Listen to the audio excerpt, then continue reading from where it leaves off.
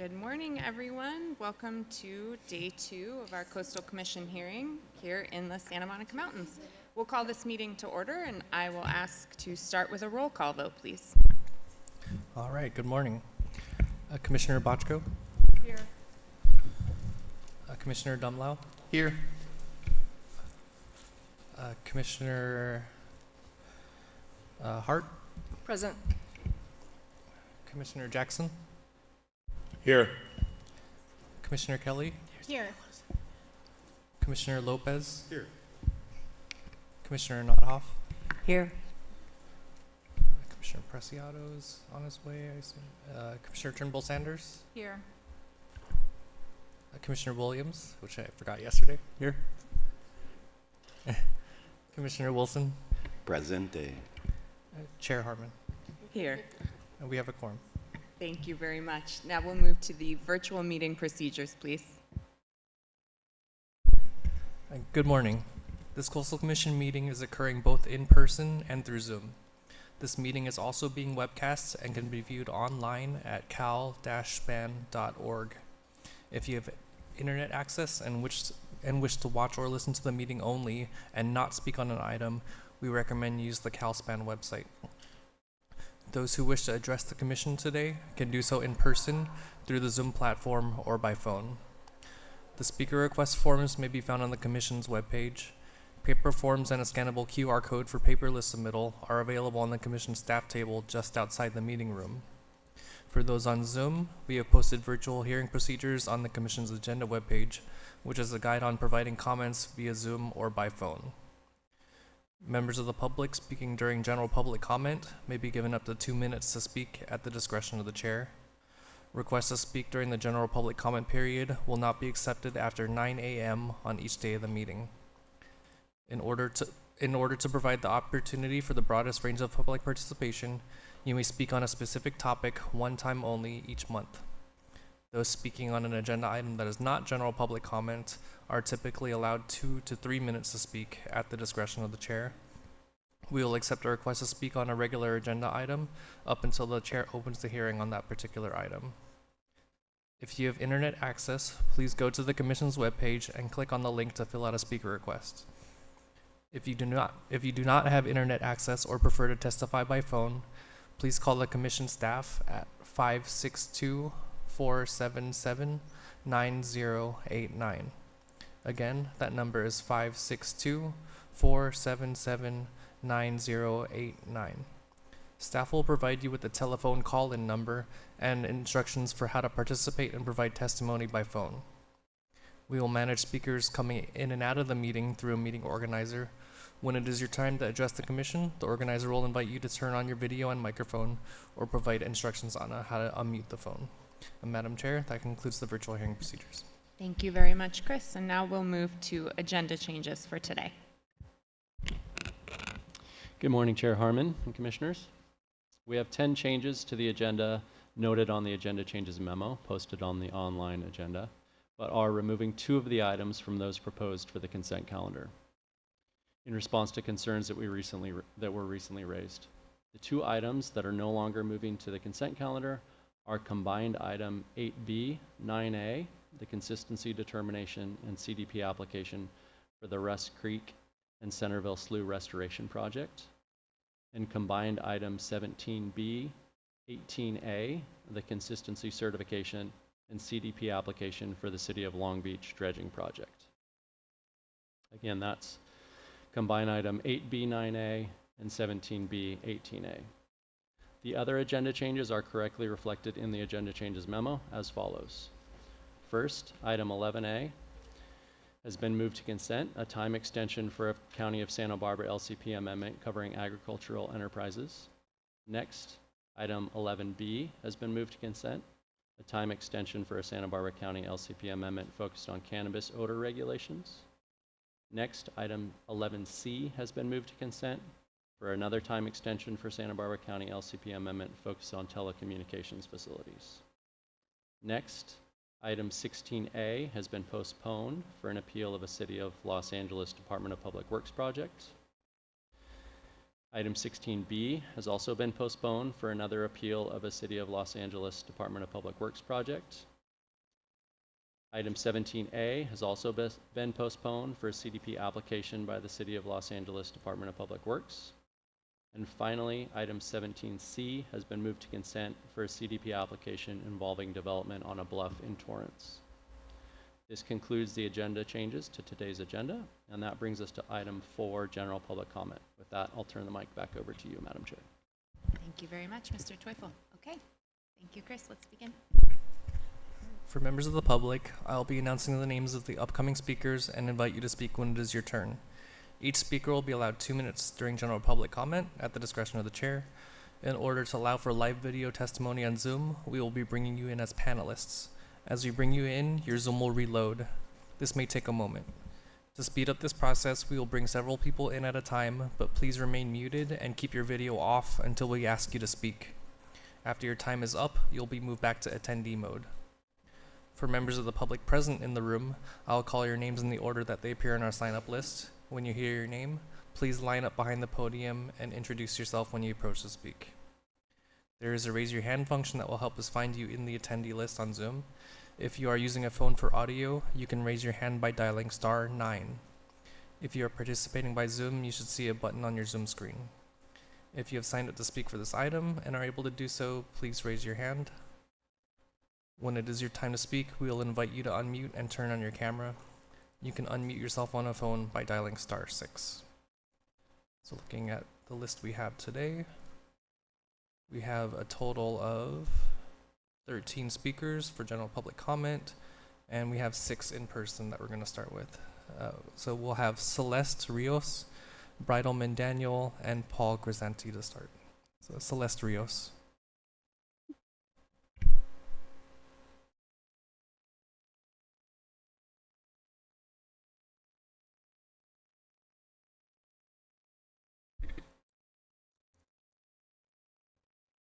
My name is Celeste Rios. I am the first female Latina EO Scout in the 76-year history of Troop 94 in Sylmar. I am currently a university student at CSUN studying ecology and evolutionary biology, and I'm speaking to you all today because Camp Emerald Bay, a camp off the coast of Long Beach, changed my life. My passion for science and conservation began at Camp Emerald Bay. It's a one-of-a-kind scouting camp and one of the only scouting camps in the nation on an island coast. The location offers learning opportunities not just to scouts, but to public school students as well.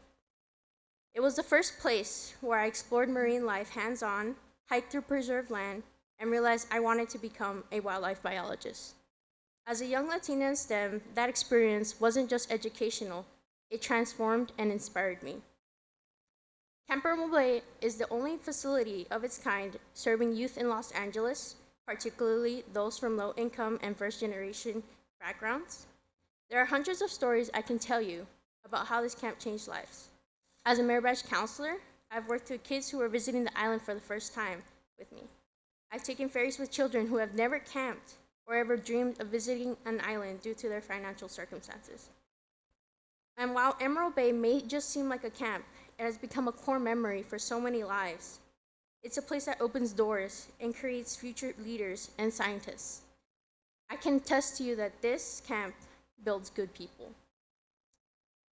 Ultimately, I'm here because Camp Emerald Bay changed me for the better, and I want others to have that same opportunity. I would love to invite you to see all the faces of the kids stargazing at an astronomy night on the island. It's a memory you won't ever forget. Please do everything you can to protect this camp to ensure accessibility for generations to come. Thank you. Thank you. Next, Bridalman Daniel, Paul Grisanti, B. John Arjang. Bridalman Daniel. I'm not seeing anyone approach the mic. Paul Grisanti.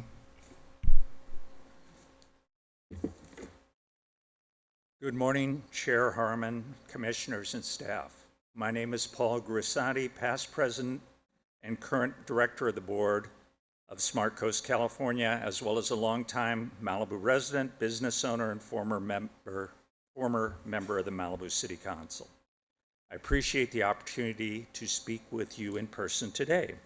Smart Coast, California is a nonprofit dedicated to advancing practical science-based coastal adaptation strategies that meet both environmental needs and the needs of the communities along our changing shoreline. We value the important role the Commission plays as California faces growing challenges from sea level rise, coastal erosion, and increasingly severe storms. These issues demand urgent action, and we remain concerned that the voices of local communities and the need for flexible site-specific solutions are not always fully reflected in the Commission decision-making. Our mission is to bring those diverse voices and the perspectives into statewide dialogue, and we welcome continued opportunities to work with you and your staff towards that goal. With that in mind, I'm pleased to announce that our 4th annual Policy Summit will be held on October the 16th. This event will be virtual this year, allowing us to engage an even broader range of guests and speakers. We're honored that once again, Senior Commission staff and Executive Director Kate Hucklebridge will be joining us. We'll be finalizing and posting our full program soon, and I hope that many of you will be able to attend. In closing, Smart Coast California looks forward to continued collaboration with the Commission on planning strategies that protect our coast while supporting vibrant, resilient communities. Thank you for your time. Thank you. Bijan John Arjang, Alejandra Regalado, and then Steve Ray. Bijan. Bijan and Arjang are running a tiny bit behind, so I don't know if it's possible to hear the Zoom comments and then see if they're able to make it, if it pleases the Commission. We can trail them to the end. Thanks so much. Steve Ray. It's coming up. And then our first Zoom speakers will be Susan Simon, Ernie Simon, and Dr. Mark Cram.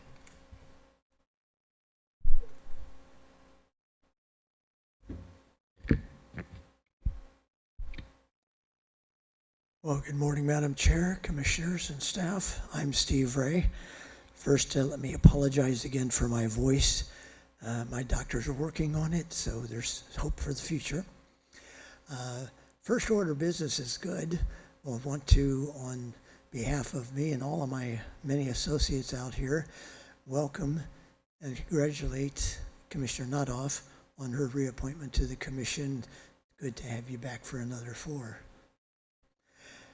And second, it's bad news. Sorry to follow you up with some bad news, Commissioner Nutthoff, but you know, I've been talking to you many times recently about the battery plant issue, especially in Morro Bay. The bad news is that the developers of that project, Vistra Corporation, are now reapproaching public officials in the Morro Bay area.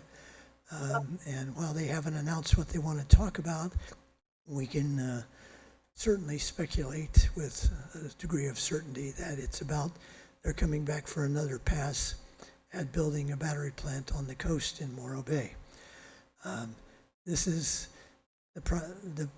what we speculate is that they are going to announce that they have come up with some changes in the design of the plant. The problem is they still wind up with lithium being part of the major project, and that's just a very dangerous product, and so that's going to continue to be a problem. They say that it's safer. It might be safer, and there are ways in which it is safer. There are other ways in which it's definitely not safer, and we'll give you all the details of that in the future.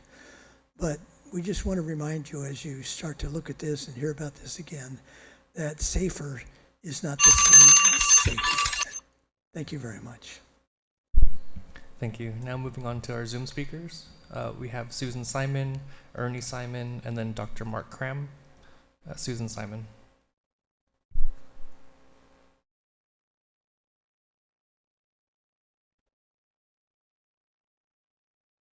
Susan, I see that you're in as a panelist. And, Sorry, thank you.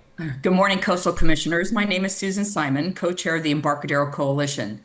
I would like to share concerns we have regarding the Port of San Diego's Port Master Plan update, specifically the myriad of ways the PMPU is inconsistent with the Coastal Act Chapter 3 codes. regarding Article 6, Development, Code 30250 Alpha, the exclusion of planning districts with large-scale projects such as Chula Vista, National City, and the Seaport project in the Central Embarcadero Subdistrict. This did not allow for a proper evaluation of their impacts to existing developed areas' ability to accommodate these new developments. Without the Seaport project, traffic was already determined to be significant and unavoidable in the adjacent residential community. With the developer's estimation of 11,000 to 33,000 additional visitors per day to this area, the impact on the adjacent community and downtown will be gridlock. Code 30251. The omission of the Seaport project from the PMPU does not allow for proper evaluation of this code. If it had been included, it would have been inconsistent with, quote, the scenic and visual qualities of coastal areas shall be considered and protected as a resource of public importance. Permitted development shall be sited and designed to protect views to and along the coast and scenic coastal areas, end quote. The massive scale and density of the proposed Seaport project development is a radical departure from what exists today. Today, no building in the Central Embarcadero was taller than 45 feet. That height will be replaced with buildings that are 500 feet, 380 feet, 320 feet, and several other buildings in the hundreds of feet. Gone will be the only views along the ocean and scenic coastal areas that exist in this area. Deviously, the PMPU omitted these current views when describing the area, while stating nothing will change in the Central Embarcadero, and only noted the viewing areas that will exist once the Seaport project redevelopment is finished. I appreciate your time and attention in this important matter.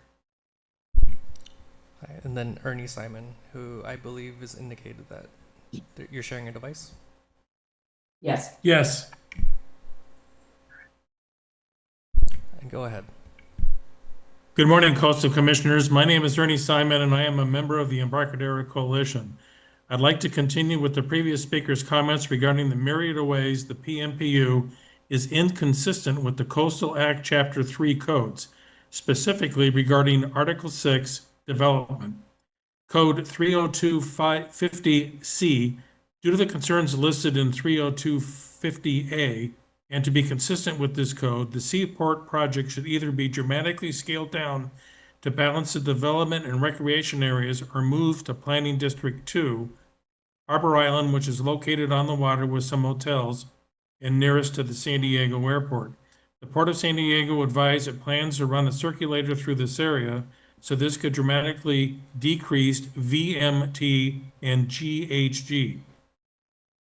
Code 30252-4, the omission of the Seaport project from the PMPU does not allow for proper evaluation of this code. In the proposed Seaport project currently undergoing CEQA, parking included 2,050 spaces. However, the developer estimates 11 to 33,000 visitors per day to the area. Without the Seaport project, the PMPU traffic analysis determined traffic would be significant and unavoidable. The only way to arrive at the Seaport project by vehicle is through downtown San Diego. The developer himself has said if something isn't done about traffic, it will be gridlock. This makes the Seaport project inconsistent with this code. Code 30253C and D, for the same reasons just stated, the Seaport project is inconsistent with these codes as it will dramatically increase VMT and GHG. Even without the Seaport project, the PMPU findings of significant and unavoidable traffic and no study to increase in VMT due to the PMPU are fatal omissions. Increased development in the Embarcaderos will increase vehicle traffic. So thank you, and I appreciate your time. Thank you. Next is Dr. Mark Cram, followed by Leslie Purcell.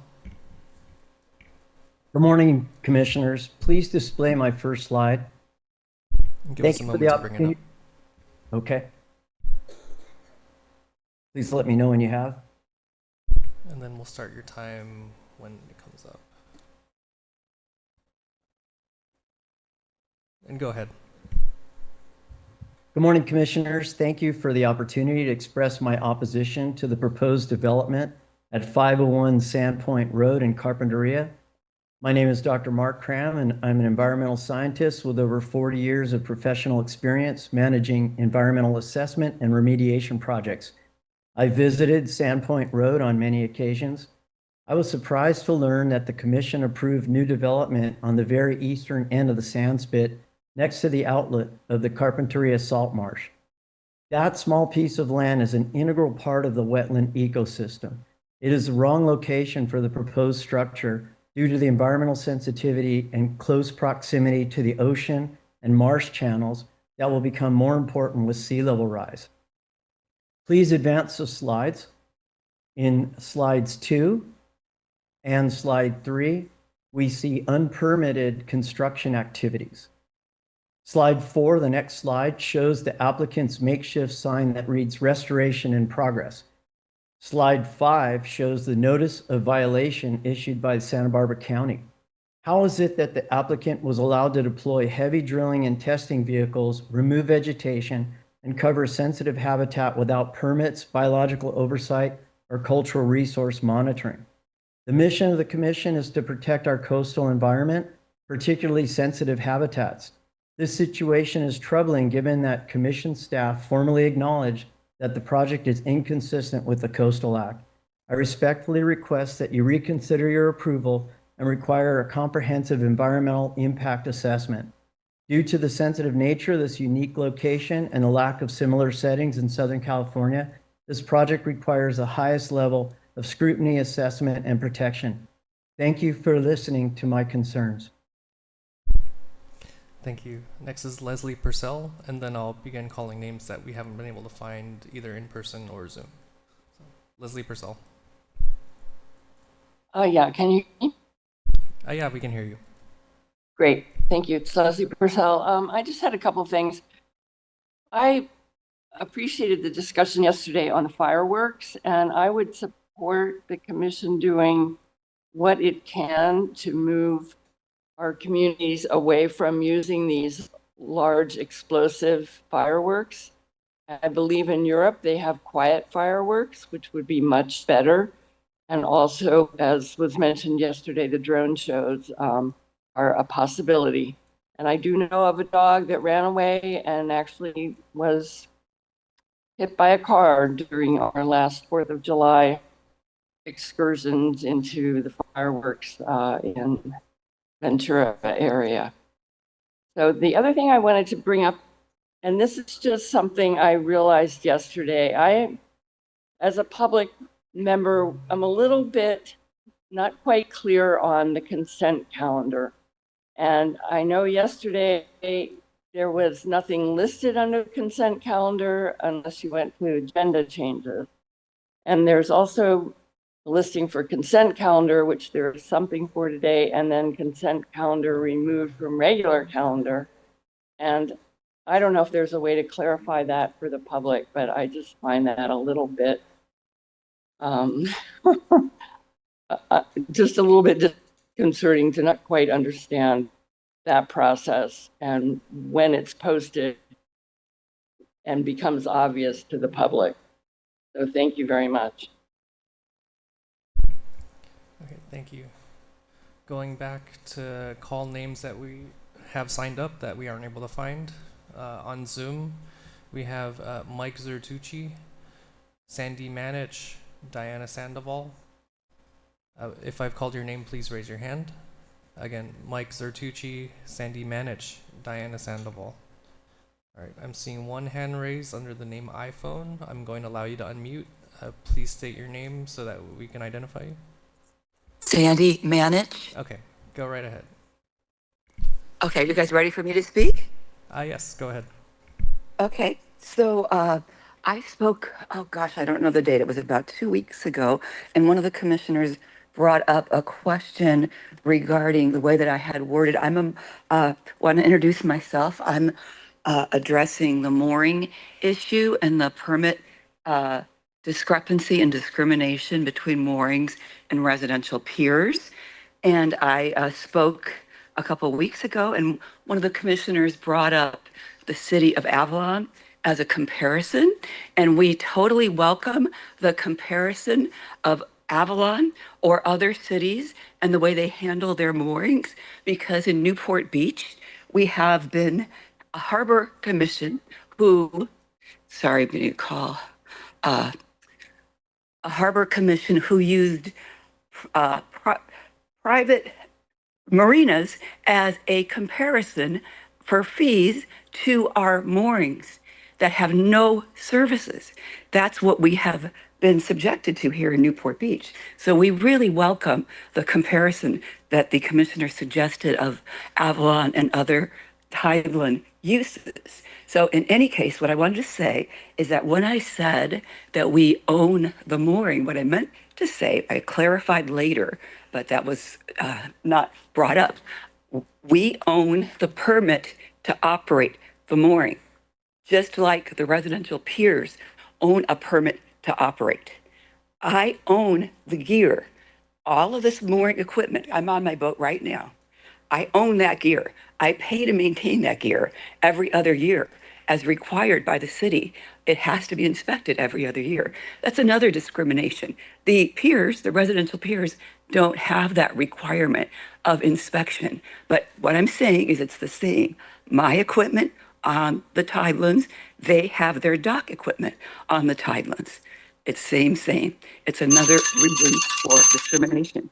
So the other thing I just real quickly wanted to mention is that the city of Newport Beach has been asked to stop and address the discrimination. They have done nothing. We've been waiting for a year for them to address the discrepancy between the increase in rates on moorings and not increasing the piers. And nothing's been done. Thank you for my time. Thank you.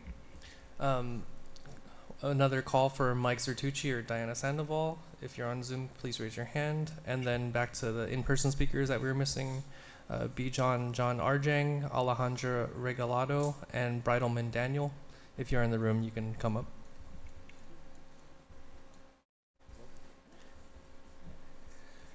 Good morning, ladies and gentlemen. Commissioner, my name is Bijan Arjang. I'm from Long Beach, California. I work at Westin Hotel downtown Long Beach. I'm here to be sure the emphasis of the whole affordable recreation options of the important for the working people like me in the Long Beach as climate change forces. The beach of the public pools are so important, staying cool and experience the joy of the coast. The Commission should consider the private development in the coastal zone can do important coastal access and the lower cost recreation option at the cost. Thank you. Thank you. Alejandra Regalado. Good morning, Commissioner. My name is Alejandra Regalado, and I work at the Long Beach Convention Center. I am here today to ask you to concern about coastal access and public recreation seriously in our city. If parking is difficult to find, it really does make it hard for people to visit the beach. Visiting beaches in areas like Naples can be very hard on busy days. We should carefully consider the impact of private developments on public access. I wish I could say for the whole meeting today, but please keep this in mind today, especially for families. There's a lot of families, they like to go to the beach. I live in downtown, really close by the beach, and I've noticed that I see a lot of people walking, especially during the day, especially on vacations. And it's beautiful to see a lot of families just walking around with their kids, enjoying the beach. But with this constructions, it's not gonna be able. The parking, it's not. Thank you. Thank you. Bridalman Daniel? Okay. I'm not seeing any other speakers. So, Madam Chair, that concludes general public comment. Okay, thank you, and I'll open it up to my colleagues for any questions they might have in response to public comment. But I'd just begin by asking our staff to give a very brief response to the question by Ms. Purcell about how the consent calendar works. Thank you. Sure, I'd be happy to clarify. There are two types of consent calendar items.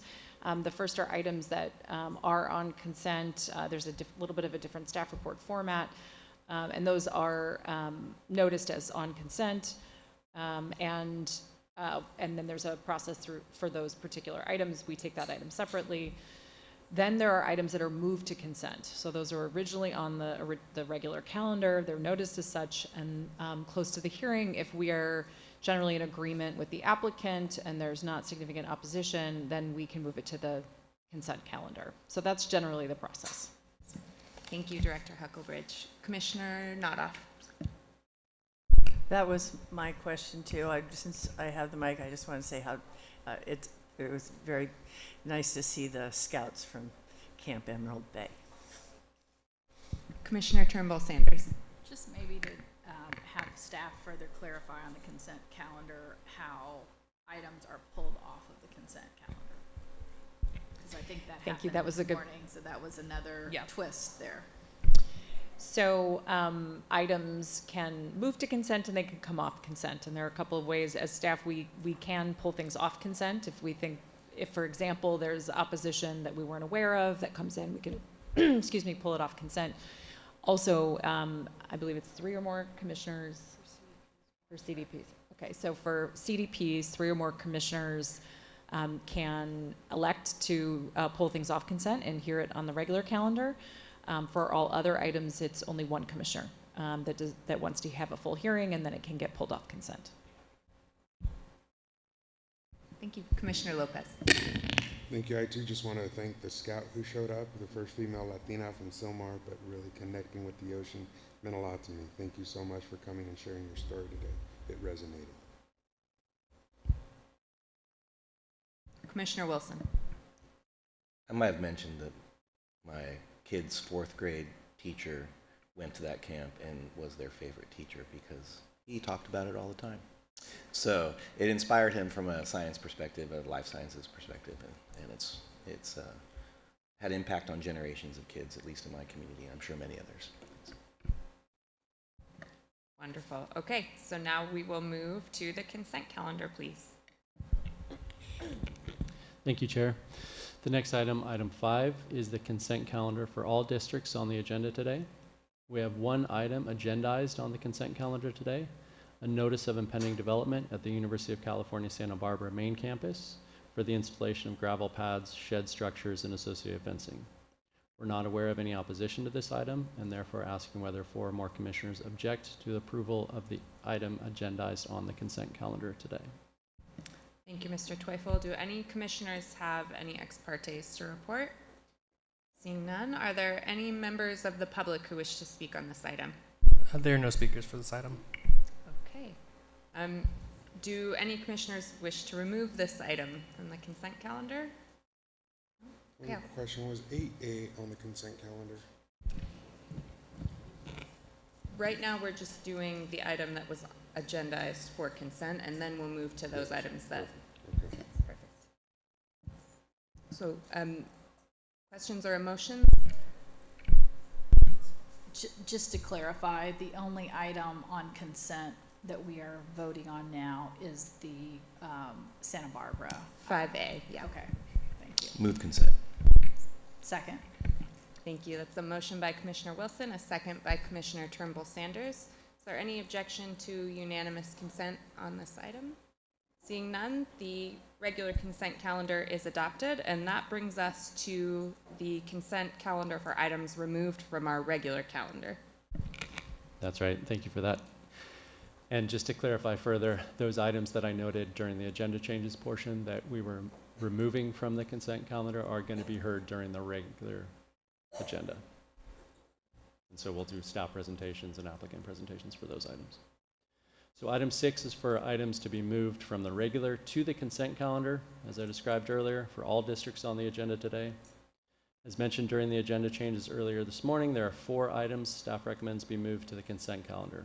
And those are items 11A, 11B, and 11C for time extensions of Santa Barbara County LCP amendments, and item 17C for a CDP application involving development on a bluff in Torrance, including an above-ground staircase and retaining wall. Staff is not aware of any opposition to the project's move to the consent calendar, and the applicants are in agreement with the staff recommendations. We're therefore recommending that the Commission vote and approve this item. Thank you. Are there any members of the Commission who have ex partes? Commissioner Wilson. Just a question in process. Is this also the NRCS project as well? No. Okay, never mind. Moving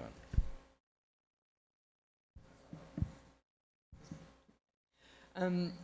Seeing no ex partes, I'll ask if there are any members of the public who wish to speak on any of these items. Yes, we have speakers for item 17C, proposed to move to consent. We have Jennifer Savage here in person, as well as 3 available for questions. So, Jennifer Savage.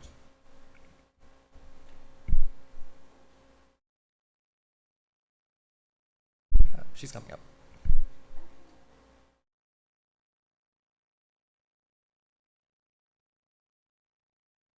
I wasn't prepared to jump all the way to 17C. So, good morning, Chair Harmon, Commissioners. Jennifer Savage, California Policy Associate Director for the Surfrider Foundation. Regarding 17C, Surfrider commends staff for their diligent work resolving the overt violations as outlined in the staff report, and we are pleased to see the cooperation that now makes positive gains for coastal habitat possible. It's hard to overstate how blatant the violations were on this issue: an unpermitted bluff face accessway, including a massive 736 square foot staircase, 800 square feet of descending footpath, 94 linear feet of retaining walls, and 125 steps, all constructed without authorization, not only violating Coastal Act requirements, but obstructing natural bluff retreat and disrupting ecological processes that sustain sand supply to the beach below. The recommended conditions balance bluff stability, native habitat restoration, and public safety. We are particularly delighted to learn that the restoration will include target species such as sea cliff buckwheat to better support the endangered El Segundo blue butterfly, which certainly deserves a moment in the sunshine. To ensure that these protections are indeed meaningful, we emphasize our support for the conditions requiring oversight and annual reporting for restoration, removal of temporary irrigation, nesting bird surveys, construction best practices, and deed restrictions. We just wanted to really thank Coastal Commission staff and the applicant and all involved parties for doing the necessary work to land on a restoration plan that addresses the past violations to the benefit of coastal ecosystems. This outcome reinforces the Commission's commitment to restoration, resource protection, and collaboration. In closing, we thank you for approving the permit with recommended conditions, recognizing this as more than compliance, but a constructive recovery that turns a violation into a victory for the coast. Thank you. Thank you. And then again, we have 3 people available for questions, including 1 in person, April Winicky. So, but there are no other speakers for items moved to consent. Great, thank you. Do any commissioners wish to remove any items from the consent calendar? Okay, seeing none, I'll entertain a motion. Move to approve. Second. It's a motion by Commissioner Kelly, a second by Vice Chair Hart. Is there any objection to unanimous consent? Seeing none, the consent calendar is so adopted. Okay, now Mr. Teufel will move to your Deputy Director's report, please. Thank you, Chair Harmon. That brings us to item 7, the Deputy Director report for the Energy, Ocean Resources, and Federal Consistency Division. We have 2 waivers and 1 immaterial amendment on the Deputy Director report this month, and I believe the only speakers signed up are applicants available for questions. I would therefore ask whether 3 or more commissioners object to the 2 waivers and 1 immaterial amendment in the Deputy Director report. Thank you. Are there any ex partes to report? And if seeing none, can I confirm there are no additional speakers, please? Confirming we just have 5 online available for questions, and Great. one in person as well. Thank you. Do 3 or more commissioners object to any item in the report? Seeing no objections, the commission concurs. Thank you. Now that brings us to item 8A and B. Thank you. That brings us to item 8A, the CDP application for wetland restoration activities in the Los Cerritos wetlands. I'd like to invite the supervisor of the Energy and Ocean Resources Division, Dr. Joe Street, to provide the staff presentation on this item. Thank you. Good morning, Commissioners. Item Thursday 8A is a consolidated permit application submitted by Los Cerritos Wetlands LLC and the Los Cerritos Wetland Authority for Phase 2 of the Upper Los Cerritos Wetland Restoration Project. The purpose of the project is to restore tidal wetlands and transitional habitats through the expansion of an existing habitat mitigation bank and to provide new public access features such as pedestrian trails, interpretive elements, and a picnic area adjacent to a future visitor center. The restoration efforts are designed to restore tidal influence, enhance ecological function, reestablish and enhance habitat for special status species, and support long-term climate resilience. Most of the project is located within the City of Long Beach LCP jurisdiction, but a portion of the project is in the Commission's retained jurisdiction. Thus, the applicants, City, and Commission have agreed to a consolidated permit approach, whereby the Commission reviews the entire project under the Chapter 3 policies of the Coastal Act with the LCP as guidance. Next slide, please. The restoration project is proposed at the 154-acre Synergy oil field site in the City of Long Beach. The site is bounded by Pacific Coast Highway to the west, 2nd Street to the south, Studebaker Road to the east, and the Los Cerritos Channel to the north. Next slide, please. The project site comprises a portion of the Los Cerritos wetlands, a remnant wetland complex near the mouth of the San Gabriel River. Prior to the development of the area, the Los Cerritos wetlands covered approximately 2,400 acres and extended up to 2 miles inland of the coast. Since the late 1800s, the majority of these wetlands have been filled for farming, oil production, and commercial and residential development, and the remaining wetlands are often in a degraded condition. Next slide, please. The Synergy oil field, originally owned and developed by the Bixby family, has been used for oil and gas production since 1926.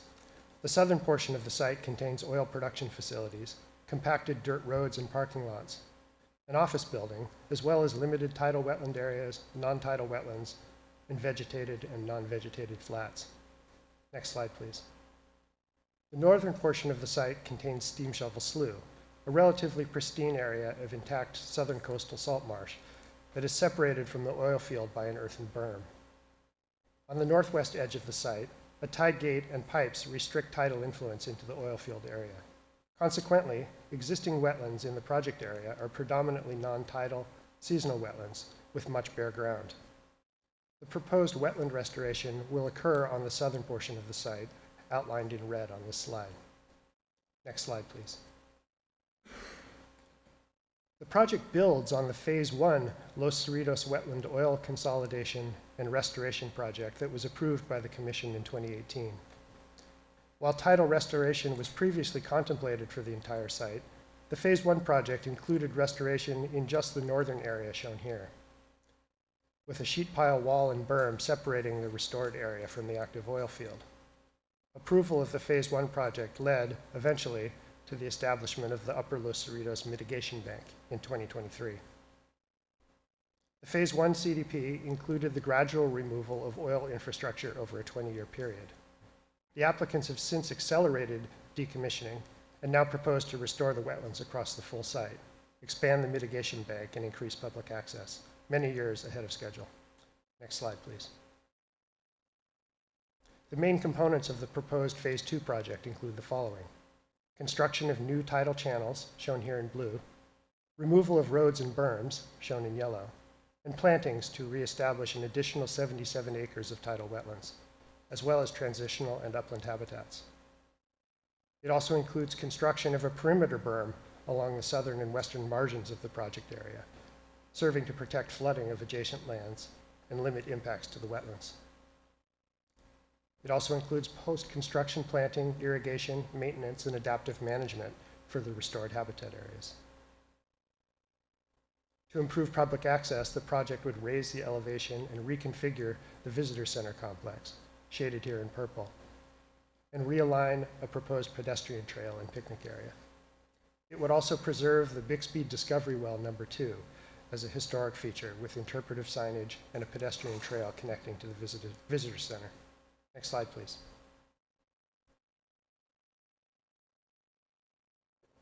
Additionally, the project would expand the already established Upper Los Cerritos Wetlands Mitigation Bank, which the Commission approved in 2021. Commission staff have worked with the applicants and an interagency review team for almost 9 years to develop this bank, which includes interim and long-term management plans, performance criteria, and monitoring protocols. As part of the CDP, the applicant seeks the Commission's concurrence that the bank expansion and proposed amendment to the bank enabling instrument are consistent with mitigation requirements under the Coastal Act. Next slide, please. Staff is also pleased to announce that the applicant has agreed through this permit to fully resolve an enforcement matter associated with this site, which is fully discussed in the staff report. Prior Coastal Act violations by a previous landowner included the fill of approximately 3,000 square feet of wetlands and the removal of wetland vegetation. In June 2007, pursuant to Section 30809 of the Coastal Act, the Executive Director issued a cease and desist order directing the then owner of the property to remove the wetlands fill and work with staff to resolve the impacted area. A notice of violation, or NOVA, was also recorded against the properties, providing prospective buyers and future owners with notice of the violations located on the property. While the unpermitted fill was removed, neither the former owners nor any future owner fully restored the impacted wetland habitat and never addressed the civil liabilities associated with the violations, leaving the matter unresolved. The property then changed ownership a number of times. After discovering the NOVA in the chain of title to the property in May 2019, representatives of the applicants, now the owners of the property, contacted Commission enforcement staff in an effort to fully resolve the enforcement matter and began working cooperatively with staff. Unfortunately, delays caused by the COVID-19 pandemic slowed resolution. The proposed Phase 2 expansion of the previously approved wetlands restoration project provided an opportunity for us and the applicant to find ways to creatively and fully resolve this matter. In this case, the applicant worked closely with staff to propose the restoration of an additional, at a minimum, 0.4 acres of wetlands habitat outside the scope of the mitigation bank area. This additional wetlands restoration will fully support wetland functionality, enhance bioretention basins and stormwater drainage areas to improve water quality, and provide additional native habitat on the property. We would like to thank the applicant here for addressing this matter quickly and cooperatively, and enforcement staff are available to answer any questions. Next slide, please. Although the proposed wetland restoration project is expected to improve tidal exchange, ecological function, and regional habitat connectivity, it has the potential to result in impacts to coastal resources at the project site. These include excavation and fill in existing degraded wetlands, impacts to environmentally sensitive habitat areas and water quality, disturbance to wildlife, risk of hazardous materials spills during construction, and exposure to hazards such as flooding and earthquakes.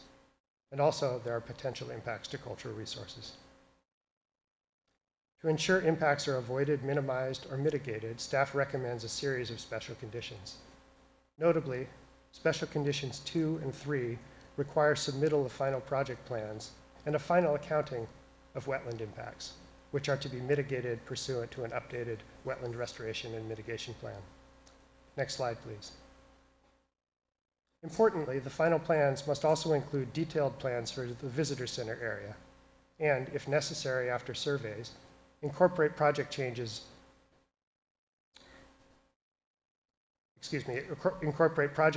to avoid and protect southern tar plant Esha. Next slide, please. Special conditions 3 through 10 and 17 address protection of sensitive habitat, biological resources, and water quality. These include requirements to implement several technical reports and management plans submitted with the application. Special conditions 3 through 11 and 15 through 17 build on requirements from 2018 Phase 1 CDP and are now expanded to apply to Phase 2. Special Condition 17 requires a supplemental restoration plan to create the bioswale wetlands necessary to resolve the notice of violation and ensure that the restoration meets success criteria over a minimum of 5 years of monitoring. Next slide, please.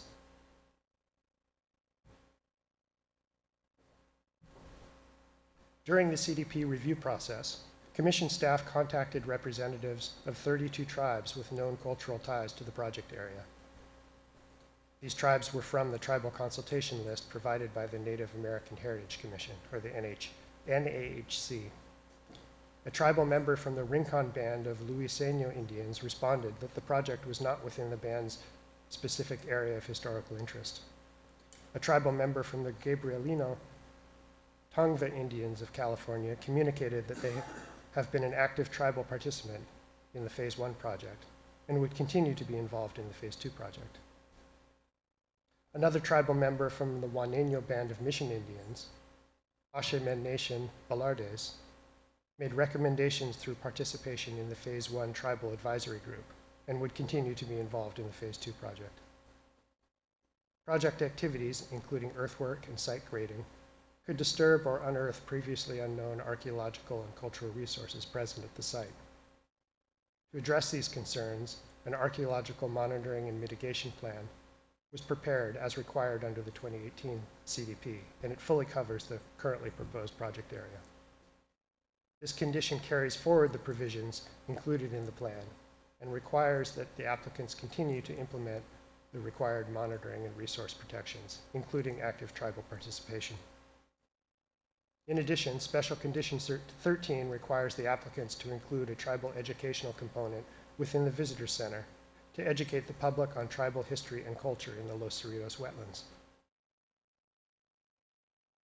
This plan is to be developed with direct involvement and ongoing guidance from tribal members. Next slide, please. In order to balance the project's wetland restoration and resource protection goals with the need to improve public access, Special Condition 14 requires the development of a maintenance program for public access, recreational use, and open space areas. The plan requires applicants to manage the timing, locations, and intensity of public access use on the site to minimize disturbance to surrounding habitats. It also implements a number of public access improvements, including trails and education programs and signage. Further, in consultation with tribes, the plan must provide for access for tribal, cultural, and ceremonial activities. Next slide, please. Here I would like to note that we have received one comment letter from Sierra Club California expressing opposition to the project. Staff's response to comments is included in the staff report addendum for this item. With inclusion of the recommended special conditions, the proposed wetland restoration and public access project is consistent with the Chapter 3 policies of the Coastal Act. Commission staff recommend that the Commission approve Coastal Development Permit application 925-0458 as conditioned, and authorize the Executive Director to become a signatory to the amended Upper Los Cerritos Mitigation Bank Enabling Instrument. The motions and resolutions are on pages 6 and 7 of the staff report. This concludes the staff presentation, and we are available for questions. Thank you very much. Are there any ex partes to report on this item? Okay. Yes, Commissioner Lopez. Yes, I had an ex parte on this one. Just pulling it up. It was with a couple folks, and I'll share that my thought at the end of the meeting was, I don't know why the meeting was necessary. It sounded like most of the issues had been resolved. My apologies.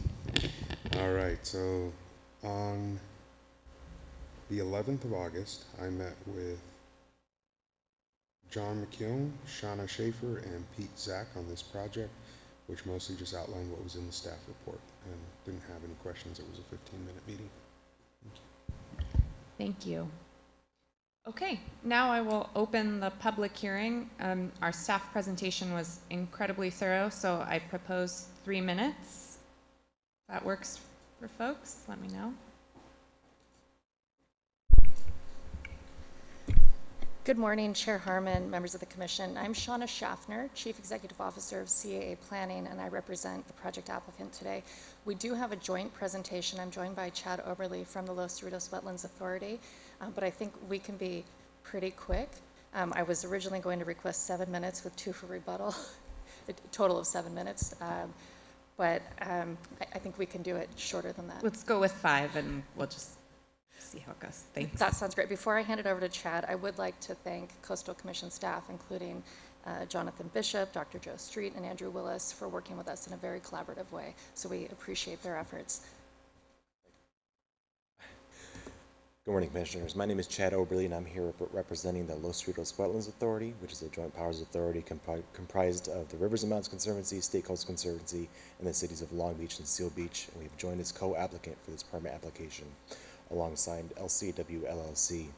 The project before you, Phase 2 of the Upper Los Cerritos Wetlands Restoration, represents a major step forward in achieving the LCWA's long-standing vision for the restoration and reconnection of this critically important coastal wetland complex. Thanks to accelerated decommissioning carried out under the 2018 permit, we now have the opportunity to restore both the northern and southern areas concurrently, advancing ecological recovery nearly 2 decades sooner than originally planned. This accelerated project will reestablish tidal channels and reconnect acres of wetlands to tidal exchange. This is not just a restoration project, it's also a major investment in climate adaptation, habitat connectivity, and environmental education. It complements the adjacent Southern Los Cerritos Wetlands Restoration Project and aligns with our conceptual restoration plan's priorities. On behalf of our partner agencies and the communities we serve, we respectfully urge your approval of this permit as recommended by staff. Thank you. And again, Shauna Schaffner. Next slide, please. Today, we are very excited to be requesting the Commission's approval of a significant habitat restoration project, which is based on the accelerated timeline of oil infrastructure removal from the Synergy site. Next slide, please. Next slide, please. Staff did provide a very thorough overview of the project, so I will just quickly highlight the main project components, including restoration of 77 acres of tidal wetlands, transitional, and uplands habitat. Next slide, please. This project is fully consistent with the Coastal Act as detailed in the staff report. Next slide, please. The project addresses tribal and cultural resources through special conditions 12, 13, and 14, including protection of cultural resources through the Archaeological Research Plan and the Archaeological Monitoring and Mitigation Plan, the Tribal Cultural Education Plan, which includes ongoing review of educational materials in the Visitor Center, and a management and maintenance plan for public access. Additionally, LCWA has established a tribal advisory group, which meets quarterly with participating tribal representatives. This process ensures that tribal cultural values, access rights, and ecological knowledge are considered, and of course, all construction activities will include tribal monitoring. Next slide, please. As you've heard, this project will expand the upper Los Cerritos Wetlands Mitigation Bank from 69 acres to 138 acres. The CDP will allow the executive director to sign the bank enabling instrument. However, as detailed in the staff report, future mitigation credit transactions will be reviewed by the Coastal Commission on a case-by-case basis. Next slide, please. The final project component I want to review is the historic violation, which occurred under prior ownership in 2007. There was an area of approximately 3,000 square feet that was disturbed.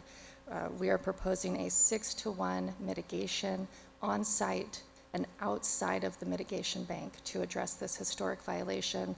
The violation will be resolved once the restoration has been successfully implemented and monitored. Next slide, please.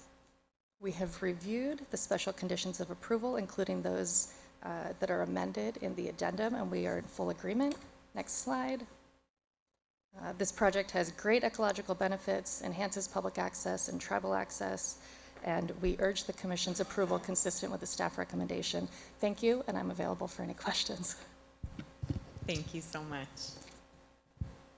Okay, now we'll go to public comment at 2 minutes, please. All right, I'll just also note that we have 2 members of the City of Long Beach who are all online and available for questions. And then going to public comment, we have 5 speakers. We'll start with Anna Christensen and Ann Cantrell, who are in person. So Anna Christensen.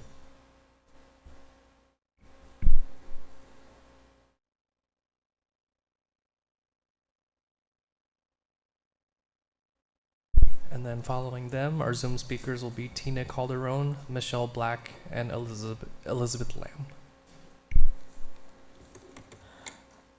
Good morning. Had to get up pretty early today to make it here in person, but it's good to see your faces. I want to address the biological and tribal cultural impacts as reasons why Sierra Club opposes this CDP. But first of all, I want to point out that the LCWA and its partner in crime, the Los Cerritos Wetlands LLC, have chosen to piecemeal the restoration of the Los Cerritos wetlands. The CDP talks about the overall plan by the Los Cerritos Wetlands Authority, but you have yet to approve that plan. It has never been even brought before you. They have never even requested a CDP for this grand plan. Rather, they choose to piecemeal, and both tribal representatives and ourselves, the Sierra Club, have complained about the many projects, or the numerous projects you have approved already as part of this piecemealing. Piecemealing does not allow you to address the full cumulative impacts. Just want to keep that in mind. As far as biological impacts go, we've always opposed this plan because it's based on a restoration idea of monoculture, a monoculture saltwater environment for the entire wetlands. This was not historic, nor is it advisable given the fact that these wetlands are currently mixed many different environments, including seasonal freshwater wetlands. Or you might not call them totally freshwater, but they're fed by rain. And most of them, including this entire project area, is underwater. That creates a whole habitat for a number of species that won't be able to be there anymore. So what we have is erase and replace with a man-made environment. And this project here, why we oppose it also, is that it will rapidly enhance that. And along with the southern Los Cerritos wetlands area, also that you approved flooding and changing, will displace the majority of wildlife on this site.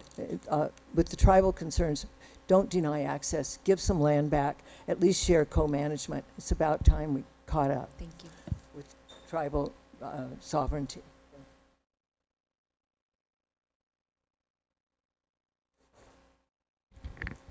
Good morning, Ann Cantrell. I'm co-chair of the Los Cerritos Wetlands Task Force of the Sierra Club, along with Anna Christensen. Both the current and proposed restoration plans for the northern Los Cerritos wetlands involve expanding oil production, specifically by the applicant on the Pumpkin Patch property adjoining the Los Cerritos wetlands.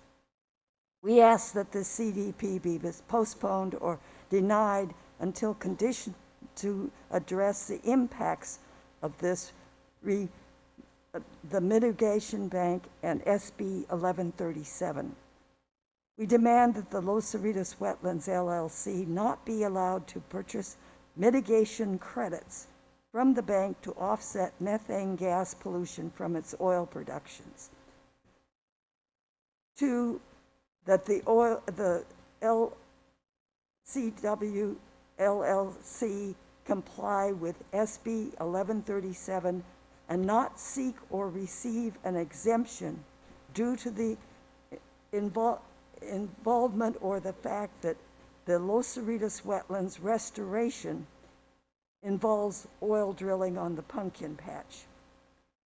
The CDP should acknowledge that the Coastal Commission has permitted the construction of 3 developments housing thousands of people at the same intersection as the new oil drilling operations. 4, the oil spill and prevention plan should involve the impacts of continued and expanded drilling by Tesoro and others on the additional visitors and residents. And again, we ask for denial or postponement. Thank you. Thank you. Now moving to our Zoom speakers, Tina Calderon. I'm here. Good morning. Hello, morning, esteemed commissioners. Thank you. Hello, esteemed commissioners. My name is Tina Calderon. I'm Chumash and Gabrielino Tongva culture bearer, and I work for Sacred Places Institute for Indigenous Peoples, serving as the director of our Ocean Protectors program. I'm commenting today in support of the California Coastal Commission staff recommendation with noted special conditions. I am most grateful for their comments uplifting Special Condition 3 for an updated wetland restoration and mitigation plan, Conditions 4 to 9 addressing protections of sensitive habitat, biological resources, and water quality, as well as Condition 12 and 13 addressing cultural resource protections.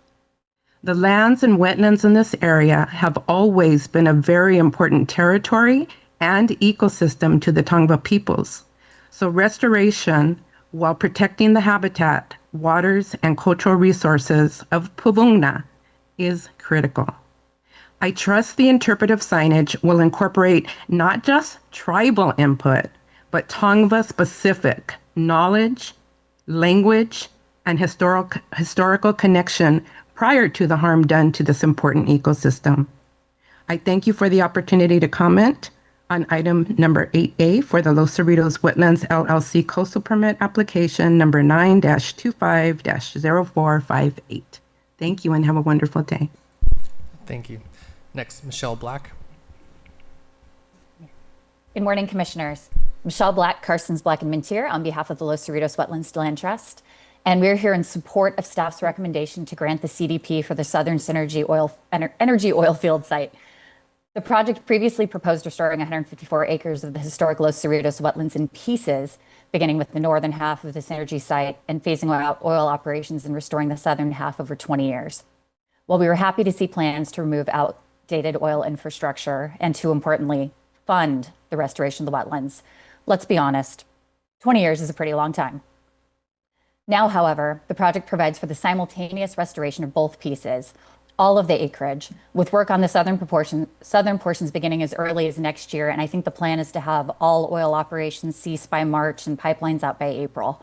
We will realize the benefits of this project, the habitat and ecosystem benefits, the contributions to sea level rise resilience, all of this project in our lifetimes.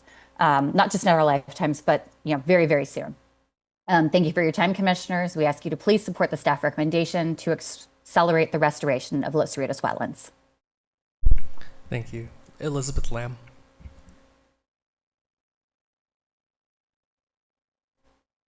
Hello, Commissioners. Can you hear me? Yes, we can hear you.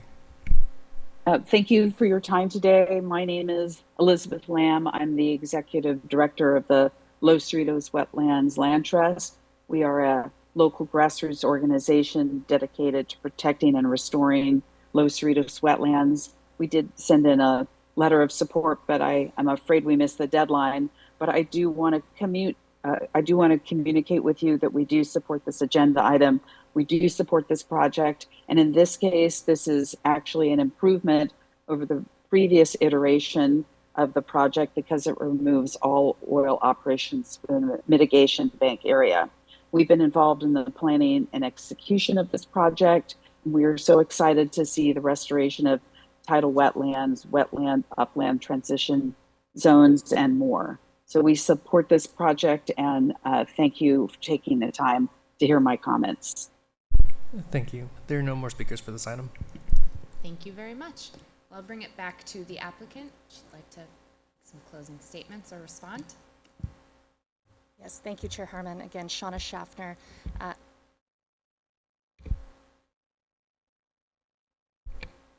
How's that? Thank you very much. Hi, Shauna Schaffner. Quickly, I would like to point out that LCWA does have a certified program EIR, which allows for tiering once permits are ready. So this project has followed those procedures now that we are ready. We were surprised to see Ms. Christensen here in opposing the project, given that we do have a settlement agreement with her in a letter indicating that she would not oppose future entitlements such as this one. We thank the Commission for their consideration, and again, available for any questions. Thank you very much. I'll turn it back to Dr. Street. Thank you. Really briefly, we do have an addendum that provides responses to the issues raised in public comment. I would just note that no oil production activities are proposed under this CDP. The existing site is a highly modified active oil field with degraded habitat, and this project would restore the wetlands to something similar to the historical state, which evidence shows was dominated by tidal salt marsh. Thank you. Thank you so much. Okay, I'll bring it back to the Commission for comments, questions. Vice Chair Hart. Thanks. I just want to, having been at earlier hearings on this, I just wanted to express my appreciation for the applicant, for staff. I am just thrilled that this has been accelerated and is moving forward at this particular time in history. Expansion and restoration of wetlands is so critically important. So I'm happy to make the motion if no one has additional comments, but I'm just so appreciative of everyone involved. I'll second if you want to make All right, then I'll move, and I have a comment. Mike, yeah, Commissioner Notoff, you can make your comment, and then we'll go to Commissioner Wolf. Okay, I just wanted to, I listened with particular care about the issues surrounding continued fossil fuel extraction, and I appreciate the staff and the applicants addressing that issue, and that it will be phasing out. Thank you. Commissioner Wilson. Yeah, I just want to emphasize the importance of estuarine restoration. It's just like the thinnest line of ecosystem on the planet. It's just all along our coasts, but it's one of the most bioproductive spaces that we have. I know some of the critters that is produced in mass are not necessarily pretty. They're slimy, they're scaly, and for some of us, we really think they're amazing, but they're the food source and the food web that supports all of the other ecosystems that we view as important, and they're the nurseries of so many of our important fisheries and stocks. So I am strongly in support. Thank you. Thank you, and I will just join in the chorus of gratitude to the applicant and to our staff for the work in bringing us to this point. This is really, I agree, just a great success, and I appreciate the work in really taking us through what it means and how you got there. So with that, if there are no other comments, we have a motion by Vice Chair Hart and a second by Commissioner Notoff. I'm going to go ahead and make the motion, Chair. I move the Commission approve Coastal Development Permit 9-25-0458, subject to conditions set forth in the staff recommendations. I'm asking for a yes vote, and I'll have a second motion. I'll second that first motion. Moved by Vice Chair Hart, seconded by Commissioner Notoff. Are there any objections to unanimous consent? Seeing none, the motion is adopted. All right, motion with regard to the mitigation bank amendment. I move the Commission authorize the Executive Director to approve the amendment to the Upper Los Cerritos Mitigation Bank Enabling Instrument as described in the staff report and included as Appendix B dated June 2025. I'm asking for a yes vote. And I'll second the second motion. Moved by Vice Chair Hart, seconded by Commissioner Notoff. Any objections to unanimous consent? Seeing none, the second motion is adopted. Thank you very much. Okay. That brings us to item 8b and 9a, which have a combined hearing. Thank you. That's right. Thank you, Chair. Item 8b and 9a have a combined hearing, and it's for a tidal wetlands restoration project in Humboldt County. I'd like to invite Senior Environmental Scientist Deanna Christensen to provide the staff presentation for this item.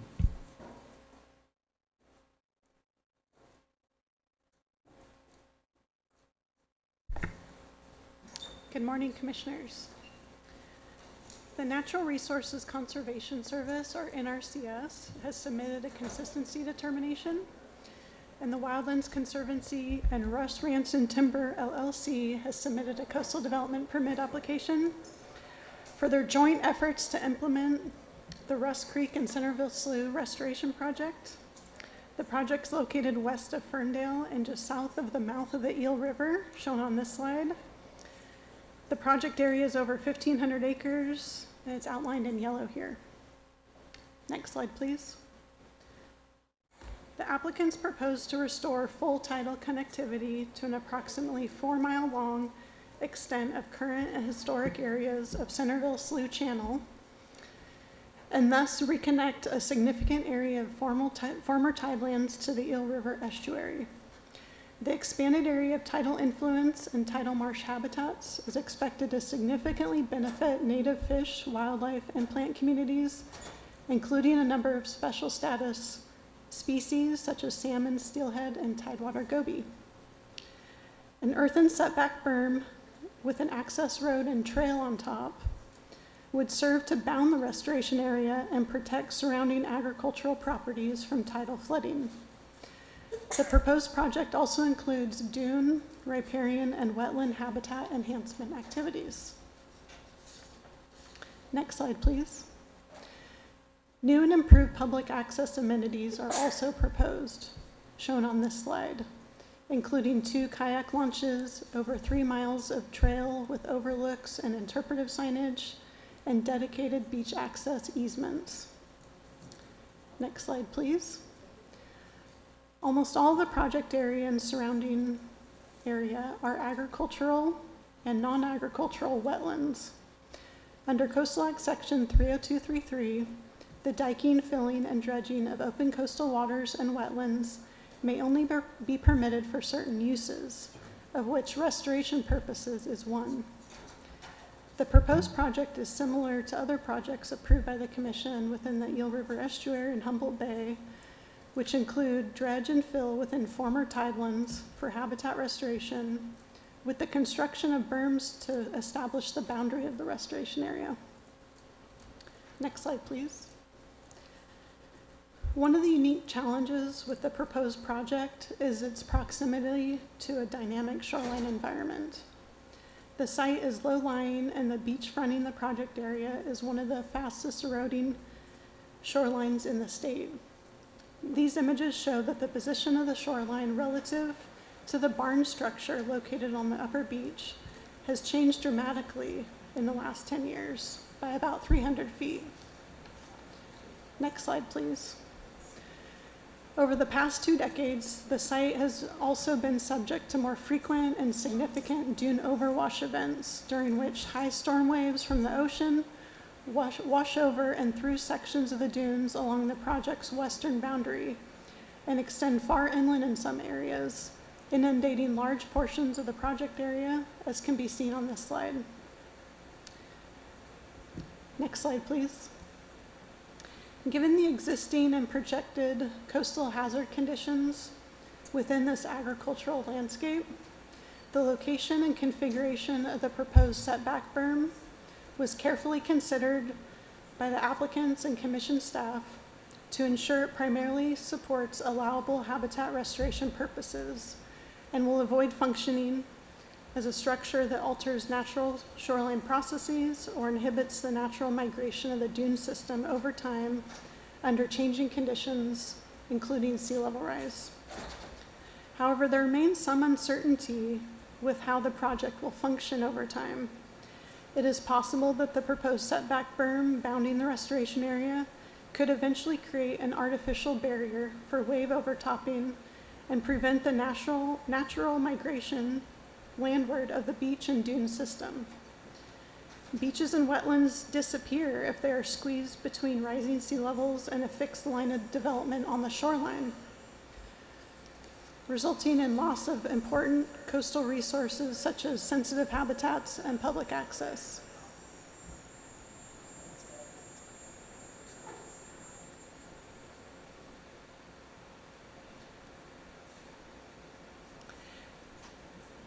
Staff is recommending special conditions to limit the permit authorization term and require annual monitoring and reporting on how the proposed habitat restoration area and project components are functioning and what post-construction maintenance activities are necessary. This will ensure the project setback berm and other features continue to function as intended for restoration purposes and do not result in adverse impacts to coastal resources or shoreline processes. In addition, a lease from the State Lands Commission is required to use public trust tidelands for the proposed project, and their commission is expected to take action on that lease application this fall for a 20-year lease term.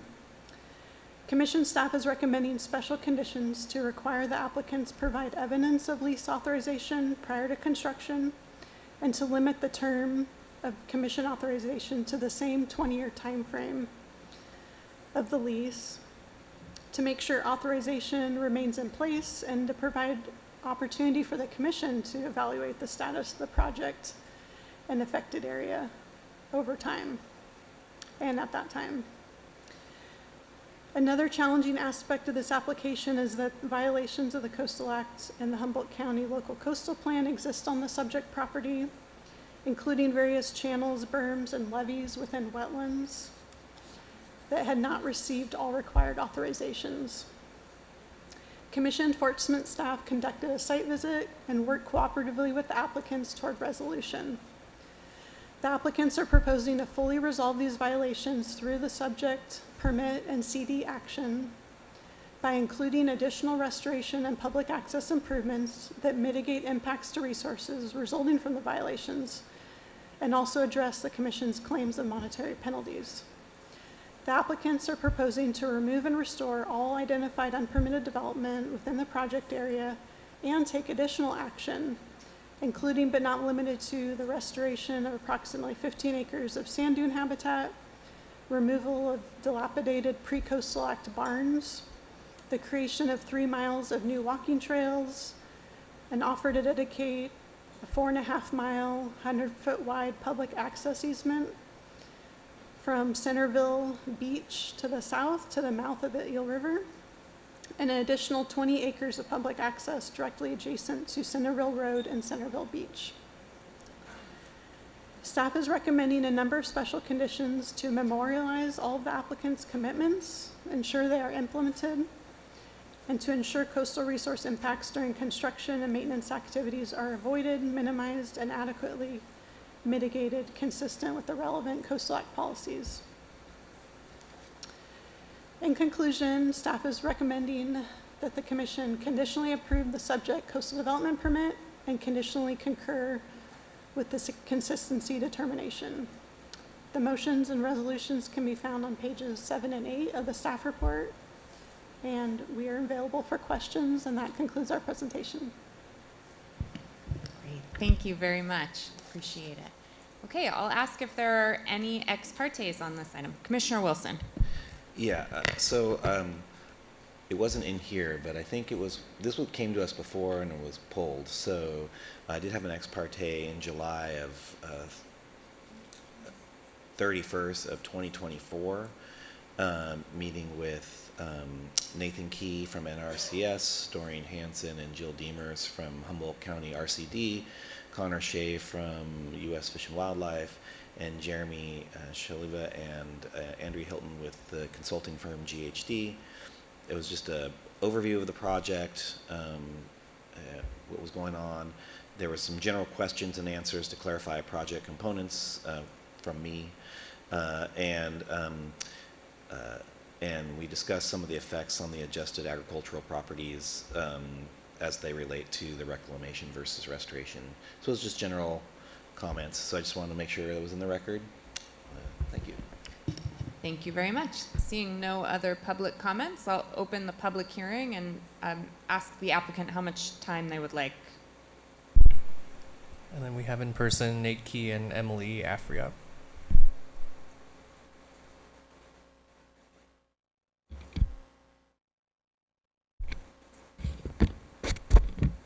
So yeah, I think we'll take 10 minutes between the two of us, and then save 5 for rebuttal if we need it.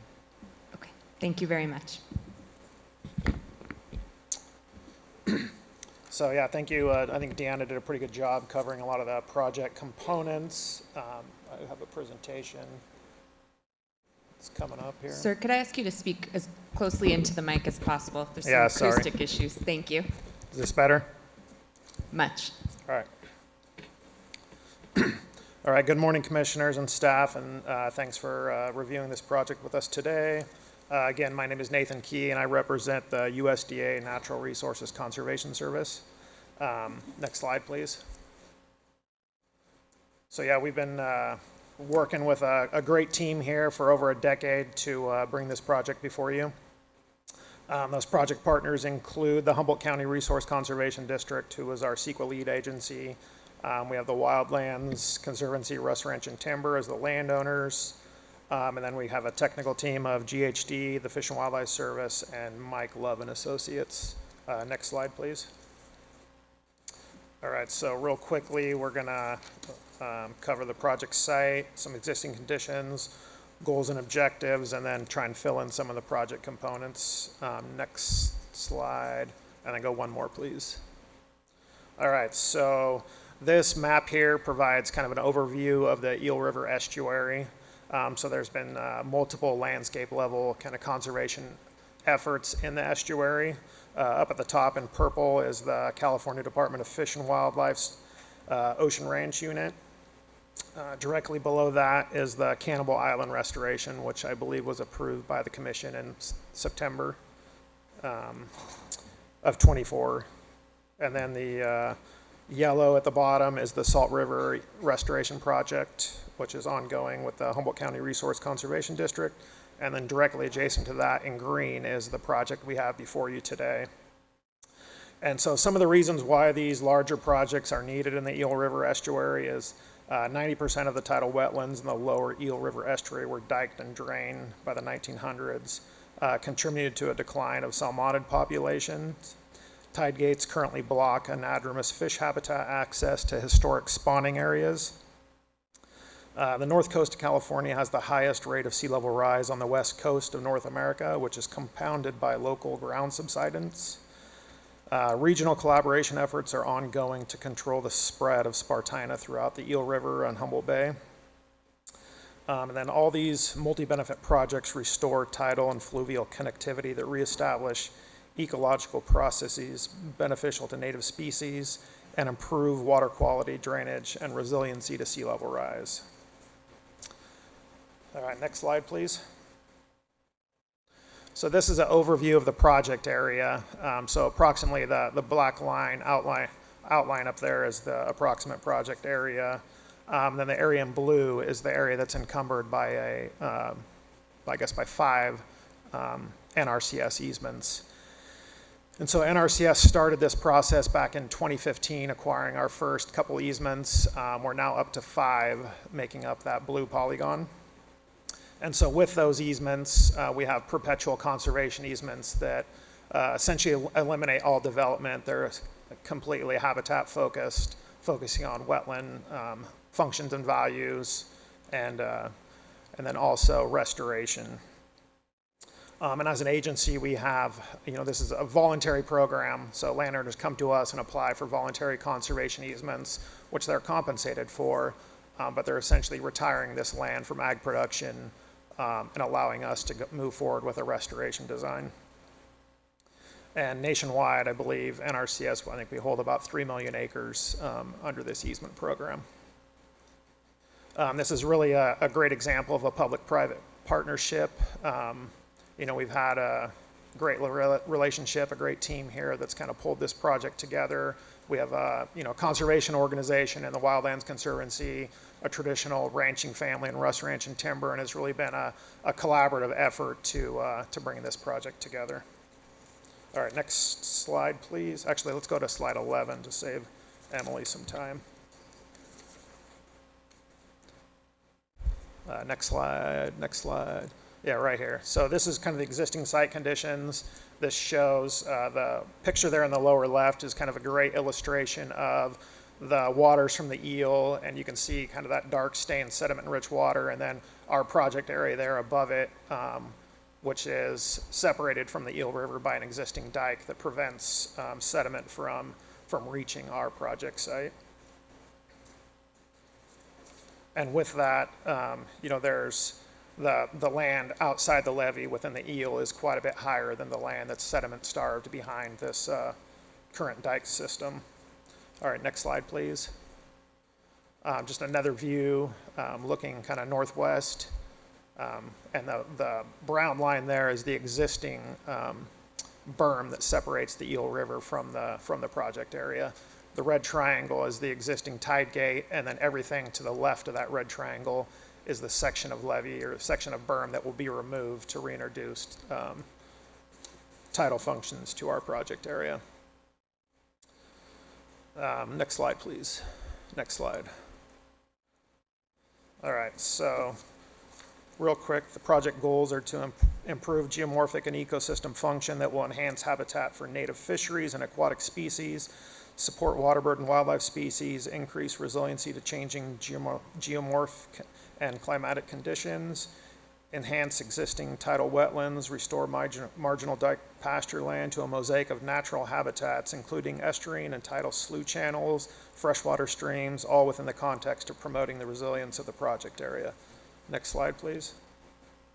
So the specific objectives, restore natural functions and processes of tidal cycles, riverine inundation and sedimentation, and tidal channel connectivity by removing or modifying existing infrastructure and reestablishing historic tidal channels, increase the resiliency of the project area to sea level rise by reconfiguring dikes and enhancing dune function that promotes natural dune formation processes that reduce dune overwash during high tide and storm events, improve access to restored aquatic habitat for salmonids and other aquatic dependent species by increasing migratory access between estuarine and inland waters, and by restoring overwintering rearing habitat for juvenile salmonids. In addition, enhance native plant communities, expansion of rare plant habitat through active and passive habitat development and eradication of non-native species. The project's going to include over 69,000 native dune plants, over 7,800 native riparian plants, and 125 acres of a wetland seed mix. In addition, we're going to improve the drainage efficiency and sediment transport by reestablishing connectivity of Russ Creek and Shaw Creek to a restored Centerville Slough channel. Next slide, please. All right, I think Deanna covered these project components pretty well, so I'm going to leave this slide up for Emily, and she's going to take it from here. I'd just like to thank Cassidy and his staff in the local office for all their help getting this project here. Thank you.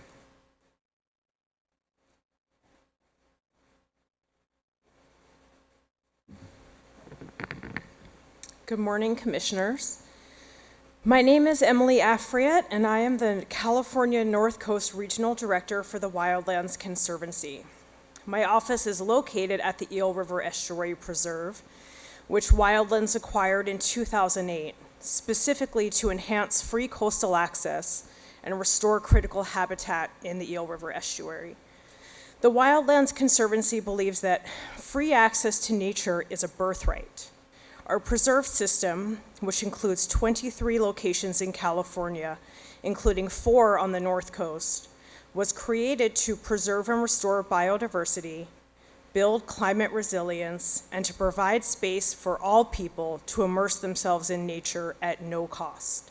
Through these preserves, Wildlands is also a leading provider of no-cost outdoor education in California. A key objective of this project is to improve public access for passive outdoor recreation and nature study, activities that are at the heart of the Wildland Conservancy's mission. The Russ Creek and Centerville Slough Restoration Project represents over a decade of diligent and strategic planning and design by dedicated partners and landowners, and with input from the community. Once this project is complete, the Eel River Estuary Preserve will finally be able to host year-round access for passive recreation and free outdoor education. To achieve that goal, Wildlands is committed to developing a public access plan that meets the needs of the diverse populations to recreate in this dynamic environment.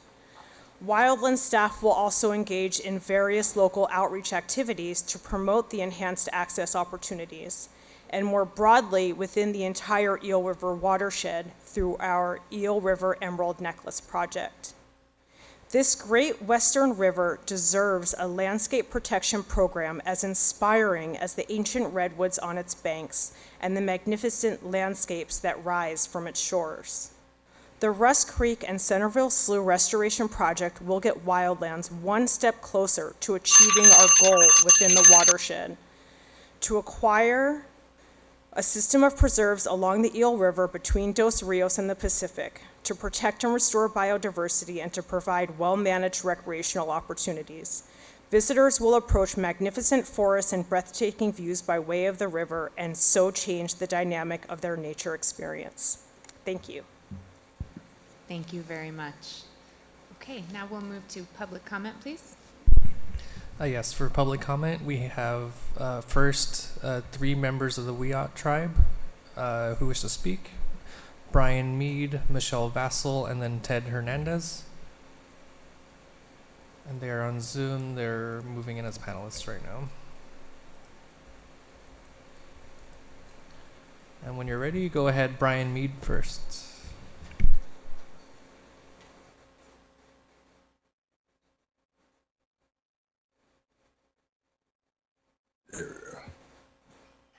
Morning. How about low? My name's Yeah, Brian we can Mead. hear you. You can hear me? Yes. Okay. My name is Brian Mead. I am the chairman of the Yacht tribe.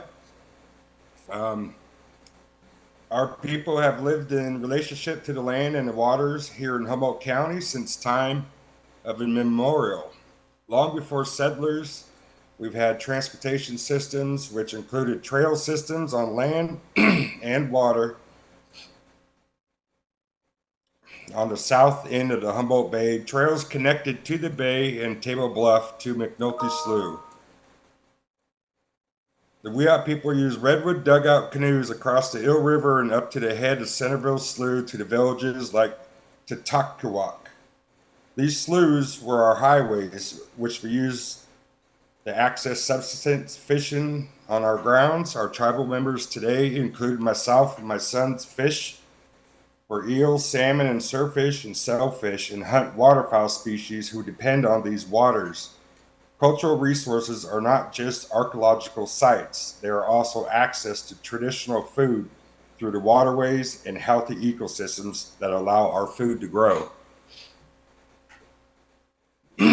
We have a traditional story of how the curlew shorebird saved our people through great sacrifice to restore tidal flows. In this story, the tide stops and the animals, fish, and birds and humans all starve.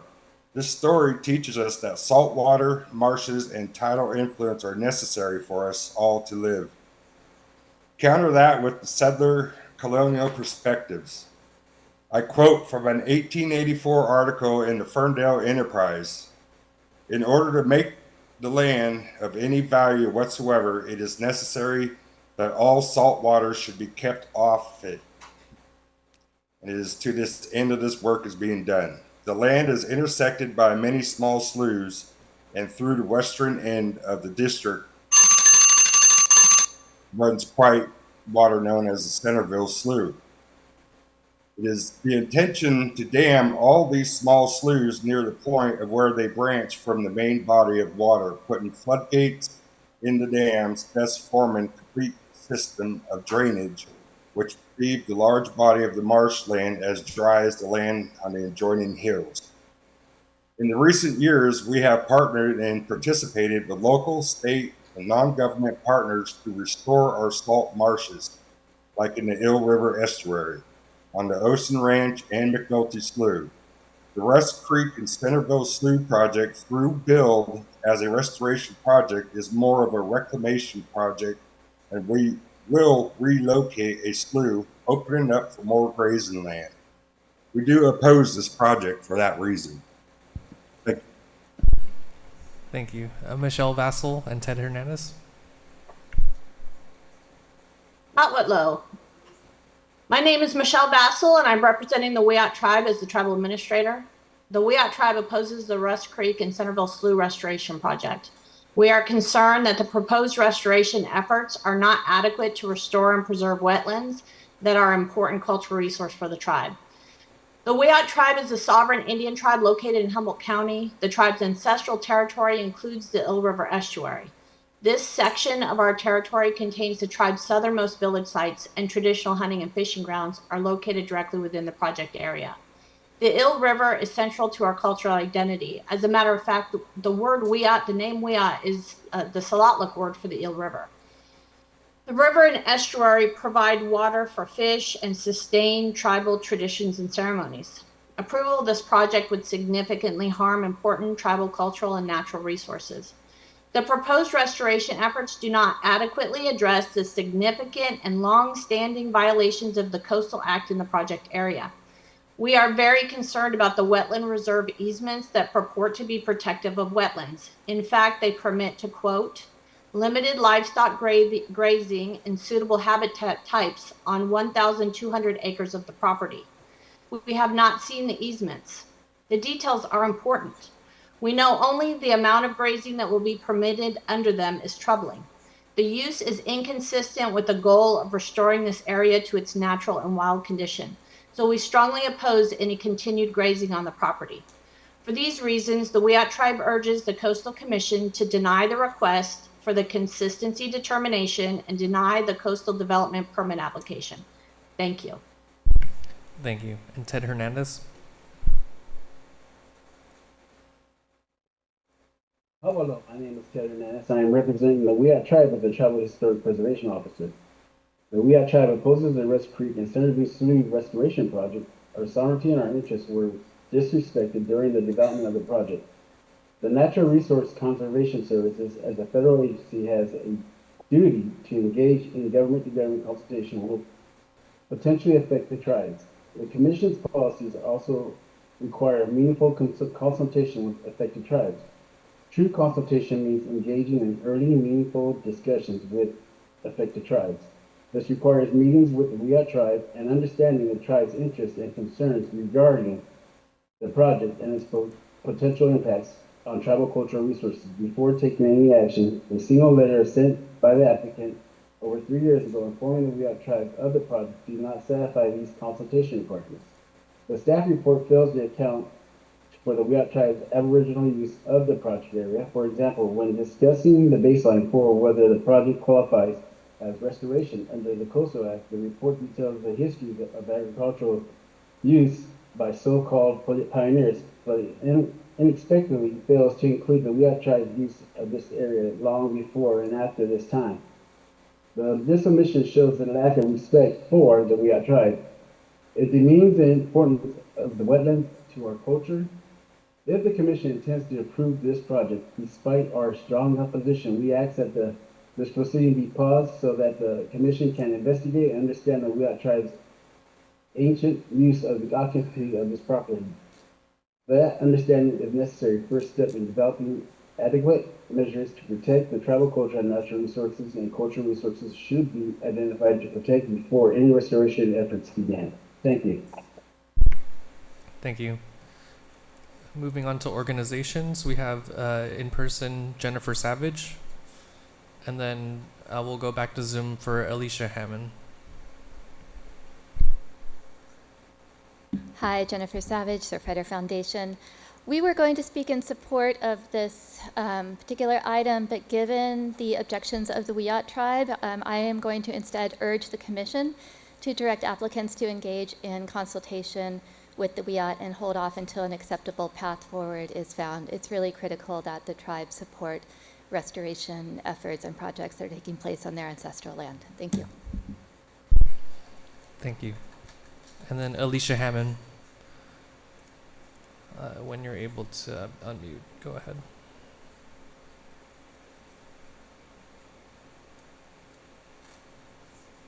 Good morning, and thank you for the opportunity to address the Commission today.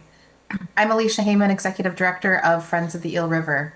As a conservation group focused on eel river fisheries, we are keenly concerned by the loss of public trust tidelands in the lower eel. We're also increasingly focused on the need to restore the ecological functions of damaged wetlands and streams in the lower river, which are critical to juvenile salmon and steelhead. We approached this project initially with reservations about existing Coastal Act violations within the project area, as well as the amount of dredging and wetland fill the project will entail. And to be honest, we are still skeptical about the long-term prospects of this project in a landscape as dynamic as the lower eel. Sea level rise compounded by a seismic subsidence is higher here than anywhere else on the West Coast. Unpredictable weather patterns due to climate change mean that storms will increase in intensity and the eel will flood again, causing significant sedimentation and other impacts. Having just heard the comments from the Wiyot tribe, I support their concerns and urge the Commission to direct the project proponents to conduct a meaningful tribal consultation. I will note, though, that we are impressed by the work that the Commission staff has accomplished here. This project is greatly improved from the version that we saw about a year ago. The redesign and special conditions, which will reduce the impacts of the setback berm, are appreciated. Wetlands replacements to ensure no net loss of wetlands will be based on verified assessments, and proponents have also agreed to dedicate a public access easement along the entire shoreline that will be ambulatory, continuing to provide unrestricted access as sea levels rise and the beach sinks. This project as proposed to you today contains many carefully considered performance measures and restrictions that should ensure Coastal Act compliance on the landscape in the future. But to secure the benefits of all the public money spent on this project, we're counting on the Commission staff to uphold these commitments. And I urge you to ensure that Commission staff have the resources to continue. Thank you. Thank you. We have no more speakers. Thank you very much. And I will return to the applicant. I believe they've requested 5 minutes to respond, if they'd like to do so.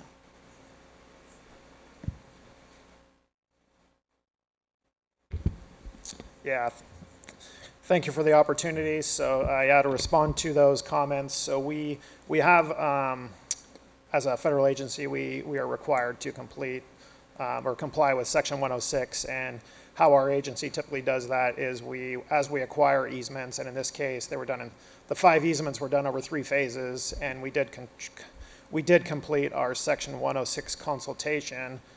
Specific to the Yacht tribe, we sent letters to Ted Hernandez on May 29th, 2018 for the first round of easement acquisitions. Again, November 16th, 2022 for the 3rd round, and April 12th, 2024, letting them know that we were acquiring easements on the property and that we were working on the restoration and inviting public comment. Also, through our permit with the Army Corps of Engineers, we worked with them, and they did a separate, as a federal agency, they have to do their own separate Section 106, so that was done again. And then the Humboldt County RCD, through our CEQA process, also had both tribal consultation and several public meetings where we opened it up for any public comment. On the mention of the additional grazing lands, the area currently planned for tidal restoration is either currently grazed or was grazed up until we purchased the conservation easements on them.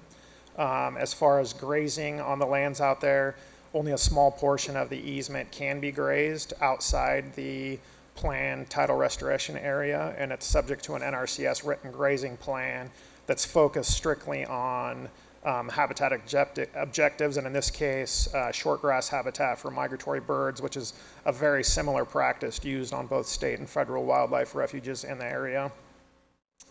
And then as far as the channel, again, we're restoring 4.5 miles of Centerville Slough, which will be opened up to the eel and all the public access components that come along with that. That's it.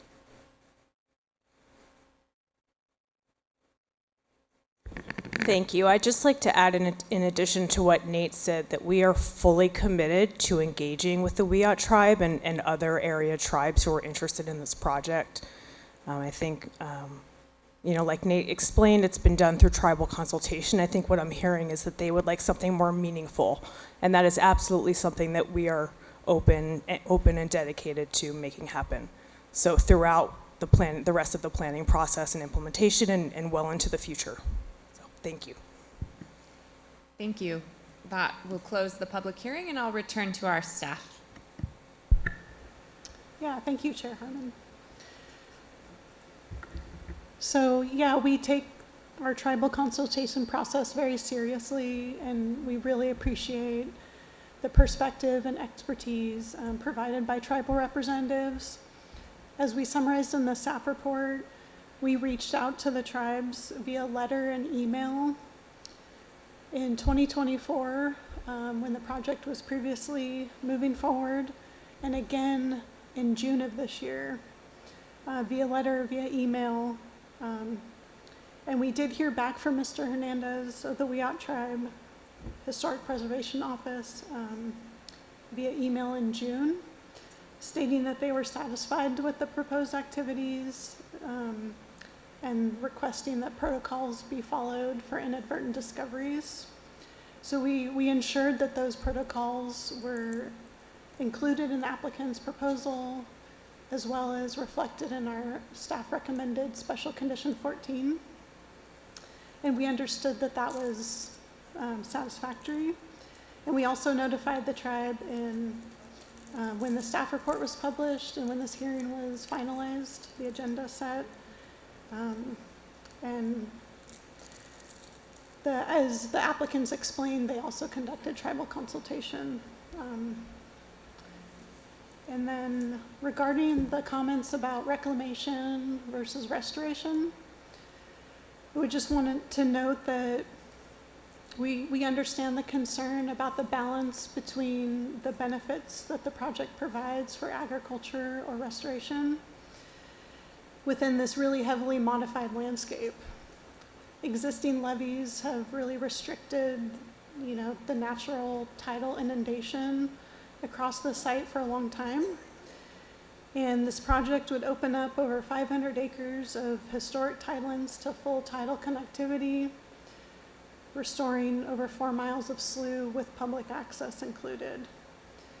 And over 200 acres of existing agricultural pasture land would also be converted to restoration purposes. So we believe that the berm constraining the restoration area is really incidental to the overall restoration project. We also believe this is a really unique opportunity to restore a significant area for natural habitats and connectivity. And, you know, without the project, we believe that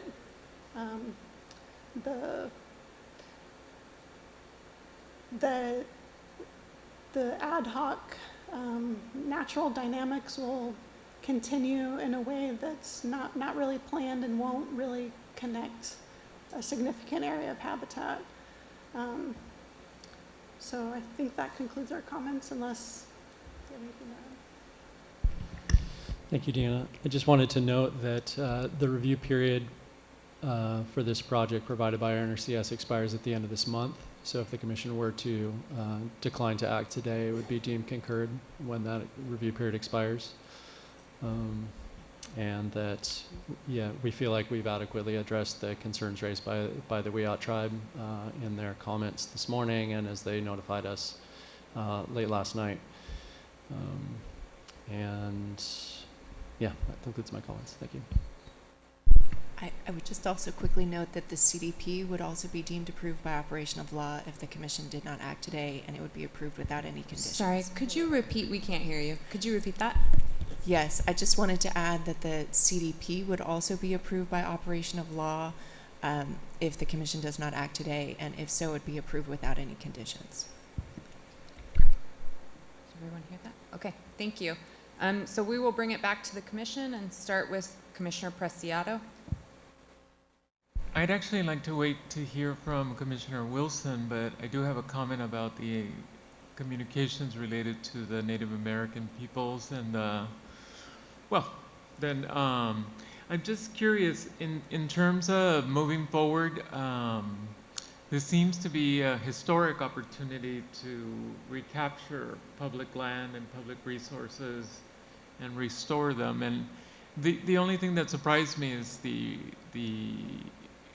opposition from the tribe in the context of they were looking for more meaningful, as one of the applicants described. And I don't know if the project then has opportunities for additional phasing. And I've been looking at it from the Google Earth map, and I keep seeing the proximities and those kinds of things related to where the Wyatt tribe is and where the Eel River is. And so I'm just trying to see if there is potential as in part of the permit for continued engagement. I know federal law prescribes some of these things, but I'm just wondering if it can be part of the CDP that there be continued engagement. And you already described the ongoing relationship related to traditional resources and those kinds of things. So I'm just wondering if staff could comment further, what does 2 years from now look, or 3 years from now, in the engagement with the Native American groups? Thank you, Commissioner Preciado. I think we've heard from the applicant, from the Wildlands Conservancy, a desire to continue to engage with and involve the Wyatt and their perspectives in this project. I would note that it's a significant project, will be carried out over a number of years before it's completed, and so that I would imagine there's certainly that opportunity. We'd be happy to do what we can as a staff to facilitate that, but you may be interested in hearing from the applicants in terms of what they plan to do and what they may be able to do to further engage with the tribes as the project proceeds, if that's the direction the commission goes. Commissioner Wilson. Thanks. Right, so a couple things here. One is this is an extremely important piece of the ecosystem of the Eel River Basin, which which will soon be undammed, add it to the list of undammed river systems in the state of California. And I mentioned before, estuarine systems are extremely important, bioproductive. We focus on salmon and agronomous species of fish, but it's all the other critters and biomass that are extremely important, as well as even for our crustaceans and lampreys and other important species. So this restoration is one of those places where, you know, we have we're balancing, and we sometimes have maddening conversations around saying balancing housing and access, right? This is one of those where we have the maddening conversation around balancing agriculture and restoration. And these are two tenets within the Coastal Act that we're supposed to uphold, and they are often intertwined and conflicting at every level. And so it just doesn't make these processes easy. They're just not easy, and there's always different perspectives. And trust me, both sides of this conversation are uncomfortable with this outcome, and that's just this is where we're at. And I'm talking from an ecosystem perspective and an agricultural perspective. Hello to Brian, Michelle, and Ted. It's nice to see you or hear from you, and this perspective, and I share it. In many respects, I definitely have a lean towards the interests, both from the access perspective that the tribe mentioned sort of at the end of their comments, but from the perspective of part of this is if you read in this report is making some ag lands, you know, better drained, so they're better for grazing in exchange for creating and putting aside areas for restoration and that it come out of production. And in my mind, you know, the biomass and ecological and even food production of estuarine systems actually produces more food for more people than grazing in these highly sensitive areas.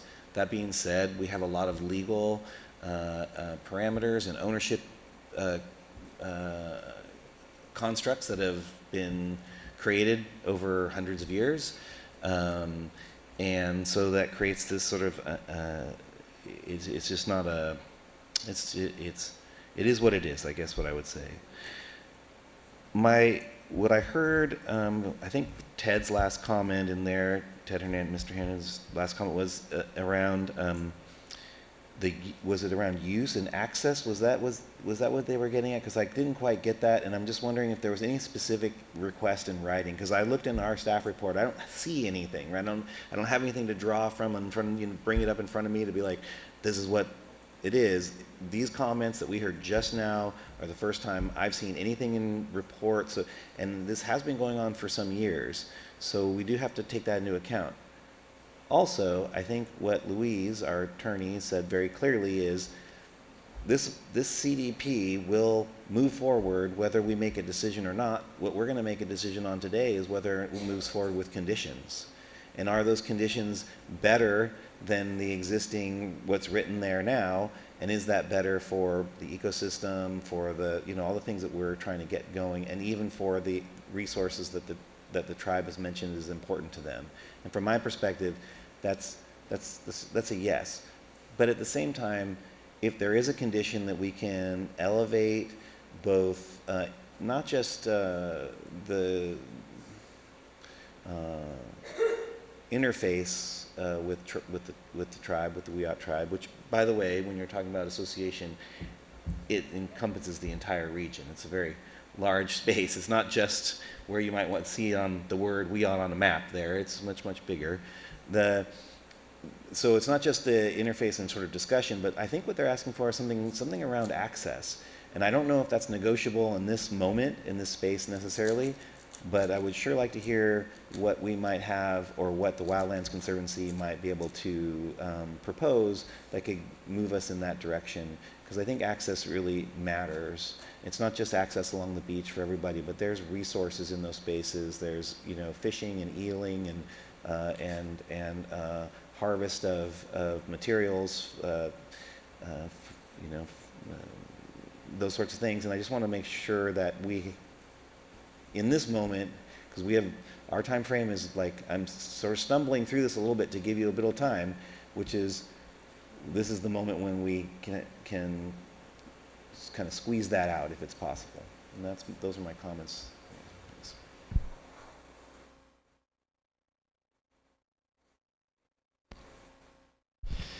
Thank you, Commissioner Wilson. So I similarly struggled a little bit to catch all of Mr. Hernandez's comments, but I did hear that similarly to you, the desire for access. And we have a requirement for a final public access plan to be submitted for executive director review and approval. We could include language in there that would specify that executive director review and approval would occur with input from the Yacht tribe. So in other words, we could share that plan when it's submitted to us and solicit their input on it prior to the executive director's approval. And would that be in a motion from this commission, or would it just be a nod from the staff that that's what they're going to do? No, I think we would revise our staff recommendation to include that component. Okay, please do that. Vice Chair Hart. Thanks so much. I want to start by quoting from the staff report that this project represents one of the largest and most ambitious coastal restoration efforts ever proposed on private land. And I want all of us to take a moment to recognize how important that is. And yesterday, you know, we had a complex issue where we talked about 10 or 15 years of work going into something. My best understanding is that a similar amount, from the time Wildlands became involved, and I'm very familiar with Wildlands, I've worked with them on many projects, and I can talk about that in a moment, but I know from the time they got involved, the goal was to arrive at where we are today, on the brink of finally addressing this critically important project on a river, as Commissioner Wilson said, that it appears is soon to be a river without dams, a free-flowing eel river. Hard for those of us that live on the North Coast and have been on the eel like I have. It's just amazing. And I'm just so grateful. I'm so grateful to all the partners, to NRCS, to Wildlands, to all the funders. We didn't talk about them today, but WCB, the Coastal Conservancy, I'm sure there's been private entities. This is a project that is not just large in scope, but it's large in heart. I mean, people really have cared so much to get to this point. I know from my work with Wildlands, particularly in the Eel River Canyon, that they are dedicated to outreach to the tribes. I've seen what they've done on the Eel River Ranch that they own. These are complicated issues. A lot of horrible things went on in that, along the Eel River to Native people. It's critically important that the outreach continue, not just mandated outreach, but the kind of outreach that I know Wildlands is capable of, and I heard today they're committed to do. So I want the Yacht tribe to know that we are also committed to that we are going to make a specific requirement with regard to access, but I'm hearing from Wildlands that they will accelerate and intensify the tribal outreach. So saying that, I just, again, want to just state how excited I am to be on the brink of approving, I hope, an absolutely incredible and critically important restoration effort. Any other comments, questions? Commissioner Nada. I just wanted to share that when I was on the Coastal Conservancy, there were many projects that came before us addressing the Delta area the Eel River Delta area, restoration of the Salt River there, and others. So I too think that this is a long time in coming, and I'm glad to see that it's come together. I would also just note that in Monterey County, Wildlands Conservancy owns the Ronner Ranch that connects the Salinas and Carmel River valleys. And they recently, with the help of the Coastal Conservancy, got a joint operating agreement for some of that land, and with the local tribal representatives there. I believe it was the Esalen tribe. So there, I have seen firsthand the commitment of Wildlands to authentic tribal engagement, and I just wanted to share that. And I think that the conditions that the commission staff has proposed get a long way to getting there, and we can also, beef up that require the commitment to having that tribal engagement. Thank you. Commissioner Lopez. I just want to say, in my time being brief on this commission, digging into this particular issue was the deepest I think I had to go, going back, pulling pieces apart, and finding all these little unique details. So the complexity to get to this point is appreciated. And with that, I want to share the same concern as Commissioner Wilson and Commissioner Nodoff about making sure that as we move forward, we continue to encourage that collaboration and inclusion of the native peoples of this region, because it is so important to make sure that success, I know how we define it from the conversations I've had individually with commissioners, and I believe that that is where we should be headed, and I believe we can get there in the continued conversation as the direction has been given from the commission for the minor changes in staff's report. But large picture, just want to say, bringing so many different complex parties together in a way that we're sitting here today with majority of folks, I'm ready to support this today. So thank you for all the work that's gone in, and continue to look forward to the collaboration being fruitful. Thank you. Thank you. And I will just associate myself with many of the comments, particularly those of Vice Chair Hart. This is a really quite remarkable feat that we're talking about here today. So I'll turn it over to Commissioner Wilson to make a motion if... I'll make a motion, but I want to hear what the modified condition is before I do so. So I can read that. The relevant part of condition 11, which is for the final public access plan. Within 30 days of commencement of construction, the permittees shall submit for the review and written approval of the executive director, and with input from the Yacht tribe, a final revised public access plan that substantially conforms with the proposed public access technical memorandum, etc. Appreciate that, and just a reminder that not moving forward with this today would mean that that condition would not happen as part of the project, which will move forward. So I think that's a benefit. I'm just going to have some trust in the authenticity of those efforts, but I've seen good rapport with these organizations before, and hopefully there will be some very positive outcomes. So with that, I move that the Commission approve Coastal Development Permit number 1-17-0328 pursuant to the staff recommendation, and I'm recommending a yes vote. Second. Thank you. That's a motion by Commissioner Wilson, a second by Commissioner Preciado. Are there any objections to unanimous consent? There's one more motion. Yes. Yeah. So objections to unanimous consent on the first motion? Seeing none, the first motion is adopted. All right. So the second motion is I move that the Commission conditionally concur with the consistency determination CD-0004-24 on the grounds that if modified with the conditions recommended by staff and this board, the project described herein is fully consistent and therefore consistent to the maximum extent practicable with the enforceable policies of the California Coastal Management Program, CCMP. And I recommend a yes vote on this motion. I will second as well. Okay, so there's a motion on the floor by Commissioner Wilson, a second by Commissioner Preciado. To the motion, sir. In the mic, please. So, I love that we all have a life experience that allows us to make comments on the organizations we've worked with before. In my county, there are 19 recognized reservations and many other individuals who have Native American backgrounds.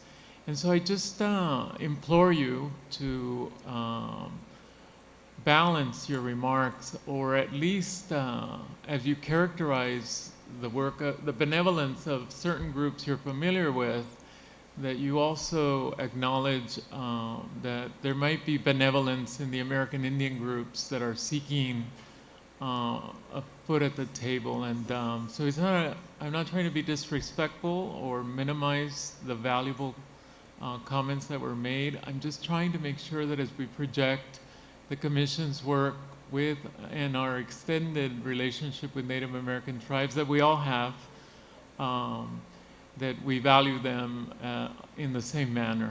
And sometimes they're fighting just to survive. And so maybe they don't have the largesse of rebuilding natural habitats or things of that nature. But I just wanted to make sure that as we talk about our experiences with organizations, that we don't pit one organization that we're familiar with the evidence of the others. And that doesn't minimize in any way the historic thing that's happening today with these votes. I think that is a very important recognition, and I think everyone involved should be applauded and lauded. Thank you. Thank you. Okay, we have a motion by Commissioner Wilson, a second by Commissioner Preciado. Any objections to unanimous consent? Seeing none. Okay, the CDP is approved. Thank you. And I think now we are going to take a break, and I'll ask that commissioners please return at 11:30. Thank you.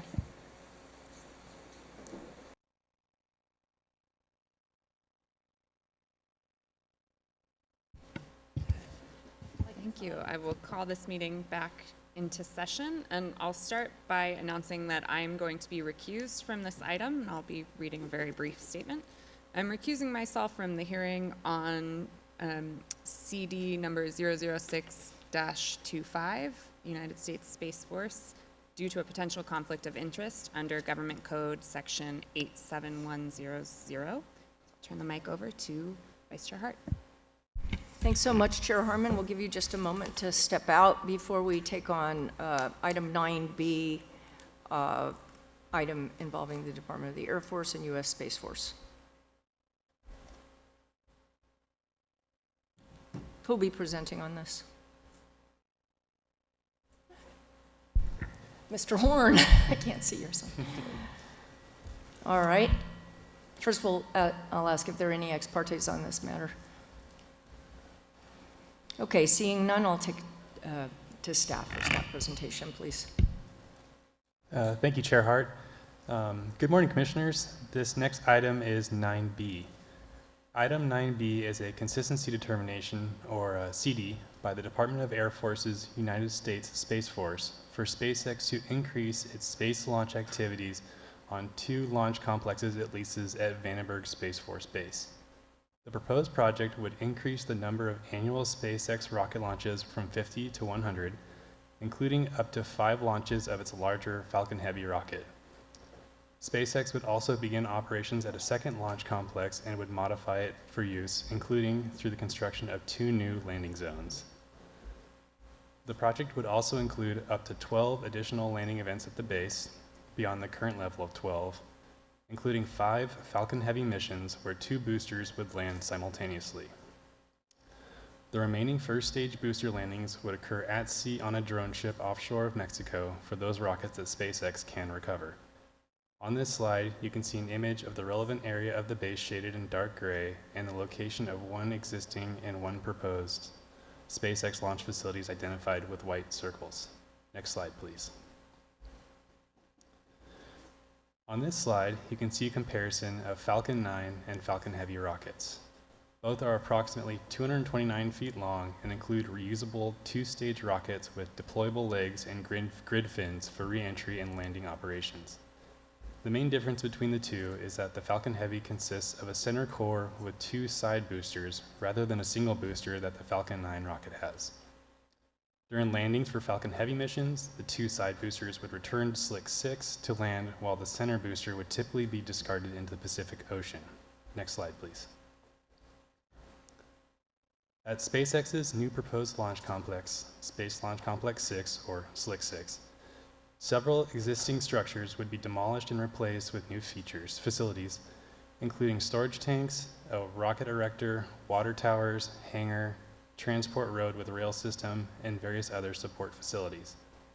No construction is proposed at Slick 4, where SpaceX's Falcon 9 rockets currently lift off and land. Under the proposed project, Falcon 9 rockets would continue to use Slick 4 and Slick 6, would be added to support additional Falcon 9 launches as well as Falcon Heavy operations. Next slide, please. Construction at Slick 6 would also include 2 new landing pads and a fuel break for landing the first stage boosters from Falcon 9 and Falcon Heavy launches. At the top of this slide, you can see Slick 6 and the proposed landing pads and the fuel break located to the south. Construction of the landing pads and fuel breaks would require clearing approximately 16 acres of vegetation. Next slide, please. During the proposed launches and associated static fire tests, rocket engines are estimated to produce noise of up to 150 decibels for approximately 30 seconds. On the top of this slide, you can see figures for Falcon 9 and Falcon Heavy showing modeled engine noise and sound levels at various distances from SpaceX's launch complex. At the bottom are figures of modeled engine noise and sound levels from landings. Page 22 of the staff report includes several tables to help provide context on levels of sound associated with the project. Next slide, please. The project has the potential to adversely impact marine resources, including the biological productivity of marine waters and marine areas and species of special biological significance, due to marine debris and noise from rocket engines, shown on the previous slide, as well as sonic booms shown here. Landing activities generate sonic booms that primarily affect the base and immediate surroundings, while launch activities generate sonic booms that can affect Channel Islands National Park, the Chumash Heritage and Channel Islands National Marine Sanctuaries, and areas along coastal Santa Barbara, Ventura, and Los Angeles counties. This slide shows the anticipated impact area of sonic booms during on-base landings, as well as locations of several pinniped haul-out areas, which are mapped with magenta circles on the southern part of the base. Areas along the south-facing portion of the coast are used by southern sea otters and would also be affected by noise and sonic boom levels from the proposed launches and landings. For Falcon 9 landings, sonic booms could be up to 5 pounds per square foot, or PSF, at the haul-out areas, while for Falcon Heavy landings, sonic booms could be over 10 PSF. These levels have been shown to result in damage to buildings and structures and to cause marine mammals to abandon resting and sleep while on shore and to flee into the ocean.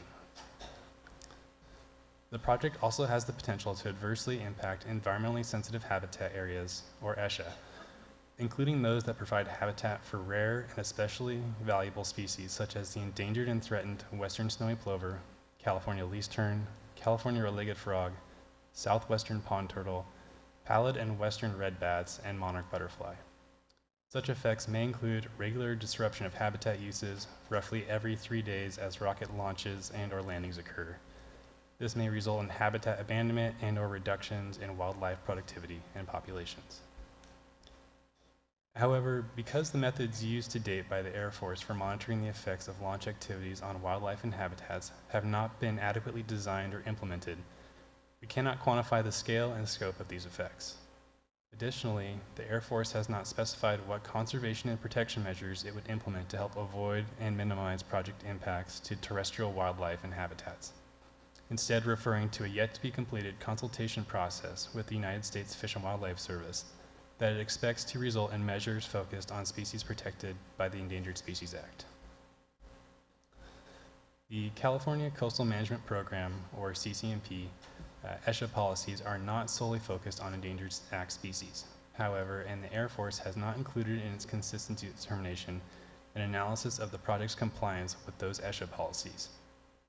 Without these three pieces of necessary data and information, which would be results from properly designed and implemented monitoring programs, details about the specific impact avoidance and minimization measures that would be implemented, and the Air Force's analysis of project consistency with the California Coastal Management Program's ESHA policies, the Commission does not have sufficient information to fully evaluate the Air Force's determination that SpaceX's proposed doubling of launch and landing activities would be carried out consistent with the enforceable resource protection policies of the CCMP.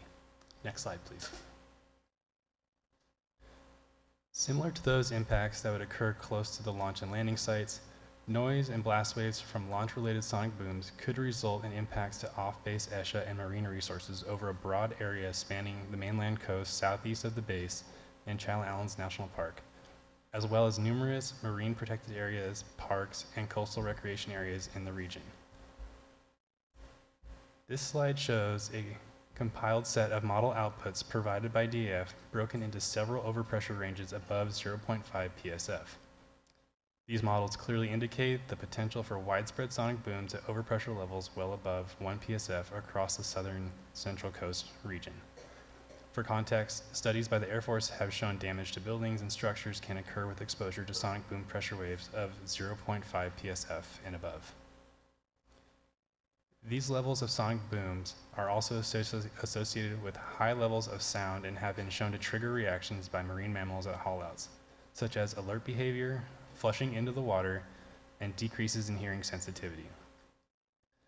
These reactions are disruptive, energetically expensive, and carry a risk of injury or stress, particularly to young and smaller animals that may be trampled or separated from their mothers. While acclimation to these noises is possible, the unpredictable nature of sonic booms and engine noise and the proposed increase in the number of disturbances from launch and/or landing activities to once every 3 to 4 days increases the risk of effects.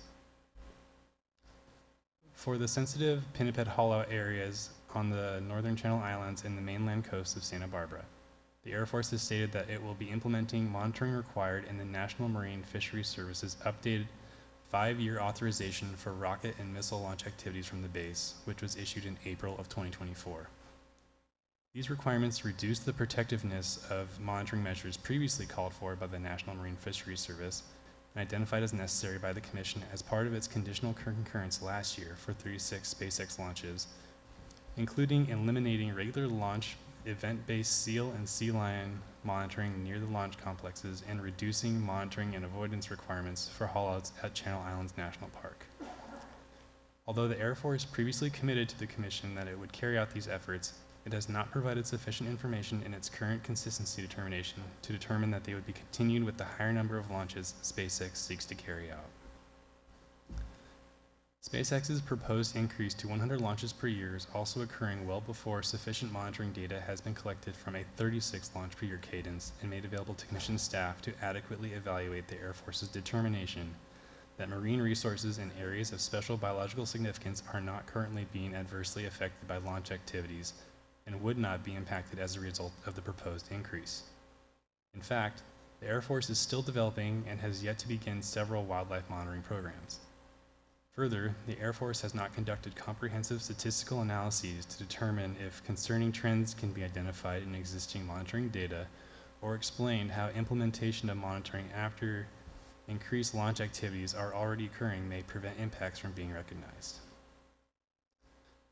As such, the Air Force has not included sufficient data and information in its consistency determination to allow the Commission to properly evaluate its conclusion that the proposed project would not adversely affect marine mammal habitat on the Channel Islands and mainland coast and would provide special protection for marine areas and species of special biological significance as called for in Section 30230 of the CCMP.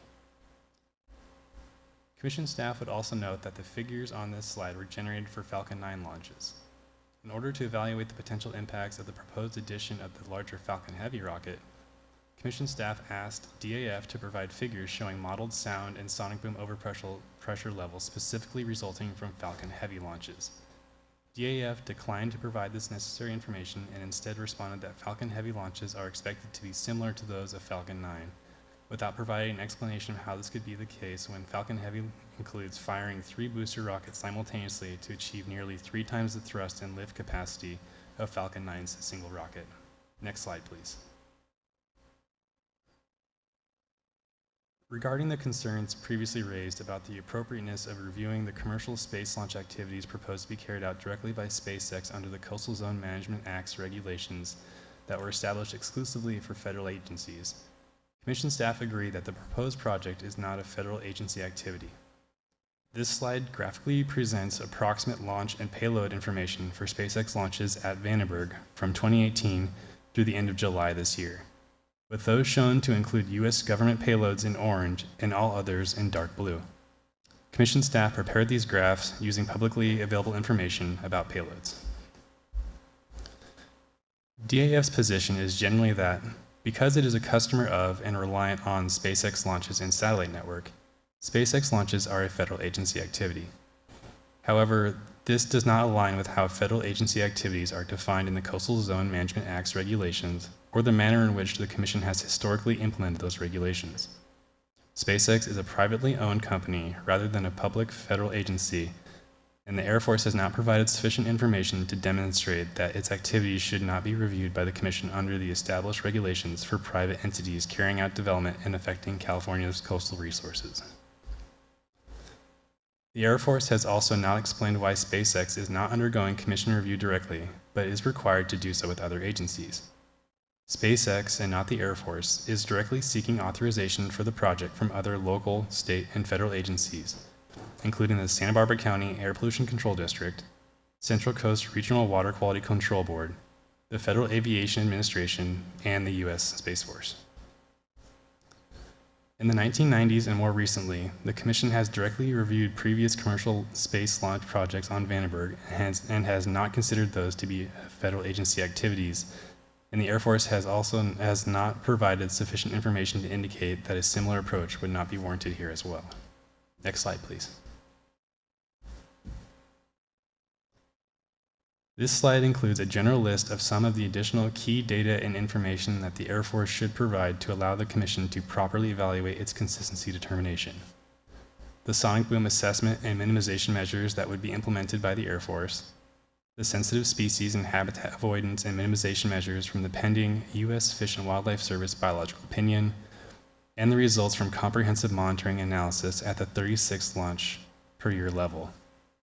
Without this information, we recommend that the Commission object with DAF's consistency determination for the current project, finding that the consistency determination does not supply sufficient information to determine if the project is consistent to the maximum extent practicable with the enforceable policies of the CCMP. Commission staff reached out to DAF to ask if DAF would be attending today's meeting to provide a presentation and be available for questions. DAF briefly responded that they will not be attending or presenting at the hearing for SpaceX. Also, Commission staff have received approximately 31 comments on the project, which are included in a correspondence package that was added to the agenda earlier this week. The motion and resolution can be found starting on page 10 of the staff report, and staff is available for questions. Great, thanks so much, Mr. Horn. Although I understand that you did reach out to Department of the Air Force, U.S. Space Force, the applicant, on whether they would respond, and they indicated that they would not be. Nevertheless, I will ask if anyone is here in the room or on Zoom representing the applicant, Department of the Air Force, U.S. Space Force. Is there anyone in the room representing the applicant? It doesn't appear to be. Is there anyone on Zoom, Chris? I'm not seeing any indication of that. And is there anyone in the room or online representing SpaceX? I'm not seeing anyone either. All right. In that case, we'll move to public comment. How many speakers do we have here in the room and how many online? We have a total of 16 speakers, 7 in person. All right, so let's begin with the folks that are here in person. If you could call the first 3 names, that'd be great, and everyone will have 2 minutes. All right, we have Susan Jordan, Jennifer Savage, and then we'll have the Sierra Club group present. Just before we start that, Gerhard, can you ask for ex partes, please? I think I did that at the beginning of the hearing. My apologies. No, it's normally okay. After the stop. Yep, you did. Thank you. Thank you. No, I think there are none for this hearing. Thank you. I never will turn down legal advice, though. Just one.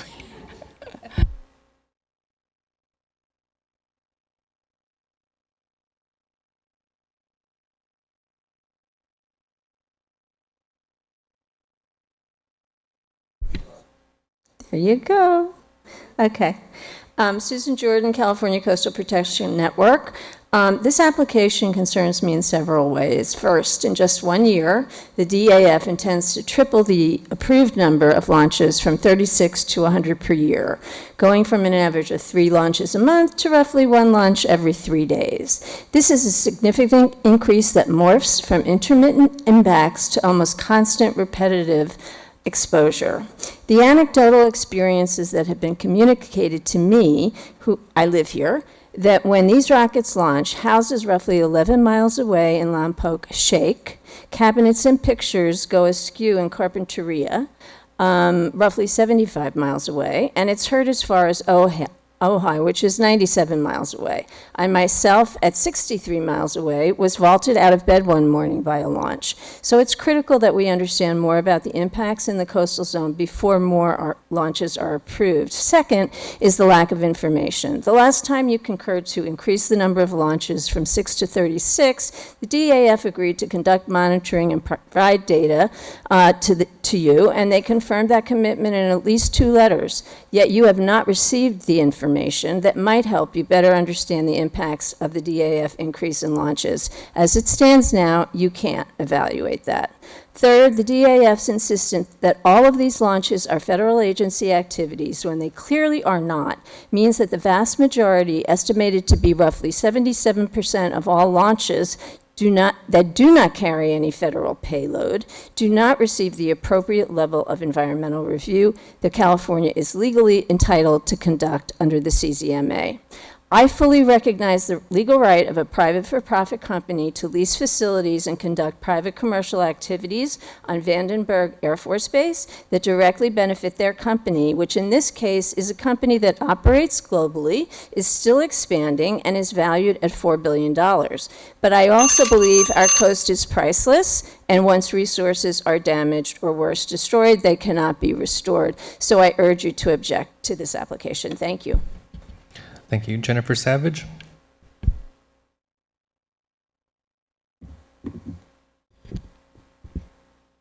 Hello again. Feels a bit like we're speaking into a void given the circumstances, but your staff works really hard and you work really hard, and I believe that this item merits some discussion. Surfrider supports staff's recommendation to object to Space Force's proposal to nearly double launch activity at Vandenberg. Space Force is planning to move forward with this increase without providing the biological monitoring, sonic boom modeling, or mitigation tracking needed to assess impacts. Space Force frames this increase as essential for national security, yet, as staff notes, many of these additional launches would actually be conducted by SpaceX for commercial purposes. The Coastal Act review must be based on the project's real scope and purpose, not just its stated rationale. More launches also mean more closures at Surf Beach, Ocean Beach, and Halama Beach. These are beaches that are widely used by inland communities during the hot summer months, and especially in the case of like Halama Beach, it's not a place where you can just kind of dip in and out easily, and these closures have a real impact to beach access for many Californians and visitors. It threatens Californians' right to access their coast.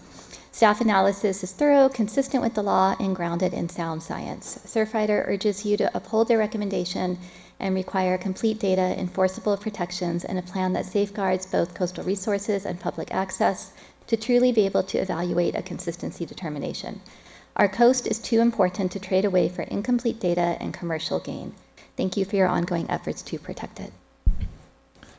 Thank you. And now to the Sierra Club group. We have 4 people in that group, starting with Nancy Okada, and then Leslie Purcell, Ann Control, and Anna Christensen. And then Nancy is joining via phone. You should be able to unmute now.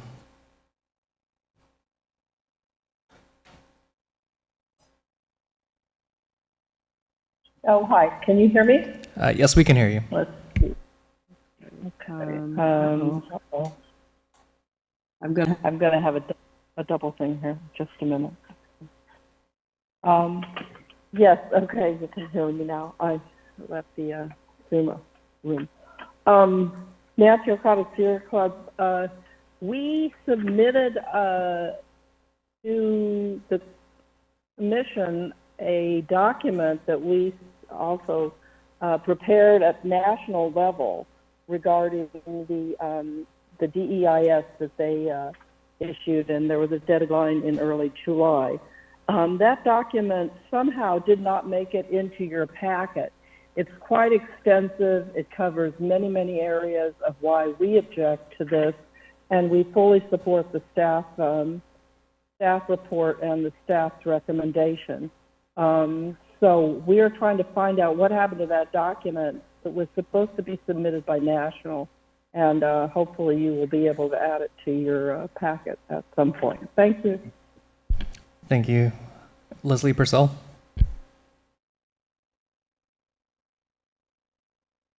Hi, all. Yes, I am heartily in support of what the staff has recommended and all the work that they've done. I think that it is exemplary that they have looked into these proposed launches in such a thorough way. I think one issue, and I submitted a comment late on Friday, one issue that's important to include is that the U.S. Navy is increasing their activities in the areas offshore. And this is possibly something that should be considered as cumulative impacts with the Navy's surface and underwater and explosive activities. That's going to be a lot of debris and air quality issues, as well as water quality issues in our offshore areas that will affect the marine mammals, the cetaceans, and the habitats offshore as well. So I would like to have that looked at in conjunction with SpaceX's proposal, is the increased Navy activity. Also, their proposed launch increases will have cumulative climate impacts in terms of the construction, demolition, grading, trucking, transportation, energy uses, create heat and pollution. They use fuel for energy, create heat, greenhouse gases, and should be cumulatively addressed also. I'm also concerned with the volumes of water that would be used and are already being used in the launches for cooling, and they're then put into the local groundwater, and Thank you. I just appreciate your work. Thank you. Thank you. Ann Cantrell. Yes, I am also speaking for the Sierra Club. I'd like you to look at SpaceX's record, especially with this body. As I remember last year, when they wanted to increase their launches to 50, this was denied, and the commission said it should stay at 36. As I understand it, SpaceX went ahead and did those 14 launches last year in defiance of what you had told them. Also, looking at their record in Texas, where they have had several misfires, one rocket blowing up on the launch pad, others going into the Gulf of Mexico, and the debris washing up on the beaches there. I think with 100 launches, we can expect similar results here in California. I'm very concerned about the effect on wildlife, especially the marine mammals and the sensitive whales and dolphins. And also, I think it has been brought up before about the public getting reservations for the state parks and having to pick up and evacuate their campgrounds. All of this is affecting the public's access to the coast. Thank you for your consideration. Thank you. Anna Christensen, followed by Teresa Brady, Leah Yananton, and then James Yarbrough. So, how does it feel to be ignored by your federal government and gazillionaires? Not good, not good. And I think that's one of the most important things that we have to say here is that this is our world. These are our lands, our beaches, and we're here to be responsible for them, right? We want to be responsible, all of us here.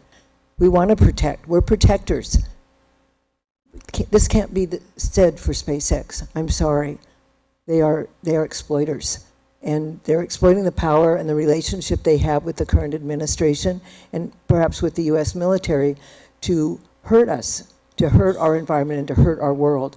And this is a public safety issue. Turns out I just Googled what happened with that last space launch in Texas. It was fine on the site, but it was when something fell out later, a booster fell and scattered debris in Mexico the size of like refrigerators. So who knows? I mean, where the boundaries lie, maybe beyond California, but I think the boundaries of the assault on our human rights and our rights as Americans are clear right here in this room today. Thank you very much. Thank you. Teresa Brady, Leah Yananton, James Yarbrough.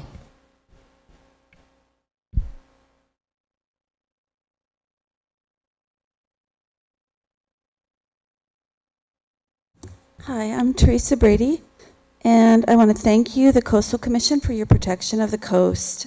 I understand that staff is recommending a no action because of more information is needed, and I support their position.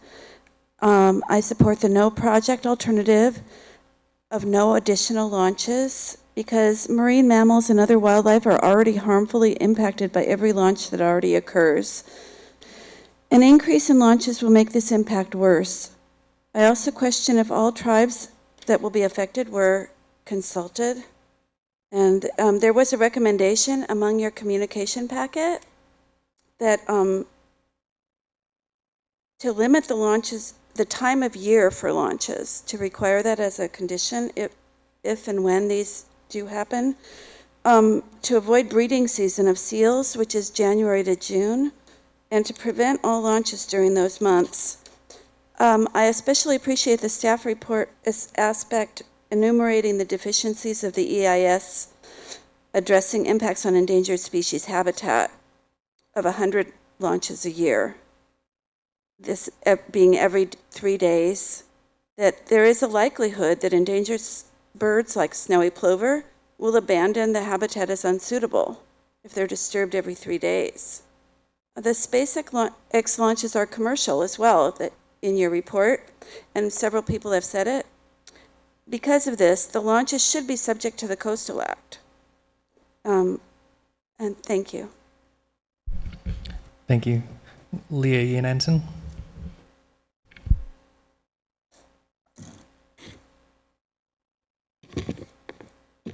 Hi, thank you. Thank you so much for defending our coasts. Thank you for your important work. And thank you for your objection to the consistency determination made by the Space Force for this proposed project, finding that the consistency determination does not supply sufficient information to determine if the project is consistent to the maximum extent practicable with the enforceable policies of the California Coastal Management Program. I attended the hearing that Vandenberg conducted for SpaceX in June. And I got to go to their info session before the hearing and speak with the colonels who were present there. And I asked the colonel, I don't understand, like, what is the purpose of launching so many rockets? And it was my experience that he kept saying it's just important that we do this. And I was like, but what is the reason? I came here, took time off from work, I'm not paid, you are. Why are you doing this? This is causing so much degradation. And finally, he said that it has to do with what he called satellite resiliency, that instead of having one big satellite that could be a target in a war, by jamming or kinetic means, that if we put a ton of satellites in the orbit, then that means constellation of satellites and resiliency. So an enemy could not shoot down 40,000 satellites as easily as one. This reminds me of space balls. Literally, it's ridiculous. Where is the logic? Where is the numbers, quantifiable information and data? On what planet is it a good idea to infuse our atmosphere with junk? These satellites are akin to single-use plastics. I would love to go on and on. I thought I had 3 minutes. No, is my time up? 2 minutes. Okay. Thank you. If you could wrap up. Thank you. Thank you. Thank you. James Yarbrough, and then we'll move on to our Zoom speakers, starting with Marilyn Garrett, Kim Aikman, and Peggy Oki. Thanks for the staff analysis. Has free, prior, informed consent been obtained from the Chumash Nation and any other indigenous groups affected? Not just consulted. Has free, prior, and informed consent been obtained? SpaceX is a private entity and must go through the entire process for a coastal development permit. This has not happened. No to the Falcon 9 launches, no to the Falcon Heavy launches, no modification of Space Launch Complex 6, and no construction of 2 new landing zones in Santa Barbara County. National security has been cited as a reason for an increase in Falcon 9 launches. This is inaccurate. In fact, these Falcon 9 launches are endangering the health, privacy, and security of California and of the entire planet.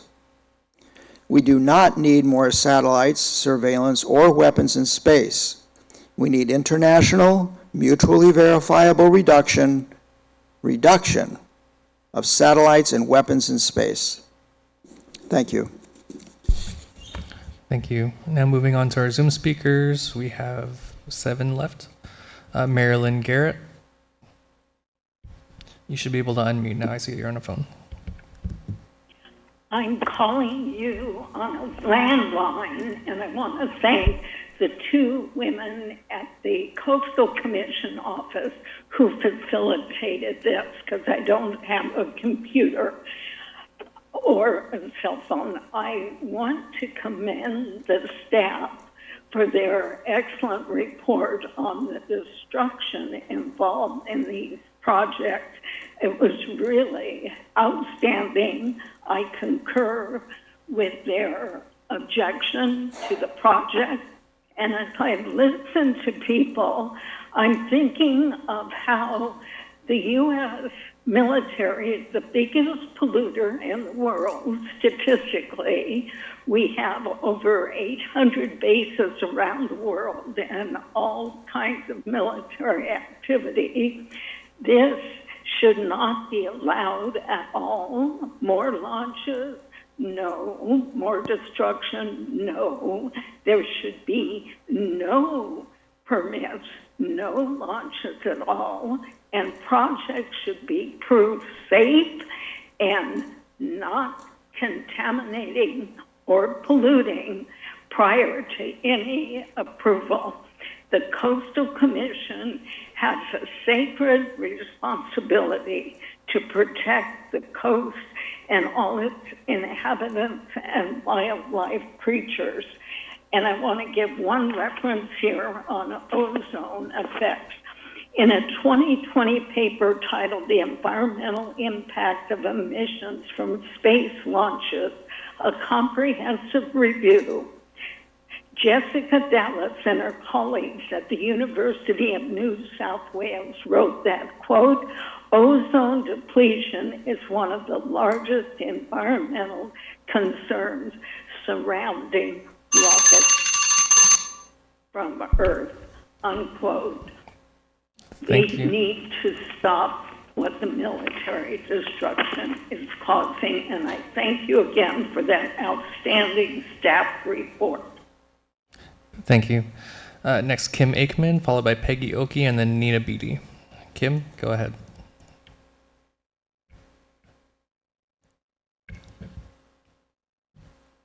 Thank you for taking my comment. I have been monitoring harbor seals along the Central Coast for 15 years, and my husband has been monitoring them for more than 2 decades. We all know how sensitive the harbor seals are to loud noise disturbances, and certainly these rocket launchers more than qualify on this. Seals are losing habitat to climate change. Erosion is taking away their haul-out sites, and so there is less places for them to be. They are where they need to be.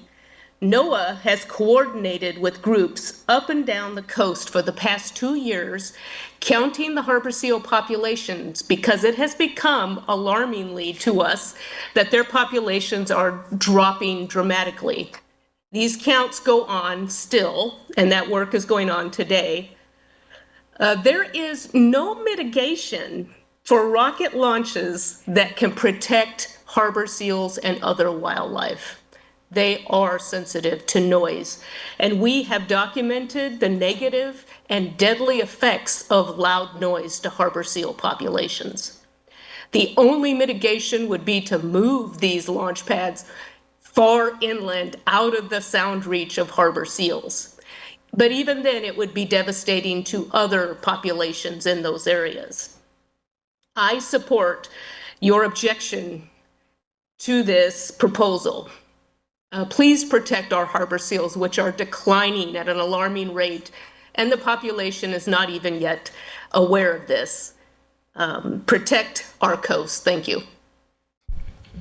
Thank you. Next is Peggy Oki, Nina Beatty, and then Anna Citron. Peggy Oki. Good afternoon, Peggy Oki, Otigami Whales Project. After careful review of the summary of staff recommendation and staff report, I support commission action, which is an objection due to lack of sufficient information to determine if the project is consistent to the maximum extent practicable with enforceable policies of the California Coastal Management Program.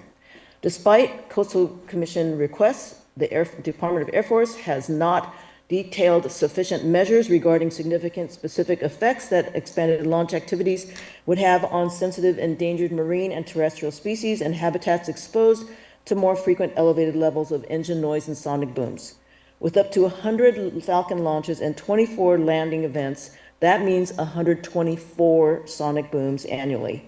Landings produce even more powerful sonic booms to the level of up to 13 PSF, pounds per square foot. Both Falcon 9 and Falcon Heavy are predicted to produce noise of over 4.17 PSF, typical source jet aircraft at 25 meters. During first stage landings at SLC-4, modeling has predicted that landing sonic booms may reach up to approximately 7 PSF in the areas surrounding SLC-4 and heavy missions at SLC-6. Sonic booms of up to 13 PSF in the immediate area would result.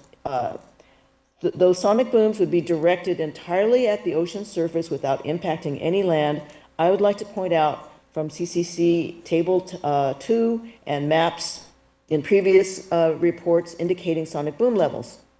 Humans and pets sense sonic booms on land, complaining about violent impacts at sonic boom levels between 0.5 to 1.9 PSF. That's on the map. 0.41 PSF, typical source, human pain threshold. So that is even below what's reported. Sonic boom levels are indicated at 2.21. Okay. Thank you. Next, Nina Beatty. Nina, I see that you're on a phone. You should be able to unmute now. Yes, I have a PowerPoint. Yes, give us a second to bring it up.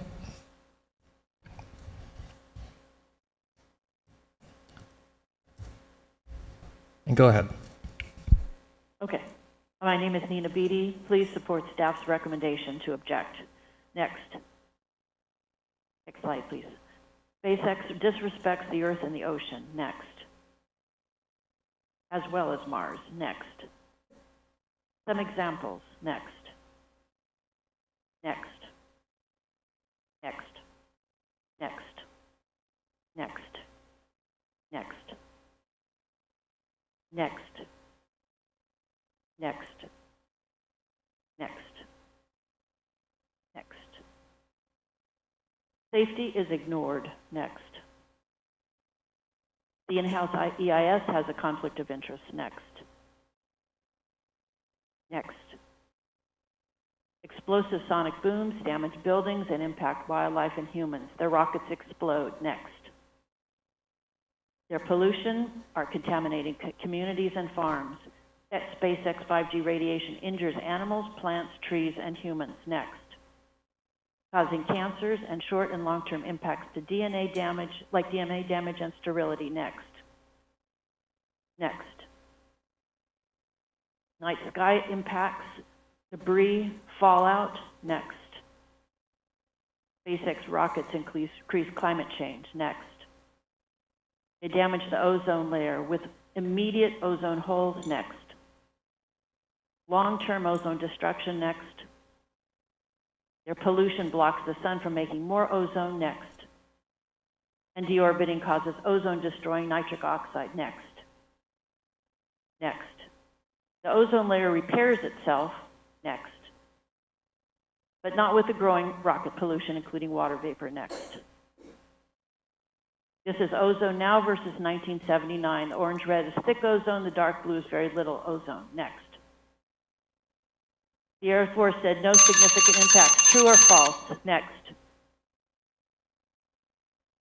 The Air Force is sacrificing this living Earth's interest. Next. Thank you, Nita. Thank you. Will we choose life? Thank you, Nita. Now I'll say that's impressive, fitting that all in 2 minutes. Next is Anna Citrin, Kristen Northrop, and then Susan Malo. Anna Citrin. Good afternoon, Vice Chair Hart and Commissioners. I'm Anna Citrin, Legal and Policy Director for the Gaviota Coast Conservancy, Santa Barbara County-based nonprofit dedicated to permanently protecting the rural character and environmental integrity of the Gaviota Coast. We support the staff recommendation on this item. The Gaviota Coast is a global biodiversity hotspot, and Vandenberg has some of its highest quality habitats. We recognize that a robust space program can benefit our national security and economic competitiveness, but it's important that activities at Vandenberg are carried out in a manner that preserves the ecological integrity of the base and the broader Gaviota Coast.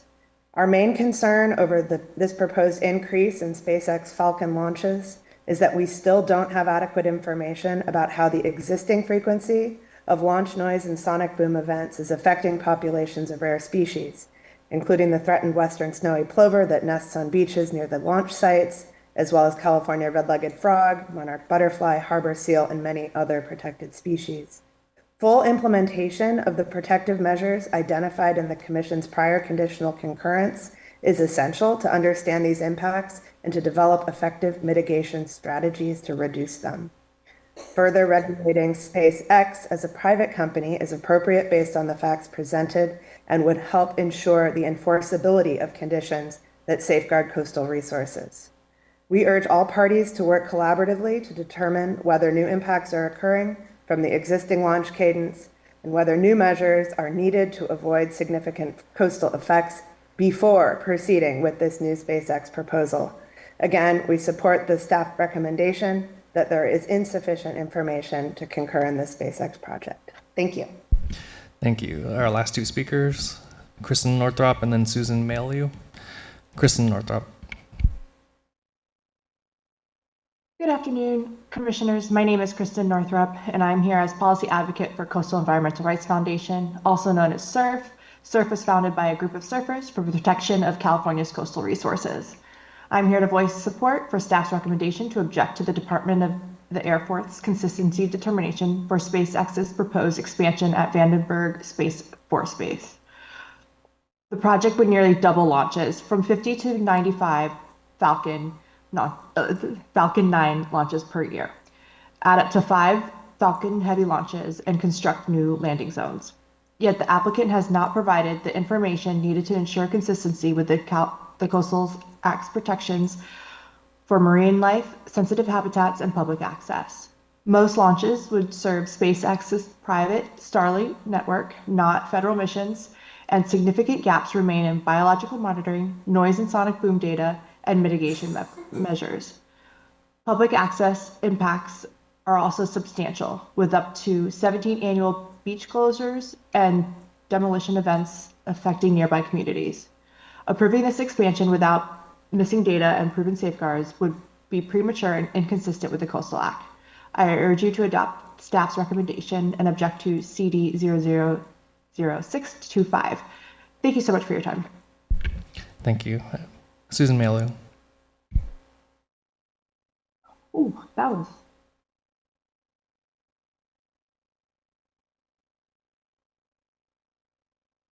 Susan, you should be able to unmute.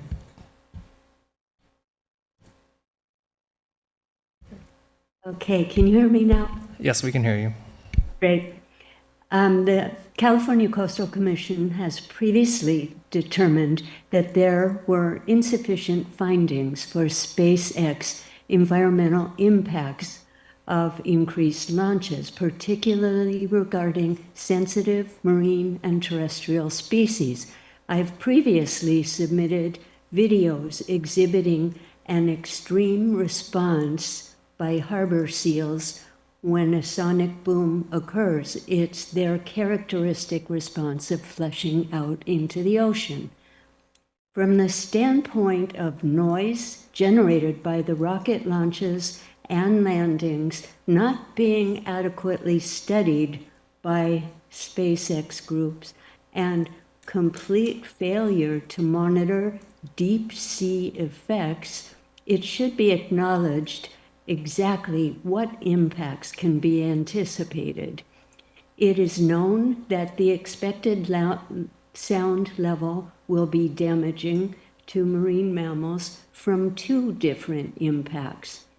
Hearing, the physical aspect, sound propagation underwater as being much louder and carrying much farther than on land would impact both the hearing and being above the pain level detected by humans, and the tactile sensory perception, and that is the vibrissae, the whiskers, that are highly innervated. Studies have shown that harbor seals and their close relatives, elephant seals, depend on the ripple effect of water movement for prey and object location while in the darkness of the deep sea. The increased cadence of space launches will be affecting them greatly. Thank you. Thank you. We have no other speakers. Okay, thanks so much, Chris. All right, in that case, we'll bring it back to staff, Mr. Horn or Mr. Teufel. Thank you, Chair. We don't have any comments. No further comments. Okay, thanks very much. All right, bring it back to the commission. Open it up for any questions or comments. Anybody? All right, Commissioner Bochco, followed by Commissioner Escalante. Yeah, just very briefly, I really do appreciate the staff report. I thought it was very detailed, very informative, and I must say I'm just a little disappointed that the Air Force didn't want to participate with us. I mean, I guess they were disappointed in the last ruling. So I truly, truly hope that we can persuade them to conduct the monitoring, to do the work that it takes to understand how this rapid increase in launches is affecting not only the environment, but in this case now, the citizenry of the peoples that live around there.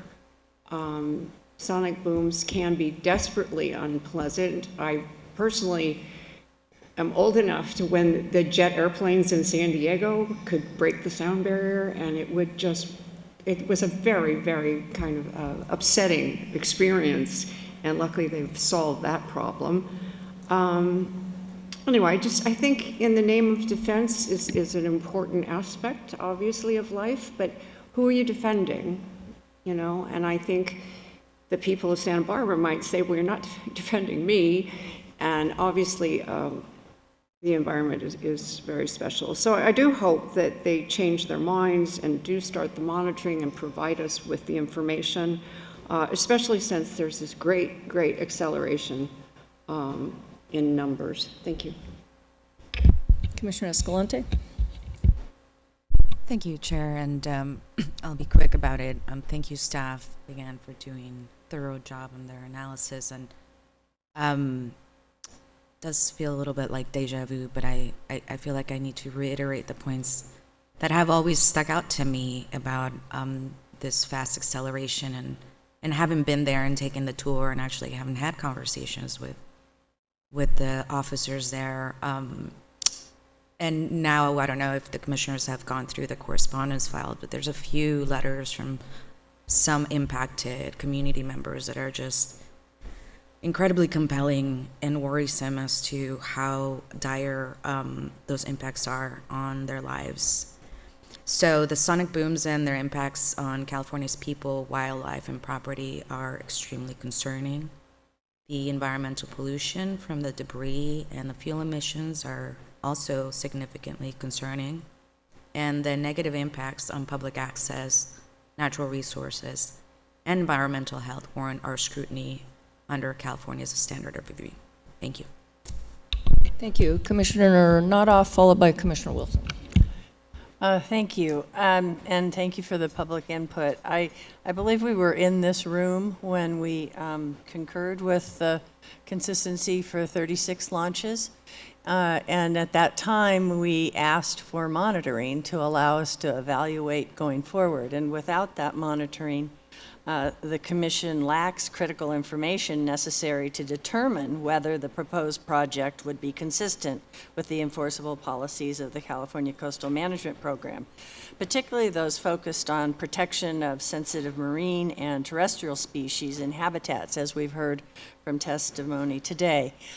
Certainly, national security is of utmost concern to all of us, but I am confident that our staff will continue to work with the Department of Defense as much as they can to identify a path forward. But given the lack of information that we have, I too support the staff's recommendation to object. Commissioner Wilson. Thank you. Notwithstanding, I believe, that the framing of space exploration and communication systems and defense is all important, and we play a role in that. I just want to back up to the last time we voted for something around this was I voted in concurrence based on the commitment of our staff and Space Force to work together to gather information to address the issues. And felt there was a positive trajectory for collaboration of environmental stewardship, but then with this particular expansion in activity, that the data gap has really widened. I felt we were narrowing in on some data, getting there, but really the expansion that has gotten bigger. And so the ecological and access issues that we're trying to get the information for and address is just getting we're not moving in the right directions, I guess what I would say. So, but I think there's also a little bit of context, which is globally there are 40 years ago, there was like 75 launches a year. Right now, we're at 250 globally. We're talking about 100 in this framework. So the California coast is getting a disproportionate impact of this change that we're talking about. It could be 25 to 30% of the internet global launches. So I think focusing on those impacts to the coast is pretty important. And I think it's relevant, and the citizens and the ecology of California's coast is ground zero for knowing what those impacts are. And so I think that the staff's concern about that and documented in their report, I think is very clear. The trajectory is the growth of launches is to up to 1,000 in the next 20 years, which is pretty significant. It speaks to what was brought up around the large amount of the need for satellites in this construct, and it's unprecedented. There was, although the burden or I would say the overwhelming consideration of my analysis to come to the place where I concur with the staff's recommendation is based on the staff report and everything that's in there. I will note that in Exhibit 9 of the attached exhibits was the EPA's letter, which I thought was important, and within that it spoke to the gap in information around the stratospheric, atmospheric, and ozone impacts.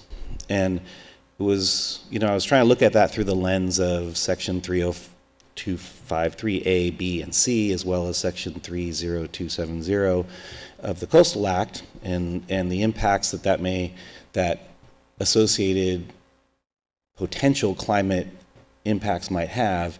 I didn't see how that might. It was in there, but it didn't move me in the same way that what was put forth by the staff. But I will say that the associated documents and references from that letter in the EPA's letter that they submitted for this project are something that I found concerning. Not necessarily for this project, but in general, it was interesting and something I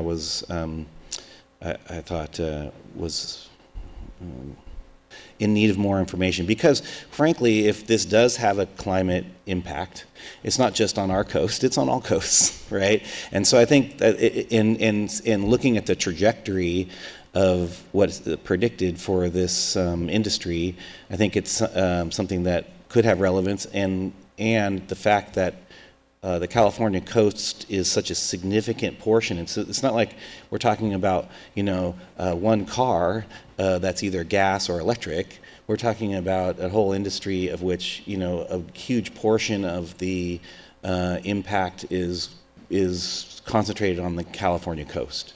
And so I think it's something worthy of sort of future discussion out there. But in this moment and in this place, the analysis is just on this expansion and the lack of information that we have to analyze those impacts very specifically to our coast. And I concur with staff in their assessment, and I'll be voting in likewise. Thanks. Great, thanks. Any other commissioners? Commissioner Lopez.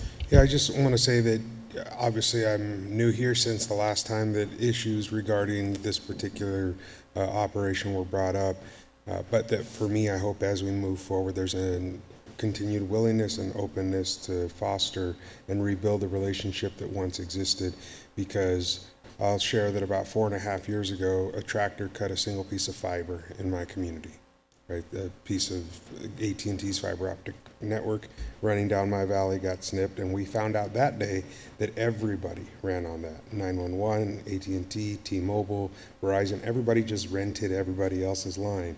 And that meant for 3 days, my community was out of all communication, except for those people who were early adopters, right, of Starlink's services. And so that is to say that I understand now, since then, obviously Ukraine as a war issue has risen, right? And we've seen how important communication is, but when you're out of communication for 4 days as a community, you understand how alone you feel when nothing works, right? That inability to communicate. But we don't have enough information. I agree with staff's outcome on this. And so as we move forward, I want to learn more. I want to know more. I want to engage as a commissioner in my capacity to better understand that where these potential impacts are, but given the lack of information we have today, I concur with staff, but again, understand the importance of the conversation as it continues to evolve, and so look forward to continuing to communicate from this position that the door is open for continued collaboration as we move forward in my capacity, and I see staff nodding their heads, so I know that it's an openness and a willingness from staff as well that as we move forward, hopefully we can somehow foster a renewed relationship so that we can make the best balanced outcome possible for the coast, for the people we represent, and for the act. Thank you. Thanks, Commissioner. Any other comments? Commissioner Jackson. Thank you, Doctor. Thank you to everybody. Thank you, staff, for your hard work on this. Thank you for the report. Thank you for everybody's input today. You know, the thing I've learned over the last few months since being appointed is how much staff gives and reaches out and wants to get to yes in a collaborative manner. And that is important. You know, prior to my appointment, you know, I had thoughts of the Coastal Commission, and it was a bad word from a municipal standpoint. But two words, well, where I'm from, it's one word. But I've come to learn how much the commission, or how much the staff works in a collaborative way. And we've seen that over the last couple of days, just with the decisions that have been made, and how much time and energy goes into, you know, getting to a place where both sides are relatively happy. And we saw that play out in May, when we had the hearing with regard to the Navy. And so as we know, the commission is responsible for protecting and safeguarding public access, while, like everything else, balancing development, conservation, and recreation, and it depends on decisions grounded in accurate, reliable information. Science, environmental assessments, meaningful public input are not optional. I mean, it's essential to what we do to ensure that our beautiful coastline remains sustainable, accessible, and thriving for generations to come. And that ties into your point in terms of, okay, what's the bigger impact, not just necessarily to our coastline. Anything less than full due diligence undermines our mandate. And there's a possibility of causing irreversible harm to our coastline and our coastal resources. We owe it to the public and to the future to insist on data-driven, transparent decision-making, and for those reasons, I fully support staff's recommendations. Thanks, Commissioner. All right, not seeing any other commissioners that like to speak. You know, I'm gonna do something that I don't normally do, is I'm gonna read some comments in. You know, there was a very long staff report on this, and I think it's important to call out at least what I consider to be the key elements of the staff report, so that it's clear that the decision today is the decision of this commission. The staff wrote a report, and we are here to make a decision, and based on that, I want to give what I consider to be the key points. So first of all, I think it's important to note that it is a federal regulation, 15 CFR section 930.43, that does provide for a state agency objection based on lack of information. The state agency objection must make specific findings. So what are the bases for the lack of information? First, whether SpaceX launches are a federal agency activity, and as such appropriately qualified for the limited review authority provided to the Commission under the Federal Coastal Zone Management Act. That's one. Two, what specific effects expanded launch activities would have on coastal resources, particularly the sensitive marine and terrestrial species and habitats that will be exposed to much more frequent elevated noise levels and more intense pressure waves from engine noise and sonic booms. Third, would these effects be consistent with the enforceable policies of the CCMP that are focused on the protection of marine and terrestrial biological resources, particularly sections 302.30, 302.31, and 302.40.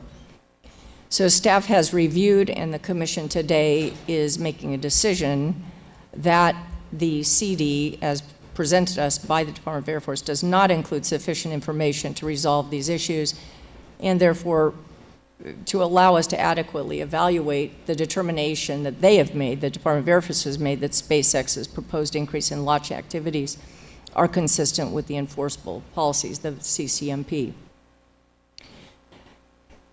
We just don't have information that on whether, or additional information on whether the SpaceX space launch activities on Vandenberg are a federal agency activity, and we also do not have sufficient information, as my colleagues have said, on what the impacts are with regard to wildlife in this area and beyond. I think it is very important to note, and our speakers have noted, that this area, the Santa Barbara Channel, is known as a region of remarkably high biodiversity of marine organisms, including marine mammals, seabirds, fish, invertebrates, plankton, and algae. And this high biodiversity is a result of this particular location. I don't think we can overstate the importance of Vandenberg in terms of its biotic resources, both on land and in the coast, not to mention the Channel Islands, all of which have been shown to be impacted by this. It appears that this project has the potential to adversely affect marine biological resources through the exposure of the marine species and habitats to very highly elevated levels of engine noise. We've just heard up to 150 dB, sonic booms generated during rocket launches and landings. This would occur now based on this accelerated launch proposal of 100 every 3 days, and anticipated sound and sonic boom levels at haul-out sites and high-use areas will exceed 130 decibels. Marine mammals are sensitive to sound and are often considered to be indicator species to understand noise impacts on the marine environment. And yet, the studies, the collaboration, the monitoring just has not occurred as agreed upon in our earlier concurrence discussions. So, as the staff report details, the Commission lacks critical information based on determining whether the proposed project is consistent with the CCMP, focused on the protection of sensitive marine and terrestrial species and habitats. There are a number of unanswered questions that make it really quite impossible for us to engage. And here today, once again, we see no appearance by U.S. Air Force, U.S. Space Force, or SpaceX to answer the questions that we have. Further indications that there just doesn't seem to be willingness to provide further information so that we can make our decision today. So given this lack of information, my position, and it sounds like my fellow commissioners agree, that objection to the DAF consistency determination CD-006-25 must move forward, and so I would turn to the commission for a motion. All right. Yes, I move that the commission concur with the consistency determination CD-00625, that the project described therein is consistent to the maximum extent practicable with the enforceable policies of the California Coastal Management Program, and I'm asking for a no vote. Do we have a second? Second. Commissioner Kelly, so we have a motion and a second. We have a question by Commissioner Wilson. Yeah, there has been in the past some confusion about the difference between a concurrence and a permit in the public's perception, and I was just wondering if maybe staff could just outline that so that we give those people in the public, including the press, the opportunity to have accurate information. All right. Who would like to respond to that question? Mr. Teufel? Do you understand the question? Thank you, Commissioner Wilson. As I understand it, you're inquiring about the effect of no vote, the objection. Yeah, and actually just, I think when there was a vote in the past, and there was some controversy about it, there was a lot of misinformation about what this is. And I think we should probably let people know what this is, specifically in terms that non-nerds like ourselves might understand. You know, one thing that concerns me is having that kind of statement, making an assumption about the vote. I prefer to have the vote and then have staff describe the results of the vote, if that's okay with you, Commissioner. I am totally fine with that. I just Okay. I just want to make sure that the standing is understood. Absolutely understand what you're saying. So I'll turn to the commission and ask if there is any objection to unanimous approval of the objection to concurrence here. So unanimous no vote, just So to it be would be clear. a unanimous no vote. Thanks, council. That makes a lot of sense. So is there any objection to that? All right, seeing none, the commission votes no on the request to concur. And now I turn to Mr. Teufel to describe what that represents. So very similar to the Commission's decision in May with the Navy's project, the Air Force, under the regulations that the Commission is reviewing this under, has the ability to determine, despite the Commission's decision, that the proposed project is consistent with California's Coastal Management Program and may proceed with the activity by transmitting that determination to us in a letter. So effectively, the result of this vote does not prevent SpaceX from continuing launch activities. Okay, does that satisfy? That satisfies. Commissioner Willis? All right. All right. Thanks, folks. That concludes this item, and I think we are going to have lunch at this time. How long do we need? Are we having a session about 1 hour?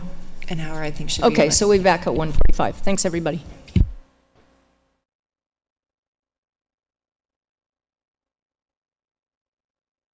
Did he say today? Look at All right, everyone. October 14th. Let's get back into the agenda, please. Thank you. Okay, we are on item 10, the Deputy Director's report for the South Central District. Excuse me, Chair, before we do that, could I report out of closed session? Yes, please. Thank you. Thank you. The Commission met briefly at lunch in closed session. It received information and advice on Friends of Oceano Dunes versus California Department of Parks and Recreation et al., and Space Exploration Technologies Corp. Versus Coastal Commission. It also received information and advice and took action on Friends of Oceano Dunes versus Coastal Commission, and that concludes my report. Thank you. Okay, now we are on item 10. Mr. Hudson. Thank you, and good afternoon, Chair Harmon, Vice Chair Hart, and Commissioners. I will now go over the Deputy Director's report for the South Central Coast District, which includes 1 permit waiver, 5 permit extensions, and 1 emergency waiver. In regard to that emergency permit waiver, I would note that it was issued to the Goleta West Sanitary District for the necessary repair of a defective 18-foot segment of an existing 24-inch force main wastewater pipeline. And that pipeline was in imminent danger of failure along the access road adjacent to the airport's runway and within Goleta Slough in Santa Barbara County. In addition, staff received objections from members of the public in regard to one of our immaterial permit extensions being reported today, and that's CDP extension 4-13-0401-E11. That's the Van Dale application. And that's for a single-family residence in the Santa Monica Mountains area of LA County. Because that objection was received within our 10-day period for public comment after our report was published, this item will be brought back at a future commission hearing for commission action with additional information from staff to address the issues raised in that objection. Staff is not aware of any opposition to the other items being reported, and we're asking whether 3 or more commissioners object to any of the items in the Deputy Director's report. I am available for questions. Thank you. Are there any ex partes to report? Seeing none, are there any public speakers? There are no speakers. Great, thank you. Do 3 or more commissioners object to any of the items on the Deputy Director's report? Seeing no objections, the commission concurs. Thank you. So now we move to item 12A. Yes, we move on to item 12A, and if we could pull up the PowerPoint presentation for this, please. So 12A and 13A is a combined presentation. for a request by the Ventura County Harbor Department to amend the Channel Islands Harbor Certified Public Works Plan, or PWP, and its related notice of impending development, which allows for redevelopment of a parcel within the harbor known as the Fisherman's Wharf site. And it's located within Channel Islands Harbor in the city of Oxnard. The PWP amendment includes several minor technical updates and, most importantly, the removal of a previously designated but not actually realized or constructed view corridor. And the related notice of impending development is for demolition of various existing deteriorated commercial structures that exist on this site and construction of a Karls Village, which includes a mix of visitor serving and retail, restaurant, recreational attractions, including children's rides and playground areas. The standard of review for this proposed amendment is conformance with the City of Oxnard's Local Coastal Program, or LCP. The standard of review for the impending development is conformance with the certified PWP for Channel Islands Harbor as amended. Next slide, please.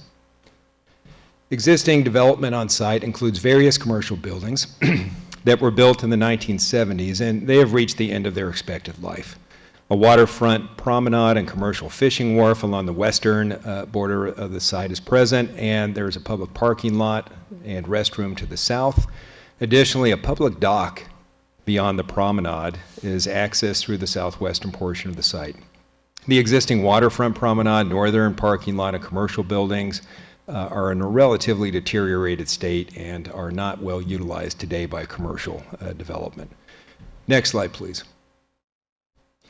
The proposed project includes demolition of all the existing structures on site, which are all commercial in nature, and demolition of the northern parking lot, and then construction of this new visitor serving development. And that would feature 60,000 square feet of retail space, dining, and recreational attractions. The project includes preservation of a historic lighthouse or lighthouse appearing structure. It's not an actual lighthouse, but it looks very cute. And replacement and expansion of the existing public waterside promenade and improvements to the public park and southern parking lot on site. There is no water-related construction as part of this project, and the commercial fishing wharf access would be maintained by the Harbor Department throughout both the construction process and after the project is built. Access to the public docks would also remain open. This project includes several circulation improvements to address traffic impacts. These were proposed by the applicant in close coordination with the City of Oxnard, and they're subject to Special Condition 8, which requires continued coordination with the city prior to implementation. And next slide, please. Now, this proposed amendment would incorporate those various changes that I mentioned and remove a future designated view corridor that doesn't actually exist on site. It's designated in the PWP as segment 48, and it's shown here on this slide. Now, the PWP requires a minimum of 25% of the waterfronting views of the harbor be maintained.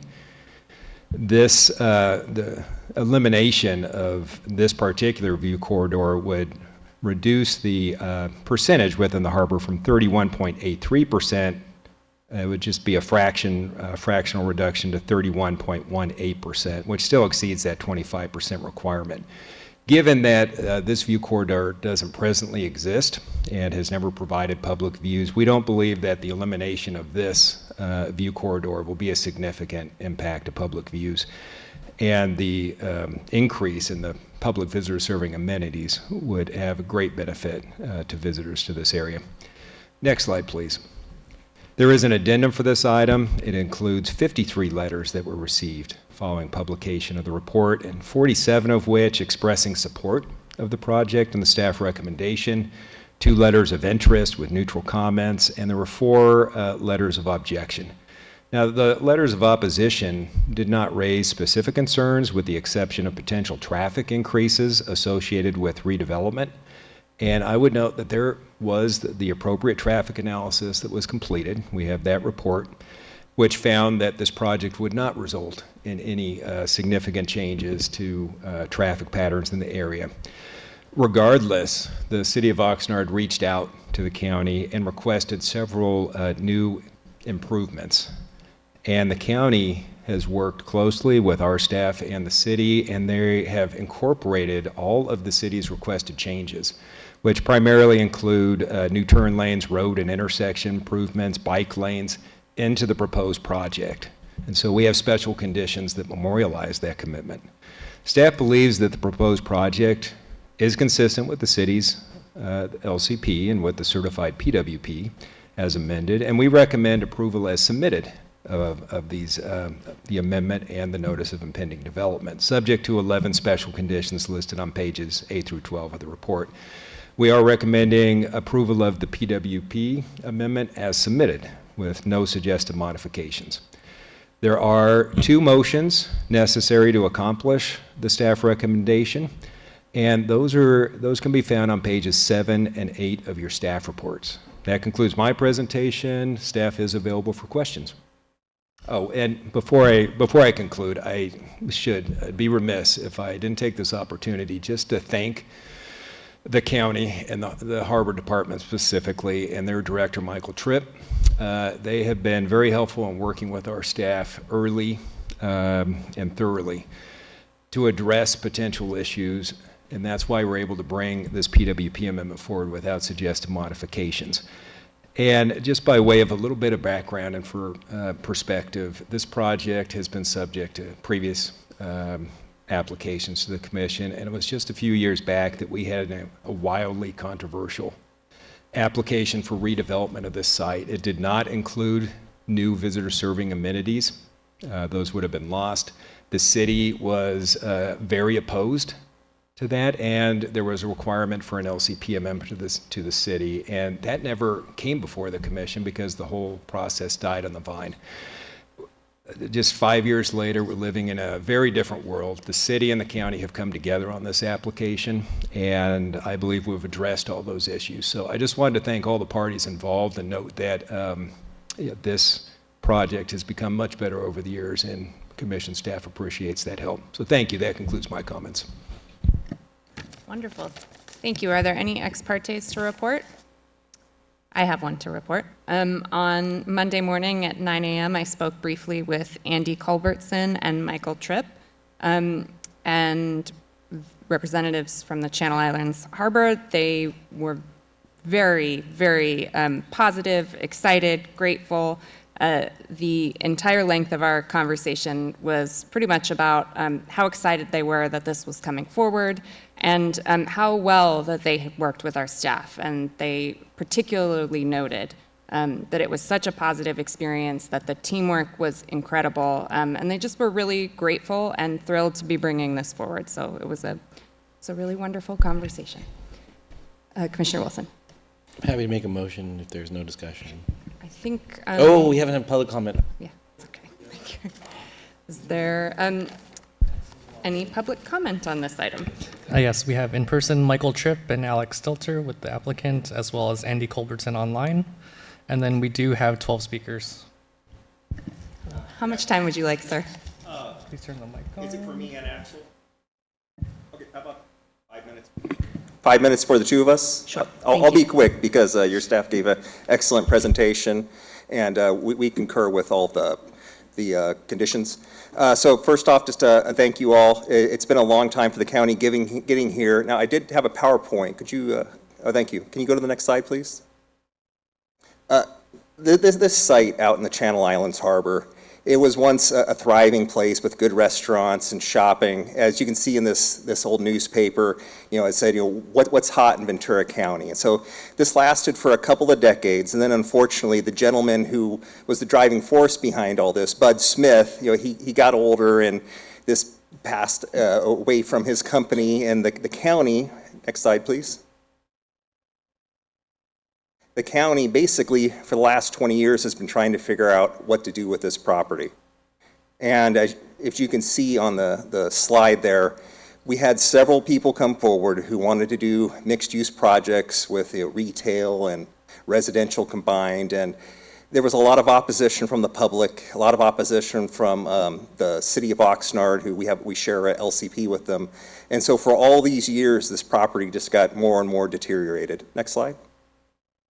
And this is the current conditions of it. It was once vibrant Cape Cod looking village. Next slide. And now it's, in this condition. Next slide. And so this is what the site currently looks like. One other thing I just want to mention about this is, as this was built in the 70s, all the buildings were facing the parking lot. And that was one of the things that we wanted to address when we did a new development here. Next slide. And so basically this started back in May 2022. And from this time, from the start, we wanted to involve the public in the process. So we had public meetings to determine who was the future lessee we were going to work with. We also had several public meetings where we went over what the project would be. We listened to people. And originally we did get some opposition to the proposer that we chose because people didn't understand what we were doing here. They thought it was going to be Magic Mountain by the sea, which is not that at all. This is going to be retail, restaurants, and it's going to have small rides for children, but basically this is going to be something that anyone can go to. It's free to enter, and people can spend as little as they want or as much as they want. And so we had to have about a dozen public meetings where we talked to people and really explained what we wanted to do, and we listened to them, and we took back their feedback, and we modified the project based on that. We also, of course, met with your staff early on, and we met with the city of Oxnard, and through all that, we've brought us to here, and we have a project that we're very proud of. Next slide, please. And so this is the proposed site. One thing you'll notice here is, instead of having a bunch of buildings facing a parking lot, there's one building and a lot of open area, and it's facing the ocean. That way people can come out to the coast and really enjoy what we have here in the harbor. Next slide. And as far as what we're planning on doing in here, there'll be an artisan market, where people will be able to buy both things from the company Karls and also objects, from local artists. Next slide. There'll be restaurants. Next slide. There's going to be a bakery shop and a coffee shop. That's something I'm looking forward to, coming in there early in the morning. Next slide. There'll be communal dining areas, so people can get the different kind of food they want, but still sit with their family and friends. Next slide. There's going to be some nautically themed playgrounds, free playgrounds for kids to come and enjoy. Something that we really need out in Ventura County is more options for parents to bring their kids to. Next slide. And also, of course, some small rides for children. And I'm going to wrap up what I'm saying right now because I do want to give Axel some time to speak as well. Thank you. Thank you, Michael. Good afternoon, commissioners and staff. I have a computer here so I can read off. I'm not that good at free speaking.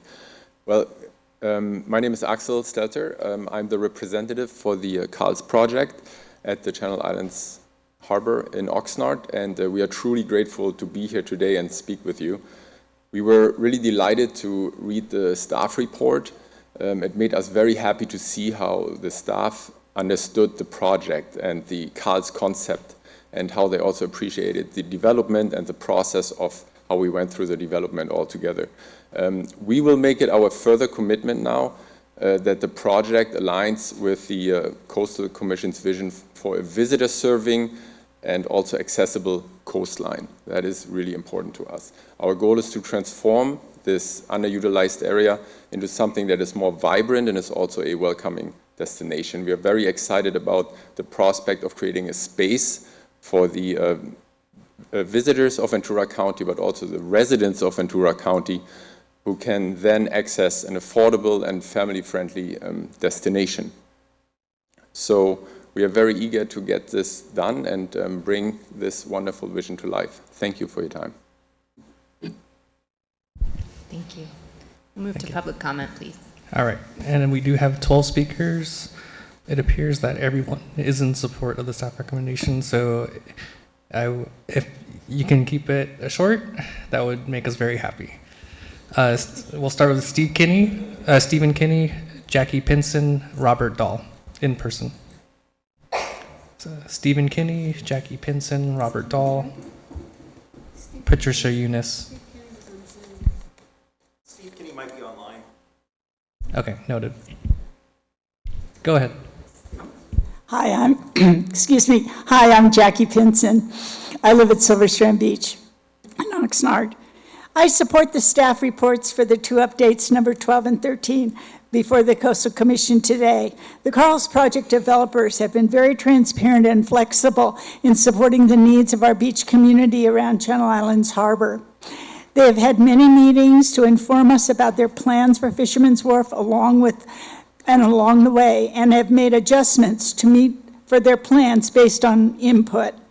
At this time, the view corridors proposed may be adjusted a little from the road, but no more than now, and the promenade walkway, the project along the harbor, will more than make up for it. The buildings proposed are no taller than now and are very open and appealing from the street as well as the harbor side. We support this impending development as it meets the needs of our community, the harbor, the city, and Ventura County as a whole. We have been looking for years for a venue that would attract visitors to the harbor as well as serve the community. The Karls project will be just that, a visitor serving, gift, marine, and culinary place for all to enjoy. Please approve this project. Thank you very much. Thank you. Robert Dahl, Patricia Eunice, Sandra McLaughlin, Renee Ayu. If any of you have heard your name, you can please come up.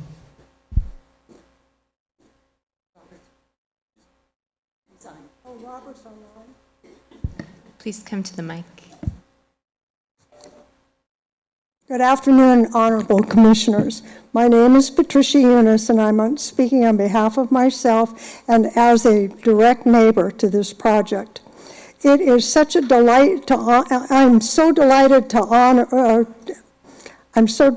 and honored to ask for your positive vote on this project. I represented many projects before this commission over decades, and this is the first project that I can tell you really comes with true community support. This is just like unheard of. And it's the result of what your staff has already told you. The absolute wonderful coordination between the City of Oxnard, the Harbor Department, and the developer, all willing to bend and take what they needed to do to get this project moving forward. And I think from your standpoint, it's really wonderful to see a project that conforms with just about everything there is in the Coastal Act.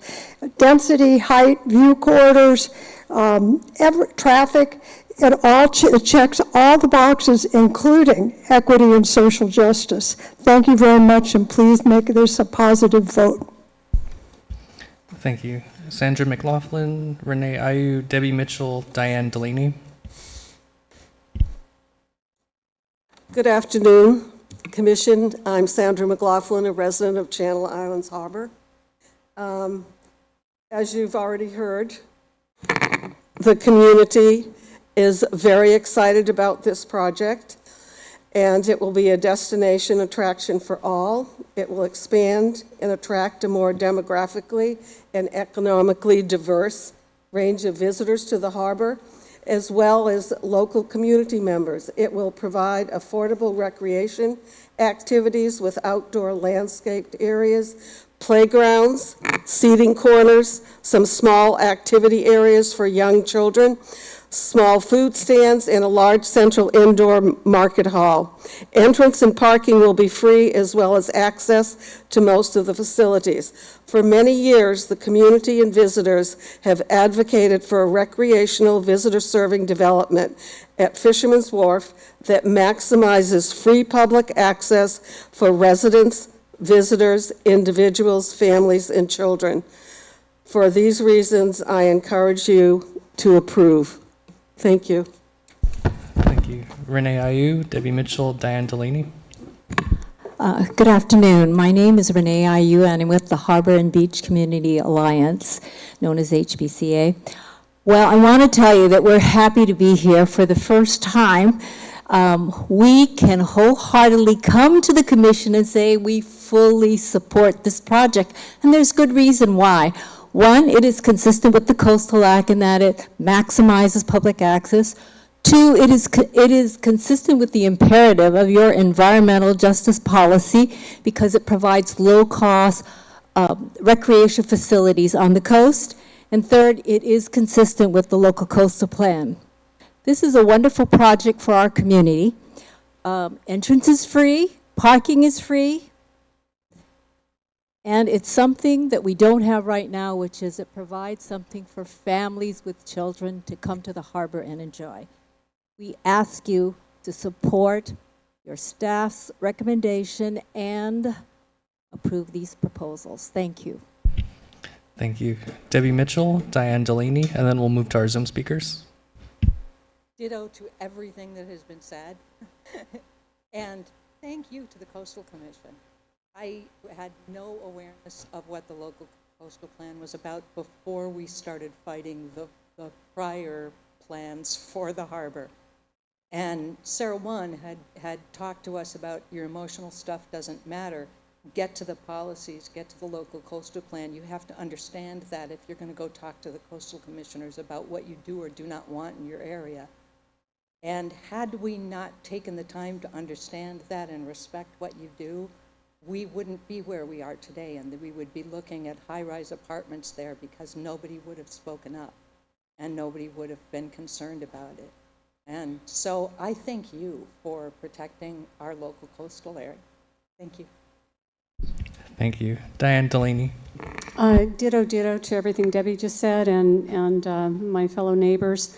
I would just like to say thank you to Coastal Commission staff and Steve Hudson and mainly the developer for being so wonderful and being involved with the neighbors and explaining the project. And I would like to thank our late, great Sarah Wan, who was our consultant and was your past chair of the Coastal Commission, who helped us protect that beautiful piece of land from greedy developers who just wanted to put up massive apartment buildings. So thank you very much for everything that you guys do. Thank you. Now moving to Zoom, we have Stephen Kinney, Dave Kolker, Robert Dahl, and Audrey Keller. Stephen Kinney, you should be able to unmute now. Hello? Hi, we can hear you. Go ahead. Okay, good. Thank you. Hi, my name's Steve Kinney. I'm the president of the Channel Islands Harbor Lessees Association. We're the group that represents virtually all the private investment in the visitor serving commercial developments all around the harbor. We've submitted a letter of support on the project, so I'll just comment on 2 points there. Number one, we love the product. It's something new, different from anything that's in the harbor now. So we expect it to attract more and different clientele than come to the harbor now, which is always great to see. All income levels can find something of interest there and get more exposure to the harbor.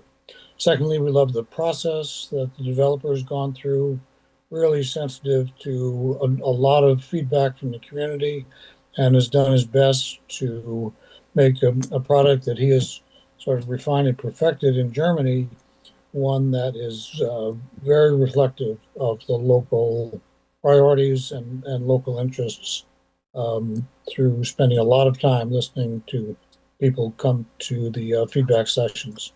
So developers done a great job, and we would love to see this project move forward as soon as possible. We encourage your yes votes. Thank you very much. Thank you. Next, Dave Kolker. You should be able to unmute now.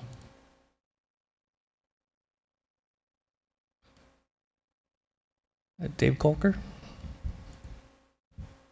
There you go. Yeah, are we there? Yeah, Dave Coker, Ventura County Commercial Fishermen's Association. I'm actually standing right in front of Fisherman's Wharf right now.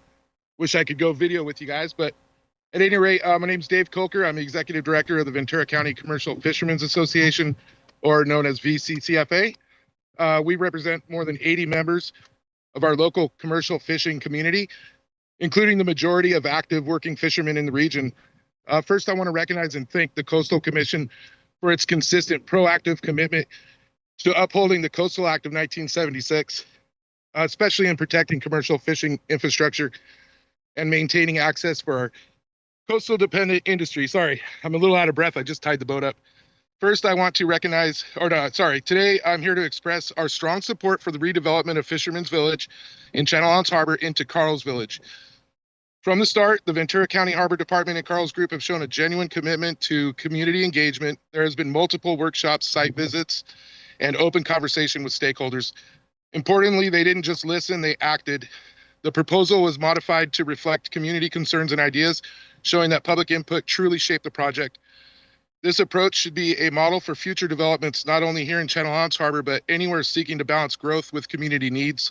Karls and the county have been present at our member meetings and responsive to every invitation. Based on our experience, VCCFA is optimistic about the future of Karls Village and its dedication to preserving and strengthening the commercial fishing infrastructure we depend on. I'm available for any questions, and my contact information is on our submitted letter of support. We respectfully encourage the Coastal Commission to approve the NOID. I believe if that's 13, I'm sorry if I'm speaking out of turn on 12. Just want to make sure we got the comment in at Fisherman's Wharf in Channel Islands Harbor. Thank you. Thank you. Next is Robert Dahl, then Audrey Keller. Robert, you should be able to unmute. Good afternoon, commissioners and staff. A big thank you for having me here today. My name is Robert Dahl. I'm the founder of Karls. I'm calling from Germany today. It's already almost midnight here. And thanks to your lunch break, I have seen 3 shooting stars outside. And of course, I made a wish for today, because right now is the perfect time to see shooting stars. But back to Karls in Oxnard. This is a very special moment for us. We have been working toward it for many years. I'm very grateful for all the amazing people we have worked with along the way. At Karls, it's always about one thing, giving people a great experience, and that takes a clear direction and strong partnerships. So we fully support your staff's report and every single condition in it. You have really understood our vision and also the Karls spirit, creating a place where everyone feels welcome. We have spent a lot of time with the people of Oxnard, with the fishermen, with the local community, listening, adjusting, making sure this project works for everyone. Our goal to turn the old Fisherman's Wharf into a vibrant, open, family-friendly spot on the water with lots of love in the details and yes, a little bit not of the strawberry, to the strawberry. We want to create a place that brings joy today, tomorrow, and for many years to come. Thank you for your time and for your trust. Thank you. And Audrey Keller. Audrey, you should be able to unmute now. Thank you very much. Audrey Keller, for the record, I'm voicing my 100% joy and support for the Channel Islands Harbor developer, Karls. Congratulations in advance of your vote, but it is well earned by Mr. Dahl and Mr. Stetler. They have worked tirelessly since the formation of the county's vision plan, which I participated in and was created by the Harbor Department at the time under then Harbor Director Mark Sandoval, and now finalizing and bringing this project to the people, Michael Tripp. I want to thank the City of Oxnard management, the elected officials, and over many, many meetings that the public experienced and participated in. I think this meeting is the culmination of a developer listening to what the guidelines are from the California Coastal Commission and for what the people want and what the city need. So it is, again, my pleasure over 10 years of work and refusing the apartment development. Thank goodness for the harbor. Thank you to the Coastal Commissioners for your wisdom and especially for your staff's support for this project. Of course, I say vote yes. Thank you. And last but not least, Matthew Levi, or Levy. Matthew, go ahead. Hi, that's me. Can you hear me? Yes, we can hear you. Hello? Okay, good. Hi, my name's Matthew Levy. I'm a longtime resident of Hollywood Beach in Oxnard, California, and I want to offer my full support of this project that the Karls organization is planning to build towards the revitalizing of our long deteriorating Fisherman's Wharf area. I'm very excited to see this project come to fruition. At the same time, I want to make sure that the Karls organization is aware of the plan of the United States Army Corps of Engineers, the California Coastal Commission, and the Department of Fish and Wildlife to permanently disfigure and ultimately destroy Hollywood Beach, bulldozing a small area of existing natural dunes, building close to 20 acres of man-made dunes, surrounded by permanent fencing and the use of the chemical Roundup, all under the guise of conservation and restoration.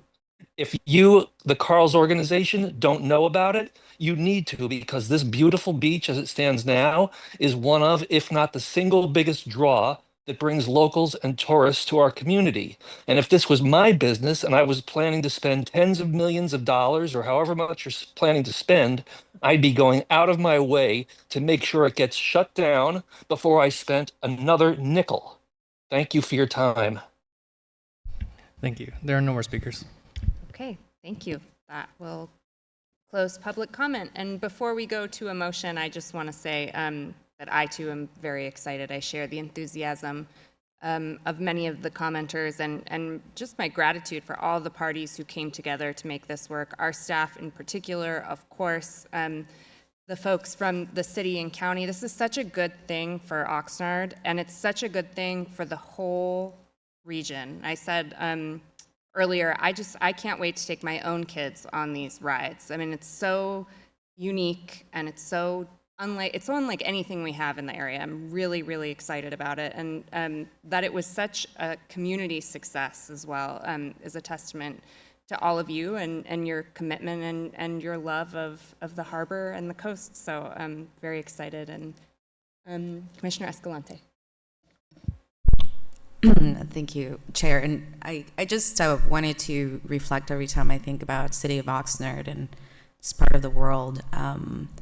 I think of County Supervisor and former Councilwoman Carmen Ramirez, who was always one of my favorite people to hear from. Right now, I was just asking myself, what would Carmen say about this? And I know because we saw her many times come before us where she really tried to prioritize maximizing public access to her community, that where there's a lot of environmental justice challenges as well. And it's very industrialized area, so quite necessary and nuanced to be, so supportive of this type of plan. So I'm excited to support and shout out to the great memory of Carmen Ramirez.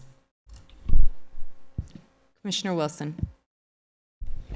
Yeah, she was going to be speaking here before we lost her. Actually, the day of. So that was a blow. And a wonderful, wonderful person and a community activist and organizer and politician and all of it. She was the best. I'm happy to make a motion unless there's more comments on this. Please go ahead. Yeah, and notwithstanding the discussions that we had before about the projects before, in terms of housing, is still a crucial need in this community. But so is real vibrant public access to our coastal resources, and this is definitely. I apologize for having jumped the gun on the motion before. You're right. It was just, I just have to say the renderings of it were just so cute. I just like, oh, gotta get in there and support this right away. This is the best. So with that, I'm happy to make the motion. Yeah, and you can even hear the laughter when you look at the pictures. I kind of feel like you can hear them. I move that the Commission certify the Channel Islands Harbor Public Works Plan Amendment Number CIH-25-002-1 as submitted. I recommend a yes vote. The first motion is moved by Commissioner Wilson, seconded by Commissioner Escalante. Is there any objection to unanimous consent? Seeing none, the first motion is adopted. Motion number 2, I move that the Commission determine that the development described in the Notice of Impending Development Number CIH-NOID-005-25 as conditioned is consistent with the certified Channel Islands Harbor Public Works Plan, and I recommend a yes vote. Second. Motion by Commissioner Wilson, seconded by Commissioner Escalante. Any objections to unanimous consent? Seeing none, congratulations. Okay, that brings us down to item 14, the Deputy Director's Report for the South Coast District. Mr. Hudson. Thank you. And item 14 is the Deputy Director's report for our South Coast. It includes three waivers and two immaterial amendments this month. We're not aware of any opposition to any of the items being reported, and we're asking whether three or more commissioners object to any of the items in the report. I am available for questions. Thank you. Are there any ex partes? Okay, seeing none, how about public comments? No speakers. Okay, do three or more commissioners object to any of the items in Mr. Hudson's report? Okay, seeing no objections, the commission concurs. Now we will move to item 15A, please. Thank you. And item 15A will be presented by Jeff Palm, a coastal program analyst in our South Coast District. If we could cue up the PowerPoint, please. And Jeff, take it away.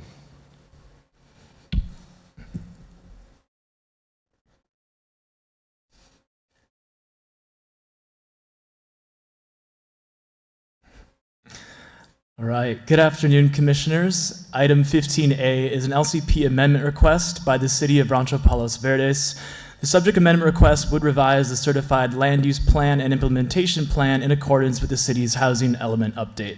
Next slide, please.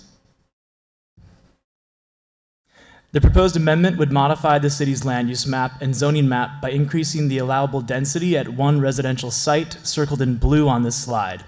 The site currently allows for up to 4 dwelling units per acre, and the proposed amendment would increase the allowable density of the site up to 22 dwelling units per acre, effectively allowing for multifamily residential development on a parcel that currently allows for single-family residential development. Additionally, one LUP policy would be amended to eliminate the restriction that all new housing within subregion 4 be of single-family nature, and be modified to require all new housing within subregion 4 to be strictly residential, with densities noted on the amended land use map shown on this slide. Next slide, please. The standard of review for the proposed amendment to the LUP is that the proposed LUP amendment meets the requirements of, is in conformance with the Chapter 3 policies of the Coastal Act. The standard of review for the proposed amendment to the IP is that the proposed IP amendments conform with and are adequate to carry out the provisions of the Rancho Palos Verdes certified LUP.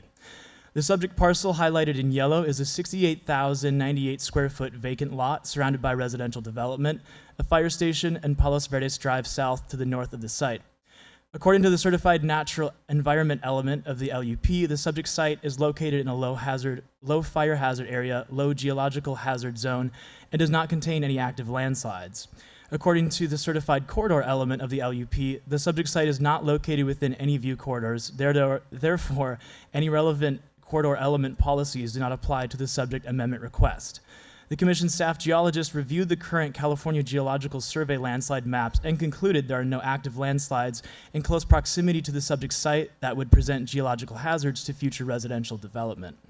Next slide, please. The natural environment element of the city's certified LCP identifies existing wildlife habitat, a hydrological factor, and a flood hazard on the northern portion of the subject parcel. Coastal Resource Management Districts 8 and 9, as identified in the LCP and where the project site is located, emphasize the importance of protecting natural drainage courses and existing wildlife habitat. Specifically, policies 7 and 8 of the city's certified LCP prohibit activities that would increase erosion within districts containing hydrological factors and require development to provide mitigation measures to fully offset impacts to districts containing wildlife habitat. These policies offer coastal resource protection measures but do not restrict residential development from occurring in these districts. Therefore, any future projects at the subject site are required to conform with policies 7 and 8 of the city's certified LCP to ensure adequate protection of natural drainage courses and habitat areas. As previously stated, the northern portion of the subject parcel includes a flood hazard according to the certified LUP, which is generally represented by the blue dashed line on this slide. Policy 6 of the natural environment element prohibits grading or structural encroachments into areas within a flood hazard district. Therefore, approximately 1/3 of the site along its northern boundary would likely be restricted from development pursuant to the certified LUP. Regardless, as can be seen on this slide, approximately 2/3 of the site would be located outside of the identified flood hazard area and could be potentially developed with residential development. Furthermore, the site is currently zoned to allow for single-family residential development, and the proposed amendment request would simply increase the allowable density at the subject site, which is currently surrounded by a suburban neighborhood with existing roads and utility infrastructure within the city of Rancho Palos Verdes. Therefore, staff believes the proposed amendment to the LUP and IP as submitted would be consistent with the applicable Chapter 3 policies of the Coastal Act and the certified Rancho Palos Verdes LCP. Staff would like to note that an addendum was posted which includes responses to correspondence received after publication of the staff report and minor edits to correct an error in the staff report. The correspondence received includes 10 letters objecting to staff recommendation, in part due to concerns regarding fire, flood, and geological hazards. Although the certified LUP identifies the site as a low fire hazard area, updated CAL FIRE maps identify the site as a high fire hazard severity zone. Opponents assert the increased density would increase the fire risk and impede evacuation routes. New development in fire hazard areas is not prohibited pursuant to state law and is subject to more structural requirements and defensible space requirements. However, staff would note that in this case, the CAL FIRE designation of high fire hazard would apply to all residential properties within subregion 4, as identified in the city's certified LCP and approximately half of the city's coastal zone. Moreover, the subject site would constitute infill development within an existing urban residential neighborhood and would not be subject to greater fire hazard than approximately half of the other residentially developed properties within the city. Furthermore, the city would be responsible for reviewing future CDP applications in consideration of building standards, defensible space, and ensuring adequate evacuation routes for any future development on site. In addition, the addendum provides additional findings regarding geological hazards in the area, including analysis from the city's staff geologist, which the commission's staff geologist has reviewed and concurred with, concluding the site would be safe from geological hazards. These concerns would similarly be further reviewed through the local CDP process for any future development proposals. Many concerns raised by opponents are related to a development plan that is currently before the city. However, that plan is not before the commission, and the subject amendment request is specifically to increase the allowable density of the subject site. Next slide, please. In closing, staff is recommending the commission approve the LUP and IP amendments as submitted. The motions and resolutions can be found on page 5 and 6 of the staff report. This includes a staff presentation, and staff is available for questions. Great. Thank you very much. Are there any ex partes to report? Okay. Commissioner Jackson. Thank you, Madam Chair. On Tuesday, I spoke with Dana Ireland. He is a Hermosa Beach business owner and a resident of Palos Verdes Estates, and we had a discussion about his concerns over the agendized item that we are now discussing. In particular, the fire and the safety concerns was one of his biggest concerns. Thank you. I also have an ex parte to report that took place on Tuesday the 12th. Yes, Tuesday the 12th at 8:30 p.m., very briefly via phone with Don Schmitz, who indicated that he is in agreement with the staff recommendation. With that, we will open the public hearing, and I'll ask if there's a representative from the city. We have a representative for the applicant, Brandy Forbes.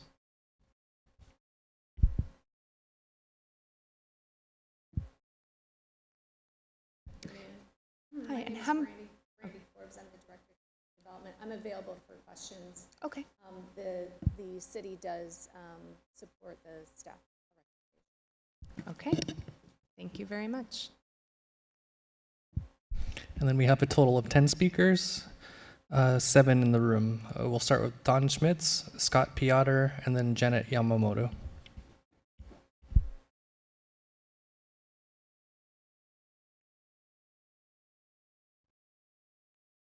Commissioners, I have a PowerPoint. My name is Don Schmitz. I'm here on behalf of the applicant. There we go. Next slide, please. What is before you today is a local coastal program amendment, nothing more. It's not a project application. A few minutes, I'll move it along. So the city and this commission has demonstrated a commitment to meet the housing needs as has been promulgated by the legislature in Sacramento. Next slide, please. This is the only site in the coastal zone in Rancho Palos Verdes, the only one. All the others are outside the coastal zone. Next slide, please. There's a number of things for us to be aware of. Assembly Bill 686 prohibits local governments from segregating or concentrating affordable housing to just a few neighborhoods. The Fair Housing Act requires cities to eliminate segregation and foster inclusive communities. And the Coastal Act itself, under 30604H, requires cities to consider environmental justice to ensure fair treatment and equitable distribution of the environmental benefits such as the coast. Next slide, please. Again, what this is not is an application for actual development. All of this will be vetted at the coastal development permit process with the city of Rancho Palos Verdes. I will very briefly touch on a couple of the issues which have been raised by the folks who live in the neighborhood and just simply do not want to see an increase in density. For instance, the fire safety issue. This is a cleared lot surrounded by residential development immediately adjacent to Palos Verdes Boulevard, a 4-lane road, the biggest road in the city, directly across from a fire station with adequate fire flows. So I don't want to be drawn into debating the merits of the project, but again, it's also far removed from any geology issues. There is a geology report that was analyzing this property that was vetted with the Coastal Commission geologists as well. Of course, biology, traffic, protection of public view sheds, this will all be addressed in the coastal development permit process. This is a good LCP amendment, and I urge your. Thank you. Scott Piotr? Okay, I also have a PowerPoint there for you. My name is Scott Piotr. I'm project manager and architect for the owner of the property.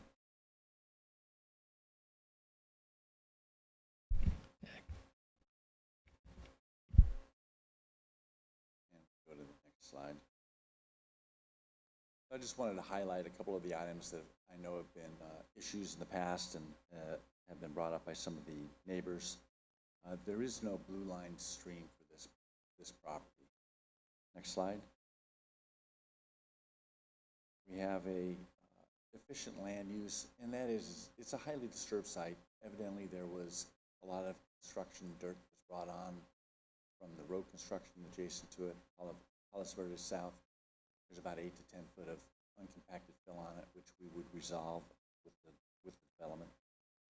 Next slide, please. I threw this picture in. This is looking towards Clipper Drive across our site. You can see the site is a pretty vacant site. But the 4 houses there that are across the street are 4-plex at 16 units on about a total of about a half an acre. So this is in character with the neighborhood as far as density the proposal is. Next slide, please. This is a slide looking towards the white building there is the Palos Verdes Peninsula Nature Conservancy building. The fence there is residential on the other side, but it's downhill, maybe as much as 20 feet lower than our site. And the green area between the Conservancy building and the picture there is our drainage facility. Next slide. I wanted to bring up that, of course, we would be following when we go through the CDB, the Coastal Development Permit process. We would comply with Chapter 3, and we would make sure that the drainage facility is dealt with appropriately in accordance with that Chapter 3. Next slide, please. It's already been hit a little bit on view corridors. Next slide, please. And the last thing is we are consistent with the Coastal Act. As we pointed out, the density in the neighborhood is consistent with the density. Thank you very much. Thank you.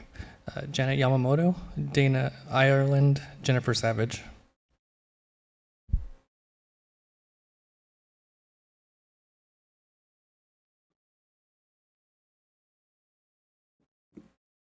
Coastal Commission members, thank you for your service and for protecting California coast. Commission staff submitted an addendum just yesterday, hardly enough time for the public to review or respond. I will quickly address one key point: regional housing needs assessment. The addendum claims that even though the state's Housing and Community Development HCD staff confirmed the site is not needed to meet the city's minimum RENA or above medium income housing, the city can still choose to exceed those minimum. But let us be clear, this isn't about meeting state mandates. It's about the city pushing forward development the public doesn't want. The city council has repeatedly said they are mandated by the state, yet here the addendum admits we are not under HCD mandate for this site. That means the decision is entirely discretionary. So why move forward against the will of the people? This addendum isn't justification, it's a spin. The residents are the city, and our voices are being ignored in favor of a developer's interest. Item 3 under the addendum, additional changes to staff report. Since this is such a late submittal, this should be denied as it was not properly or timely introduced to the public to read and comprehend the ramifications of this change. Our community has long opposed overdevelopment of the Zero Clipper site. Even before it was sold, we voiced concern. Since 2020, emails, meetings, and public records have shown an unusually close relationship between city officials, especially the former mayor and the developer, including early discussions about luxury condos rezoning and project design. The community was kept in the dark. Notices were buried in obscure publications while the developer received personal alerts from city staff. At public meetings, concerns about landslide risks, fire hazards, flood channels, and the absence of affordable housing were raised. HCD has confirmed that Zero Clipper lot is not needed for the housing element and that the city already has a surplus of housing sites, all of which are outside the coastal zone. Despite this, the city pushed rezoning to R22, which benefits the developer but brings no affordable housing, only market rate units. State law like SB 9 and SB 330 do not apply here due to the high fire zone restrictions and the lack of affordable units. Zero Clipper remains zoned RS4 until the Coastal Commission approves the upzoning to R22. However, the city has been working with the developer the same day and even before the Planning Commission meeting of March 26, 2024, where the housing element was approved prior to City Council's approval. The city is currently collaborating Thank you, ma'am. with the Please finish your developer on thought. plans, despite the fact that the City Coastal Commission approval has not been yet obtained. Please do not give up your rights as the commission and Thank leave you. Subdivision 4 as is single family. Dana Ireland, Jennifer Savage, Sharon Cowley, Dan Breidelman. Good afternoon. I'd like a few extra minutes. I'm going to be answering to the amendment that we just saw. Sorry, sir, 2 minutes. Please go ahead. My name is Dana Ireland. I'm a commercial developer. I reside very close to this site. We have gone through and through with the developer. The Coastal Commission has whitewashed the report to you. They're relying on 1984 fire data to substantiate the low fire risk here. We have I have a slide presentation. I thought you were going to give me some time. I apologize. Can I go to the next slide, please? This is our line of defense, a 1967 fire station. 1 truck, 4 responders. We need more. We've added 1,500 homes to this area since this fire station was built. We've added Th12a, which is a 400-room resort on 100 acres. We need to rethink zoning on this property, keep it at RS4, and then let's have a discussion about taking it to institutional so we can actually get a legitimate fire station to support this. Next slide, please. And now you're going to make me run. So this is the area of service. The blue dot is the fire station. I actually live right next door to it. So all of that bowl area, that's all high fire danger right now. All of Palos Verdes.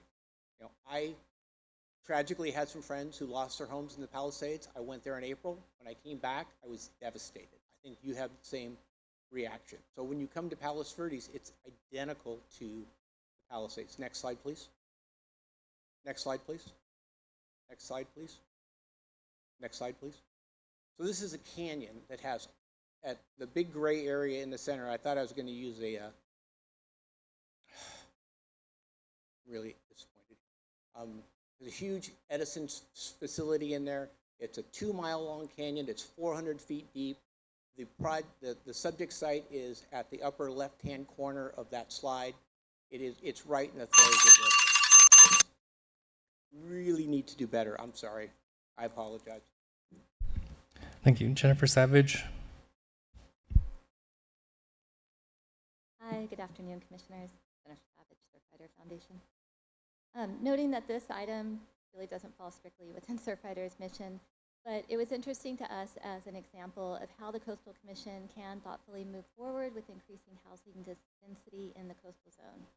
While this amendment in Rancho Palos Verdes affects just 1 parcel, the precedent is meaningful. It opens the door to increasing housing without harm to coastal resources, and it's consistent with the city's housing element. This provides greater opportunity for more people to live near and enjoy the coast. and as someone who gets to live near and enjoy the coast, I'm really grateful for that and would like to see more people able to experience it.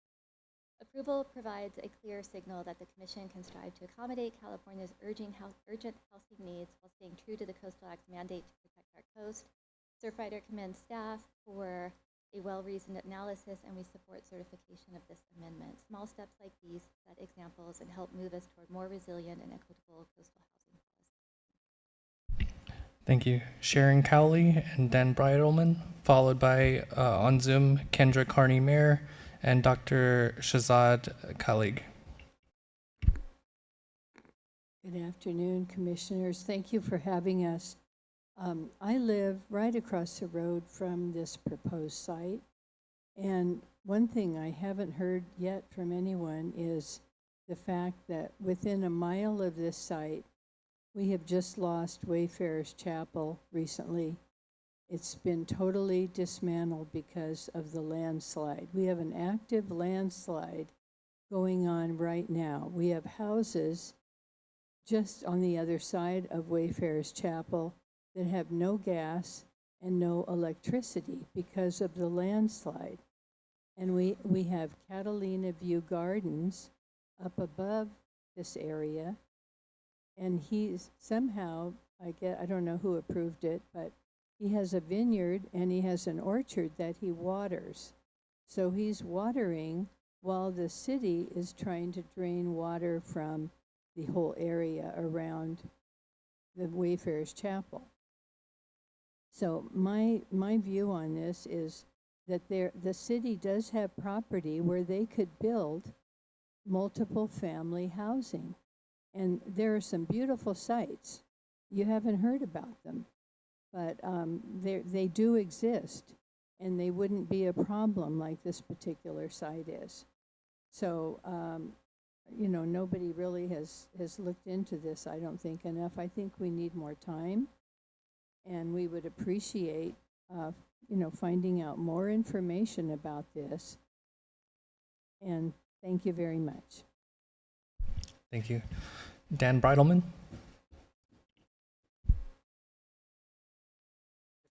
I know you must be tired. I'm tired. I got up at 5 this morning, come here, and I live at 9 Clipper Road, just opposite of this site. I bought my house 30 years ago, knowing that there could be a potentially for site. You have to know how dangerous I think this is for me and disappointing. I'm hoping I'm going to get your attention, because this is really not. It is not about protecting the coast. It's purely a profit. Just a couple of facts. It's funny to me how quickly they slipped over it. Yes, there is a landslide a half a mile away. Is it going to slip or not? I don't know. There's a level of risk. I'm not a geologist, but it's up to you to decide. This site is just below the Barkentine Hill. Barkentine Hill is 800 feet above it. I took data right from the Palos Verdes site, and in a 20-year event, in one day, a 10-year storm, 27 million gallons of water. Through that ravine, they want to put a culvert and concrete over it and put houses in. In a 25-year event, 33 million gallons of water. You want to have houses there? The original zoning with this was 4 homes. This scale, I mean, this guy showed you 4 houses that were right there in front of you, but the rest of the neighborhood is single family. This was designed for 4. There's a proposal now of 14 units, 3,100 square feet, 36 feet tall, 500 yards from the ocean, 500 yards from the landslide, just below the Barkentine Hill. And everybody says, let's go do this. Realistically, 500 to 600 bucks a foot to build these houses, 14 units. The builder's going to make anywhere from 6.5 to 10 million. Not about anything. The proposal's here for you guys. I hope you deny it. I would ask you a question. Every time we do something like this, one thing at a time we think is small. It's 1.5 acres. Right? Thank you, sir. If I said, I'm going to work for you for a penny a day for 30 days, would you hire me? Thank you, sir. I know you're going to say thank you, but I'm saying no, you wouldn't, because it cost you $10 million in 30 days. Your time so is up. please, Thank you you. need to reject this proposal because it's nothing but a play on profit. Thank you. Next is Kendra Carney-Mayer, followed by Dr. Shazad Khalid. Kendra, go ahead. Thank you. Good afternoon, Chair and Commissioners. My name is Kendra Carney-Mayer. I am a land use attorney representing Tom and Shannon Hartman, residents of Rancho's Palos Verdes who live in the residential community adjacent to the Clipper lot at issue here. I'm speaking in opposition to the Rancho Palos Verdes LCP amendment for the Clipper Road property. Yes, this land is vacant. Yes, it is surrounded by residential development, but there's a critical reason it remains undeveloped that the staff report fails to adequately address. 30% of this parcel is encumbered by flood hazard designation, according to the recorded assessor's map. The city's own coastal plan designates this site as containing extreme geological hazards and identifies it as prone to flash flooding from heavy winter rains. Policies 3 and 7 of the natural environment element prescribe safeguards to guard against these hazards, which staff ignored. The property sits just half a mile from the active Portuguese Bend landslide area. The city's coastal specific plan identifies this site as within a natural vegetation and wildlife corridor that would be destroyed by development. The proposed zoning strips away view protection standards and neighborhood compatibility requirements that currently exist, protections specifically required by the local coastal plan. The report and addendum ignored the following subregion 4 policies. Policy 1 to require new housing within the confines of subregion 4 to be single family. Policy 2 to develop a budding natural drainage course to maintain the natural character of the course. And Policy 3 to require that subdivision of large parcels within the confines of the region be designed in a manner that will blend with the existing community pattern. The change proposed eliminates the city's ability to comply with these policies. Lastly, the Dudux feasibility study referenced in the addendum indicating that 22 units could still be accommodated is cursory as it ignores topography, view obstruction, neighborhood impacts, and the requirement to maintain the natural drainage course. The Commission cannot make the required findings that the amendment conforms with the Coastal Act Section 30236 and 30250A when it fails to address known conditions. I just ask that you deny or at minimum direct staff to actually review and analyze these fatal inconsistencies. Thank you. Thank you. And Dr. Shazad Khalid, you should be able to unmute on the phone. I see that you're on.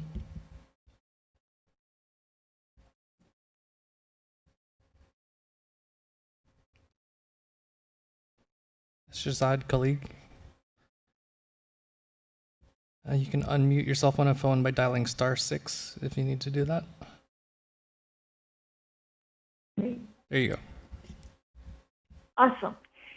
Good afternoon, Honorable Madam Chair, members of Coastal Commission, staff, and participating audience. I'm Shahzad Khalid, member of Upper Abolonico. We have submitted our opposition 5 pages, followed by 17 to 18 pages of exhibits, mainly containing crucial emails that are self-explanatory to the facts of this application and how it has evolved to its current state. I'm certain that you all have read it. Bottom line, up front, this SCPA is not to meet the state housing element requirement, but to fulfill obligations to a wealthy developer having shared interests, perhaps with the city. And most importantly, it does not meet the requirements by Coastal Act Chapter 3 policies. In addition to our filed brief that points out all the violations of Chapter 3, Article 6 of Coastal Regulation, I want to be clear, please. The coastal staff gets to submit a last-minute addendum trying to so vulnerably reasoning to our oppositions by an geological report, flood control, fire hazard risk, but not us, the public, can we equally have the same opportunity to formally respond and address the submitted addendum. One of the points in the addendum states, even though HCD did not require this lot for compliance with housing element, but city would like to submit in excess of the requirement. What? This is not a high school history class that you like to get a grade higher than minimum for passing. This is endangering people's housing and living and not stated in the objective of the LCPA. The second thing that I would like to address in the addendum is this LCPA involves increasing the intensity of a lot in a very risky region, falsely claiming to meet the HCD housing. Addition of 22 Can I have 30 seconds? 10 seconds? Thank you, ma'am. Can I? Thank you. We did have one more speaker, but we aren't able to find them in the list. Michael Unger. Michael Unger, if you're on Zoom, please raise your hand. Okay, I'm seeing no hands raised, Madam Chair. Okay, thank you very much. So we will close the public hearing and return to staff for their response. Thank you. Thank you, Madam Chair. Just a few brief comments that I'd like to make. And first off, I'd just like to mention that many of the concerns that were raised today by members of the public were addressed in the staff report and addendum. And I did already discuss a little bit in our presentation some of the concerns regarding fire risk. I'd like to just elaborate briefly regarding some of the concerns regarding geological hazards on site. Again, as briefly mentioned in the presentation today, the city's staff geologist as well as the commission staff geologist did review the site. That included a review of active landslides in the vicinity as well as the probability of those landslides expanding towards the site. Those conclusions being that the site is in fact safe and that those landslides would not expand towards the site. I would just note the staff's commission's geologist, Phil Johnson, is available online should you have more technical questions regarding that. In addition to this, I did discuss briefly in our presentation today concerns regarding flood risk associated with the existing drainage course that's identified on the site. And there was a reference to Policy 2, which would potentially apply to the site through a future CDP application with the city. That's all just to say that these concerns are not related to the LCP amendment request, but rather future development on site. And any future development on site would have to fully evaluate site constraints, including a full comprehensive environmental review that also includes geological hazards. And there may be additional constraints on site, but that's all part of the coastal development permit review process and not the LCP amendment process. And then finally, I'd just like to mention there's a couple points I wanted to correct that were raised in public comment. One was that this amendment would not be consistent with Policy 1 of Subregion 4 because that policy requires all parcels within this area to be of single-family nature. Policy 1 is being amended through this LCP amendment request, and so therefore associated with the amendment request to Policy 1 as well as the changes to the land use map, it would be consistent. I hope I said that clearly. And then finally, the city is not proposing any subdivision of the site at this time, so those policies regarding subdivisions do not apply. I will wrap up my comments there and turn over to Mr. Hudson should he have any additional comments. Thank you, Jeff. And I'd just like to make one overarching observation as well, which is, of course, you heard a lot of concern about fire, and staff shares all concerns about fire in all our review of development projects. But we would like to note that the action before us today is for an LCP amendment only. The actual development of the site will require a coastal development permit and close analysis by the city to address exactly those sorts of issues. And while we acknowledge that this site, like many areas in Southern California, is within a fire hazard area, in this case, staff believes it is still an appropriate site for allowing multifamily development.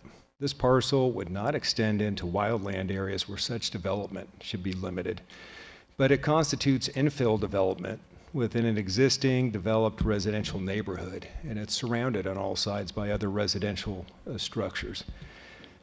The CDP, in our opinion, is the appropriate avenue to deal with those sorts of details relating to fire safety, and there are many different mitigation and adaptation measures that the city will need to evaluate, and that includes locating the right sizing, design, building materials, fire-safe landscaping, sprinkler systems, and many other mitigation measures. So we just wanted, as a reminder, to note that we don't disagree with any of those concerns. What we do believe that the appropriate avenue for those to be addressed will be the city CDP process. Note that staff, this will conclude our comments, but we're available for questions. Great, thank you very much. Are there any comments or questions from commissioners? Commissioner Nada. So I just want to thank the city of Rancho Palos Verdes for bringing forward this rezoning and land use plan amendment, because this is precisely the type of partnership with local jurisdictions that the Coastal Commission is looking for and as we address the state's housing crisis. And upzoning and increasing density in areas as infill areas is actually one of the hallmarks of the Coastal Act, because the Coastal Act is designed to direct development within already urbanized areas. So this, I think, is just as Mr. Hudson just said. I think it's important to recognize this is just zoning. It's not a project application at this point, and those details can be worked out as we move forward. But for the city of Rancho Palos Verdes, as a high resource area with good schools, good libraries, these are the kind of communities that providing more housing opportunities within those communities is precisely what the people of California are looking for these days. So I wanted to thank the city and thank the staff for their recommendation. Commissioner Escalante.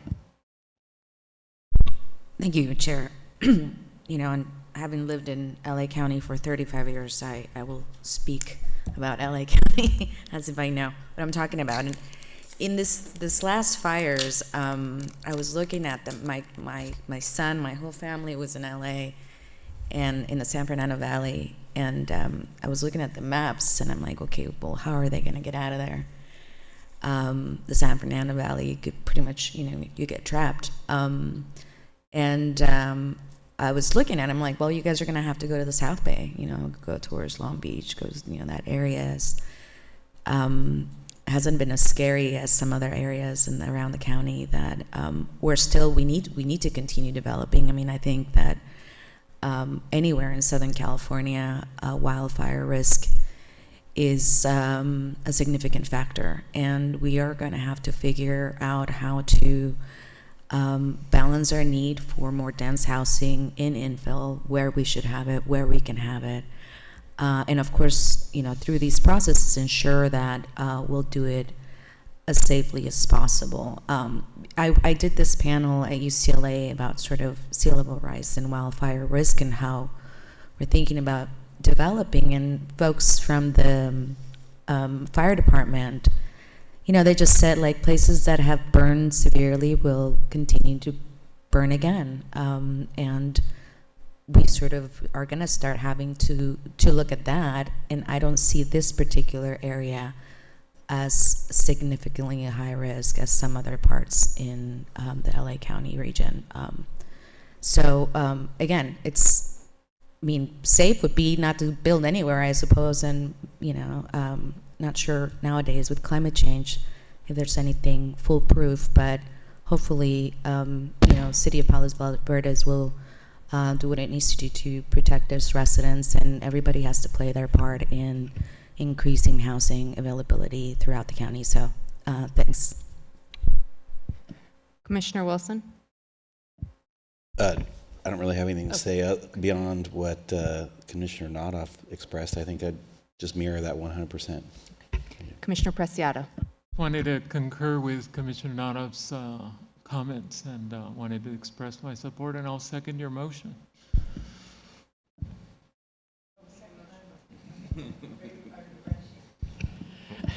Commissioner Lopez. Yeah, before the motion, I'll just state that the importance of housing right now, it is the greatest crisis we're facing, and I agree there's so many others, right, as a state. There's wildfire, there's flooding, global climate change is definitely impacting us as Californians, but my hope, and this is going a little further, is that we see a project soon.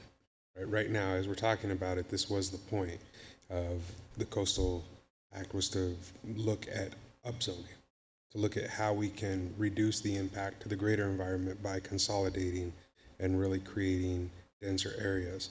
I just hope this is, I want to encourage the city, now that they've taken this step, to keep going, right? Because all these sites I saw on the map, including those outside the coastal zone, are exactly what we need. So to that point, right, I hope that we see a project sooner rather than later, and happy to support the proposed motion. Commissioner Kelly. Thank you. I just want to align myself with the comments of my fellow commissioners on this issue. And as someone who lives in a county up in Northern California where we've had a number of mega fires, I don't want to discount the concerns and fear that is real that residents all across the state are facing with respect to wildfires. And we can do both things. We can mitigate our risk. We can do vegetation management. We can do home hardening. We have seen the state update building standards to ensure that all new construction is safer and less prone to fire risk than older structures. And that is the law of the land, especially in areas that have been deemed high fire severity.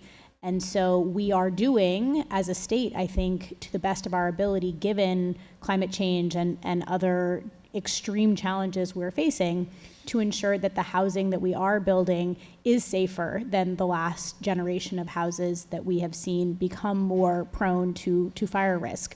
I want to support the residents of this community in that they feel that they are under-resourced with respect to their fire response. And that is something that they absolutely have a right to feel and should be talking to their local elected officials, their city council, their county, and others about how do they ensure that their fire resources meet the moment that we're living in, whether that's upstaffing, passing local tax measures to ensure that they can fully fund fire resources. All of those things are real, and all of those things are happening up and down the state to ensure that we are meeting this moment with the appropriate resources to combat the wildfires and extreme events that we're experiencing. That said, we also are in a housing crisis, and that is extreme and real. And we have people living on the streets and in shelter and in overcrowded housing up and down the state, and those people deserve shelter too. And so we are trying to balance these two competing issues, and I think we are able to successfully do both of those things effectively up and down the state where it's appropriate. And I see this site as being an appropriate site within our purview to allow for multifamily housing to move forward. And so I want to concur with the comments of Commissioner Lopez in that we do want to see a project move forward in our lifetime on this site, hopefully much sooner than that. And so thank you for everyone's testimony today and the real feelings that are valid that you are experiencing. And I just want to acknowledge that and also say, we look forward to continuing to partner and support your community in ensuring that the safety of everyone and that there's secure housing for more people in our state. Thank you. Commissioner Nada. Okay, with that. Excuse me, sorry. Commissioner Jackson. Thank you, Madam Chair. Thank you, everyone, for being here today. Thank you, staff. As has been mentioned by Deputy Director Hudson, the city of RPV is requesting an amendment to its LCP. And that is the matter that's before us today. To my neighbors on the Hill, I feel you. I understand exactly how you feel. I look up at that beautiful hill literally every single day. I've driven those roads. I've seen the impact of the landslides. I understand the fire concerns. I remember we first moved here in 2014. I look up on the hill during that drought that we were experiencing. And I said, man, that hill is one amber away from being engulfed. Then we had record rains and everything was green. It was just absolutely beautiful. And, then with those record rains came the landslides. I saw the Wayfarer's Chapel, that if those who haven't seen it, was beautiful. One of Frank Lloyd Wright's beautiful, beautiful structures up in the hills. I've driven those roads. I've seen the impact of the landslides. I understand your fire concerns. The city understands your concerns. We certainly get it. The developer hears those concerns, and those concerns will be considered, respected, and vetted during the entire permitting process. So nothing you said today is lost on anybody here. And as my colleague mentioned, the city is going to have to figure out how to reconcile all of these concerns during this process. So thank you for being here. We understand, we get it. Again, I'm a neighbor and I understand what you're going through. I understand your concerns. And those will be reconciled and dealt with during the process. So thank you for being here, and thank you again, staff. for your hard work on this issue. Thank you.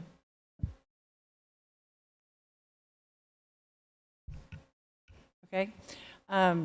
So I move that the Commission certify Land Use Plan Amendment number LCP-5-RPV-24-0017-1 as submitted by the City of Rancho Palos Verdes. And I recommend a yes vote. Second. It was the first motion by Commissioner Noroff, second by Commissioner Preciado. Are there any objections to unanimous consent? Seeing none, the first motion is adopted.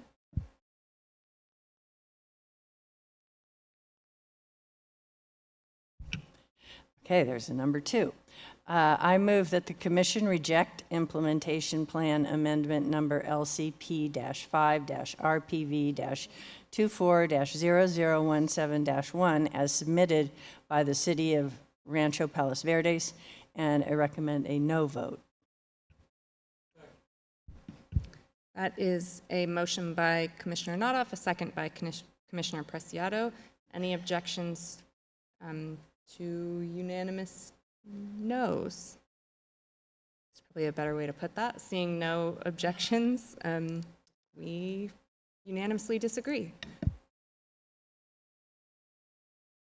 Okay. Louise, can you help me with that? Yes, the IP is approved as submitted. Perfect. Thank you. So unless anyone needs to take a break, I'm going to suggest we continue. We've got quite a few items left on our agenda. Okay. So that brings us to item 17b and 18a. Yes, thank you. And that does bring us to item 17b and 18a. If we could pull up the PowerPoint presentation for these two items, please. So these items share a combined staff report and combined staff presentation. The City of Long Beach has applied for a coastal development permit for up to 150,000 cubic yards of material a year that would be dredged over a 10-year period from various channel bays and harbors in the Long Beach and Alamitos Bay to maintain existing navigation channels, and that material would be placed at public beaches in Long Beach.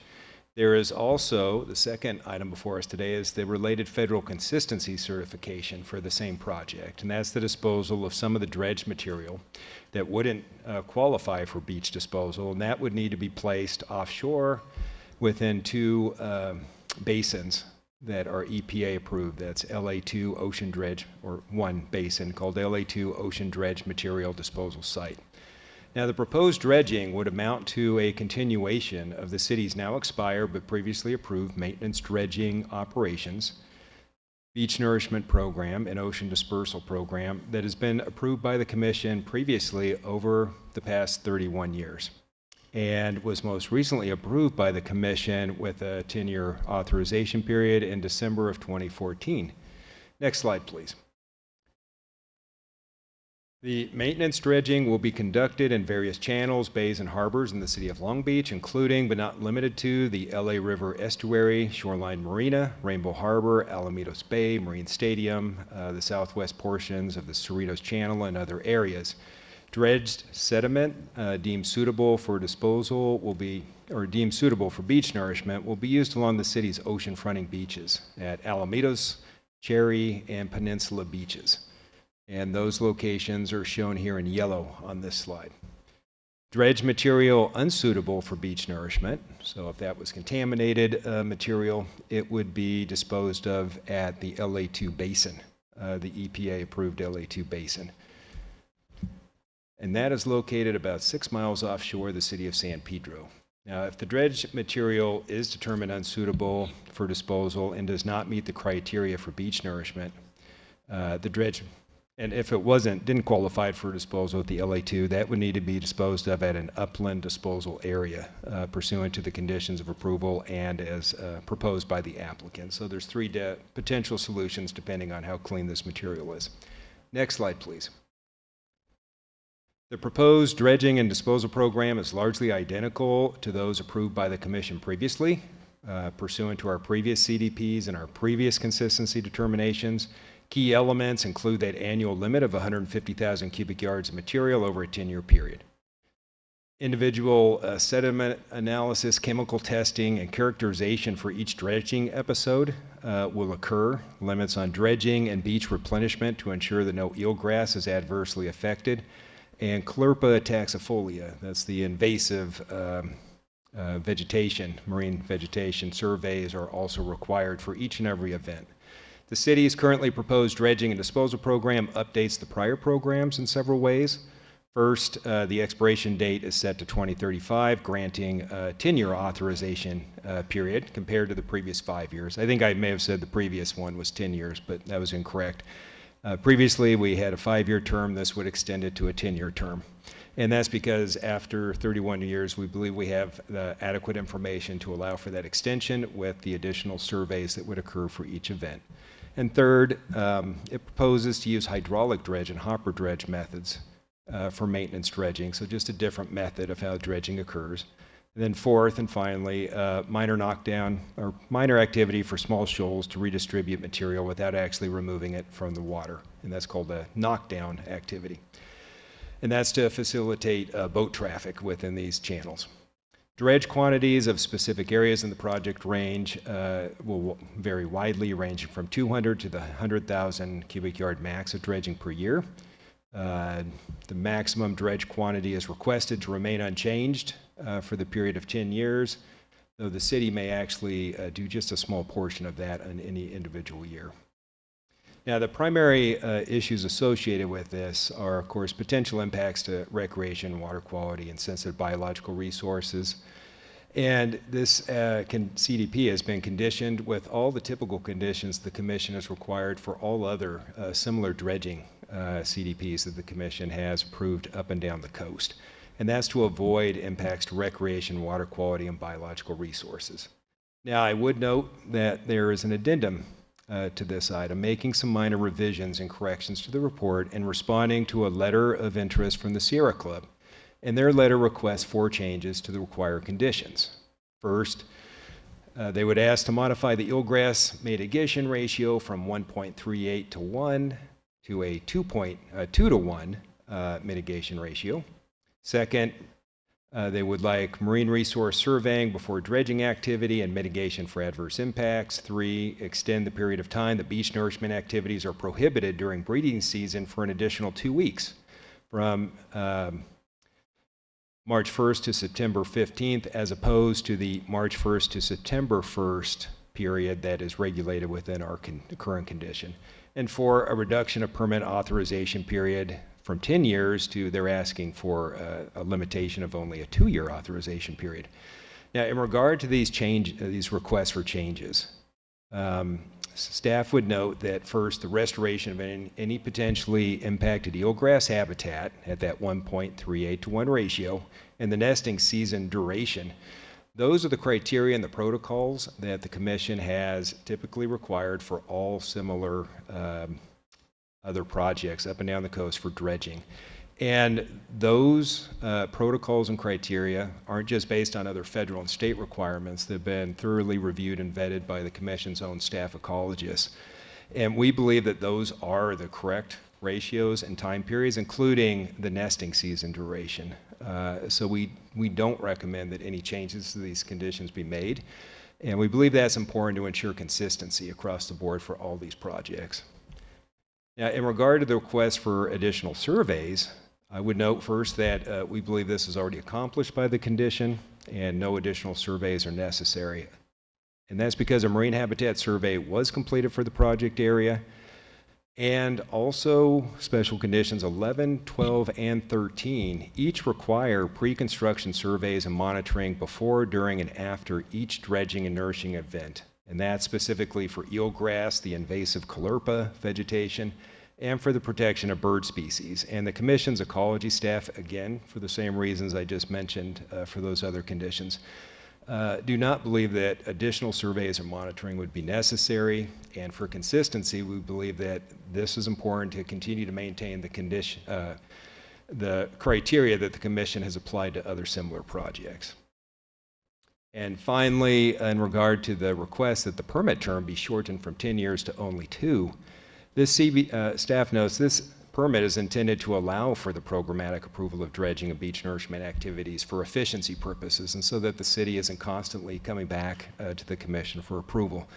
Now, in this case, we have more than 30 years of experience with this exact program, and we've permitted this same program many times in the past. We do have a good understanding of the potential impacts, and we believe that this is a good candidate for extending that period of time of authorization by 10 years. We still receive the same monitoring, and I would just note that the purpose of having a limit on the time period for these permits is not simply to make an applicant continue to come back to the commission, but because the coast is an ever-evolving area, conditions could change on the site, and as well as our special conditions could change over time. But we don't believe that 2 years would be an appropriate window of time. The 10 years, we believe, is more than adequate for us to review those sorts of concerns and come back to the commission for a reevaluation. And so we continue to recommend this item be approved today, subject to the 16 special conditions listed in the staff report. Next slide, please. So in closing, I would just note that staff is recommending approval of this project. We do believe it's consistent with all standards of review and the resource protections of the Coastal Act as conditioned, and we recommend concurrence with the consistency certification. The applicant is in agreement with the staff recommendation. There are 2 motions to accomplish the staff recommendation, and those are located on page 6 of the staff report. That concludes my presentation. I am available for questions. Great. Thank you, Mr. Hudson. Are there any ex partes?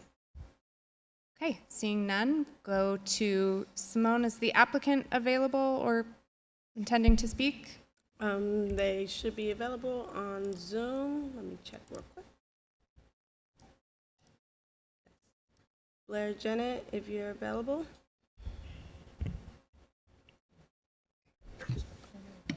I am here. All right. Are you available? Would you like to speak, sir, or just available for questions? Available for questions. Great, thank you. Now we'll move to public comment. Yes, we have 2. They are both in person, Ann Contrell and Anna Christensen.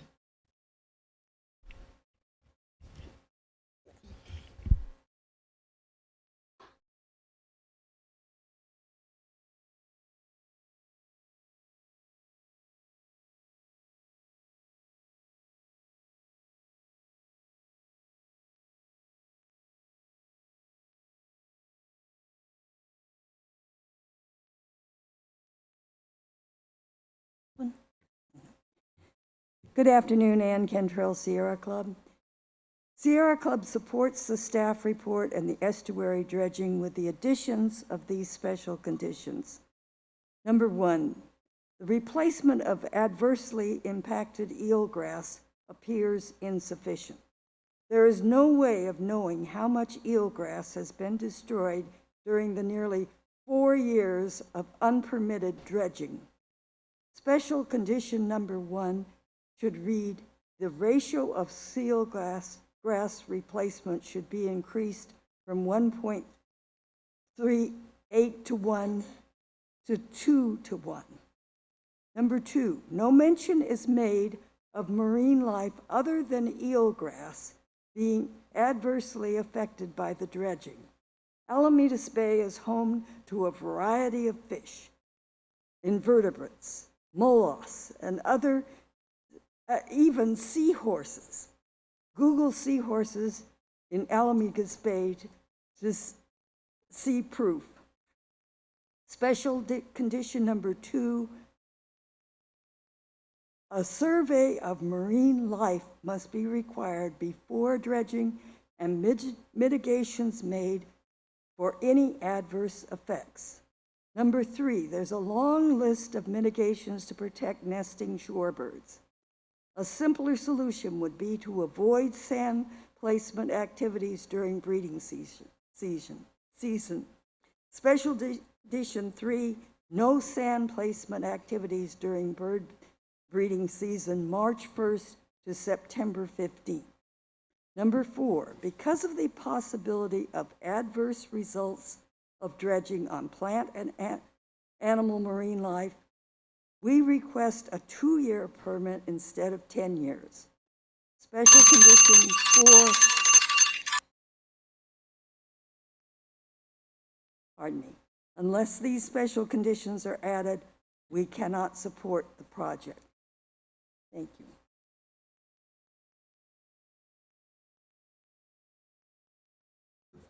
Anna Christensen. I'll read special condition 4. Because of the possibility of adverse results of dredging on plant and animals and marine life, we request a 2-year permit instead of a 10.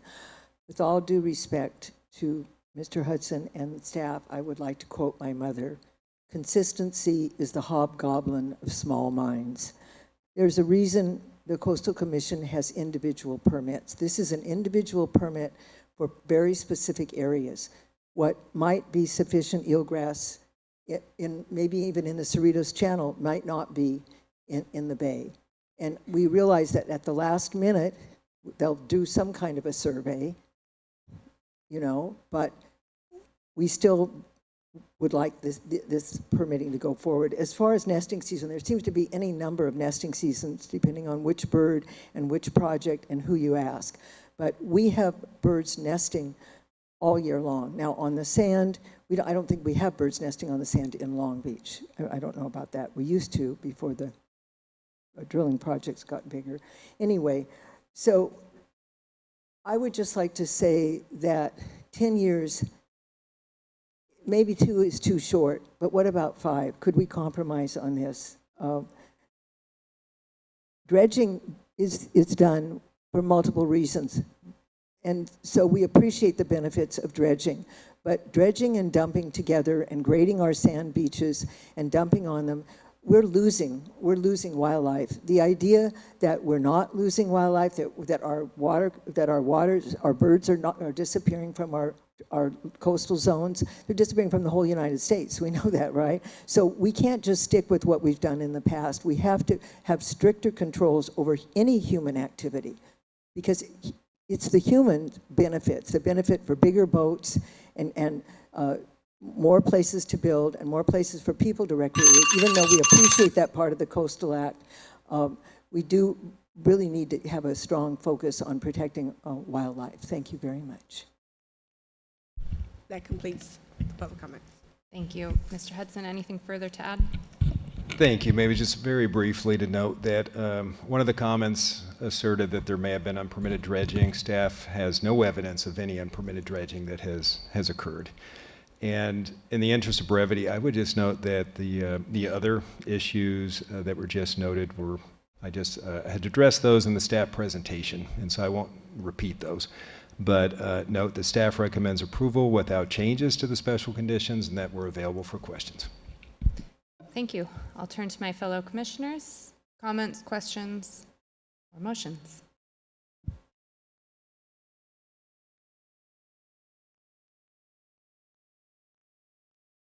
They're on page 6. Thank you, Vice Chair Hart. We have that afternoon dip here happening, I can see. All right. Okay, so page 6. I move that the Commission approve Coastal Development Permit 5-23-0198 pursuant to staff recommendation. Request a yes vote. That's the first part. Second. Motion by Vice Chair Hart, second by Commissioner Kelly. Any objections to unanimous approval? Seeing none, so approved. I move that the Commission conditionally concur with consistency certification CC-0008 -24 on the grounds that if modified in accordance with Special Condition 1, the project described therein would be consistent with the enforceable policies of the California Coastal Management Program and would be conducted in a manner consistent with that program, and I'm requesting a yes vote. Second. Thank you. Motion by Vice Chair Hart, second by Commissioner Preciado. Any objections to a unanimous consent? The Commission conditionally concurs. Okay, I'm sensing we need a brief break, so let's please be back at 3:45. Thank you.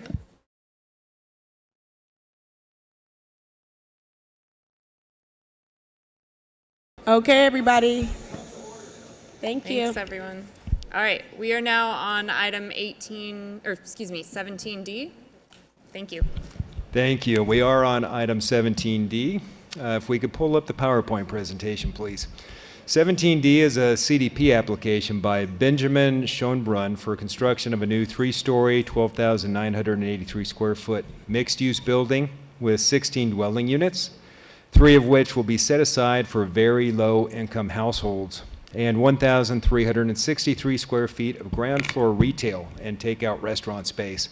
And this is located in the Venice community in the city of Los Angeles. Next slide, please. Now, as shown on this aerial photograph, the subject site is a beachfront lot located in Venice on the corner of the popular beachfront public access way, Oceanfront Walk, and Park Avenue. And Park Avenue is a designated public walk street pursuant to the city's Certified Venice Land Use Plan, or LUP, and walk streets are those streets where no vehicle traffic is allowed and pedestrian traffic only is allowed. Now, the lot was previously developed with a 2-story, almost 7,000 square foot commercial building, and that building was damaged by a fire in January of 2021. Now, it was subsequently demolished, and that occurred without the required CDP, and that was at the behest of safety requirements from the City of LA. And this application thusly includes the request for the after-fact approval of that demolition of the previous structure. Next slide, please. This slide shows a rendering of the or an elevation of the proposed development, which includes a new 3-story, 38-foot high, 38 4-inch high structure. There will be almost 13,000 square feet in size, and it includes a mix of commercial space in those 16 residential units, 3 of which, as I mentioned, will be designated for affordable units only for the life of the development. Specifically, the ground floor includes 1,363 square feet of commercial retail, including a takeout restaurant. The second and third levels have the 16 apartment units. The affordable units will be comparable in size to the market rate units, and they would be dispersed throughout the second and third levels. The applicant includes provision of 26 bicycle spaces, as well as 9 parking spaces for resident use only. 2 of those 9 spaces would be reserved for a residents-only electric car share program, and that's to help reduce demand for vehicles owned by the residents. Now, the project also includes a 1,488 square foot residential rooftop deck with 3 roof access structures, and that deck is necessary to satisfy the open space requirements by the City of LA. The Venice LUP includes a density bonus policy that allows for mixed-use developments like this one to receive incentives, including reduced parking, allowing for additional height and increased density when affordable units are included as part of the proposal. And in this case, the proposed project relies on those density bonus incentives that are specifically allowed by the Venice LUP. And that's to exceed the normally allowed building height, reduce the vehicle parking requirements, and exceed the number, height, and size of normally allowed roof access structures. The additional height and density, in staff's opinion, would not result in any new significant impacts to public views, and the applicant is proposing a substantial transportation demand management program, which they have worked with our staff to develop, and that addresses potential impacts to public access that would occur from the reduction in parking. Next slide, please. There is an addendum for this item which makes one change to the staff report and recommendation, and to delete Special Condition 1, which required revised plans for a second rooftop access way to be unenclosed. And the revised plans also required elimination of roof eaves to minimize visual impacts. And as discussed in more detail in the addendum, after continued coordination with both the applicant and the city this week, the roof access stairway at the rear of the building must remain enclosed to comply with fire department requirements. And staff concurs with that. In addition, the roof eaves have been designed to not extend beyond the footprint of the first floor. They do provide additional articulation in the design and we do not believe they would result in significant impacts to public views. The staff does not believe their removal is still necessary, and thus the staff recommendation is modified so that Special Condition 1 is deleted. With this change, it is our understanding that the applicant is now in agreement with the staff recommendation. Now, the addendum also responds to 2 comments from members of the public that were received following publication of the staff report, including a letter from the Venice Neighborhood Council opposing the use of roof decks to provide open space and the use of roof access structures on building 3 stories or taller, such as this project. And their concerns primarily revolve around community character, really the height and scale and massing of these buildings. Now, the issue is addressed in both the staff report and the addendum, and the provision of rooftop deck is the method being selected by the city to meet their open space requirements. And our staff does concur with the city that this is a necessary trade-off in some of these cases, such as this one, where increased density is being allowed in urban areas. There is not enough area on a site to provide for typical yards and landscaped areas. And thus, these rooftop decks may be the only open space area available to or for residential units. We believe in this case, this is an equitable trade-off given that we're going to achieve 16 residential units here, including these affordable units. There was also an email from Chris Peterson objecting to special condition 4C. And that condition required implementation of the parking plan proposed by the applicant. And specifically, he's objecting to the provision of 9 parking spaces, which was memorialized by that condition. And those 9 parking spaces included those 2 spaces for the ride sharing, and he asserts that that condition, in his opinion, is inconsistent with state law, AB 2097, which restricts public agencies from imposing parking requirements in certain situations. As fully addressed in the addendum and in the staff report, the state law Mr. Peterson references in his letter that limits parking requirements does not preclude the commission or local governments from requiring appropriate mitigation measures when necessary to avoid impacts to public access. In this case, pursuant to the provisions of the certified Venice LUP, the mixed-use project with both commercial space and 16 residential units would typically require 55 parking spaces.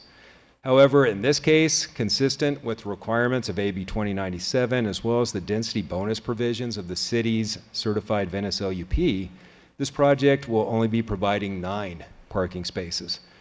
Now, given this project's beachfront location, its lack of normally required parking, this could result in use by residents of the existing on-street parking that's currently available for beachgoers, and that could result in adverse impacts to public access. And thus, that's the purpose of the condition that we received this objection to.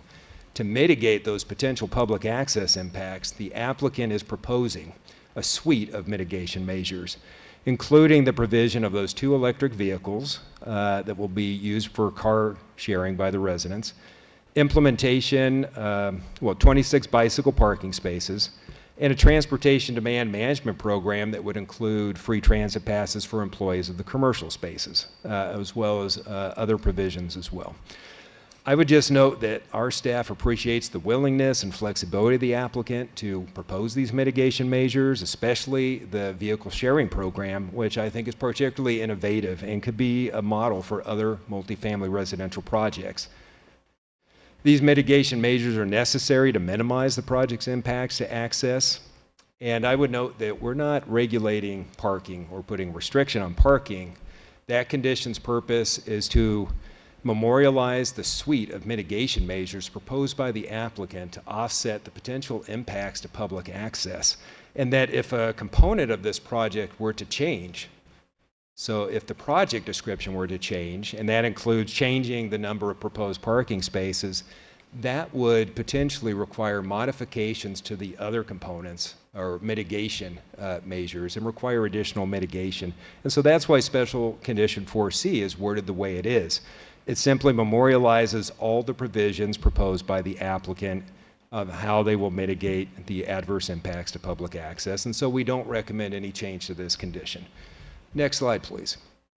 In closing, staff does believe this project is consistent with the Chapter 3 policies of the Coastal Act and the policies of the city's certified LUP, which is used as guidance, and we recommend approval of this application subject to the 13 special conditions listed in the staff report and with the changes made in the addendum and which I just read in on the mic.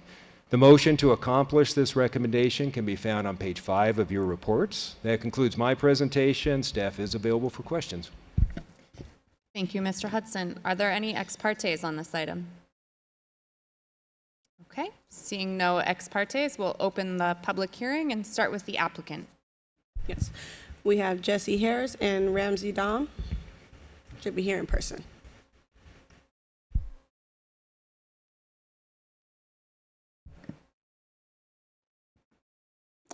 Hello, Commission. My name is Jesse Harris. I'm with the Office of Brian Silvera and Associates. We are the representatives on this project. Just to clarify, Ramsey Dom is the principal architect of the firm that designed the project. He's available to answer questions, but he doesn't necessarily need to speak if there are no questions directed at him. Okay, thank you. Mr. Harris, can I ask, how many minutes would you like? You know, the standard 2 minutes is fine, and Perfect. I probably don't need that much. Awesome, thank you. Of course. I just want to say I concur with everything in the staff report. We think that staff did a wonderful job presenting the project and did so pretty thoroughly. I was going to stand up here and tell you about how it was destroyed in a fire back in 2021, and how I think that the resurrection of this project is especially meaningful because the property owner decided to do a mixed income residential project. And to my knowledge, there haven't been any covenanted affordable units on the Venice Boardwalk in decades. I also do want to mention that currently the lot is a vacant lot on the Venice Boardwalk. And anyone who is familiar with the Venice Boardwalk knows that that invites quite a lot of nuisances. And so I think, you know, in our conversations with neighbors of the project site, people seem to be really excited to get something at all on this site.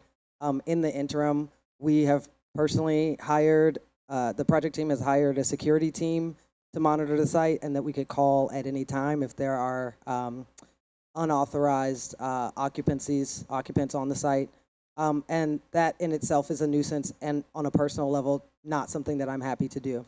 And so I really appreciate staff's recommendations. And I'm excited to see this get built. I think it's a beautiful project, and I will remain here and open to any questions you have. Thank you. Thank you. Okay, so we have a total of 7 speakers, but we're only showing 4 right now. So we'll start with Jennifer Savage. She's in person, and then we'll go with the rest on Zoom. I had joked about bringing clothes to change, like so I could do costume changes. We can not bore you with the same outfit every time. Jennifer Savage, Surfrider Foundation. Surfrider commends Coastal Commission staff for the innovative and thoughtful handling of public access regarding this mixed-use project. Public access is a huge part of Venice's iconic beach culture, and we really appreciated the effort that staff put into finding solutions here, particularly with the Transportation Demand Management Plan, the resident-only electric vehicle car share, 26 bicycle spaces, and a transit fare reimbursement program for employees. This is a climate-smart access strategy that both encourages alternative transportation and eases public congestion. I think this is super cool. Like, I would love to see this become a more normal thing. Together, these measures help reduce vehicular trips, ease parking pressure, and maintain pedestrian benefits.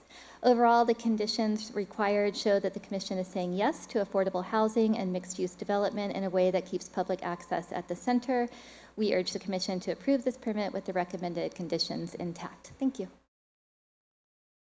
Thank you. Next will be the rest on Zoom, which is Ira Koslow, followed by Robin Rudisil, followed by Gail Rogers.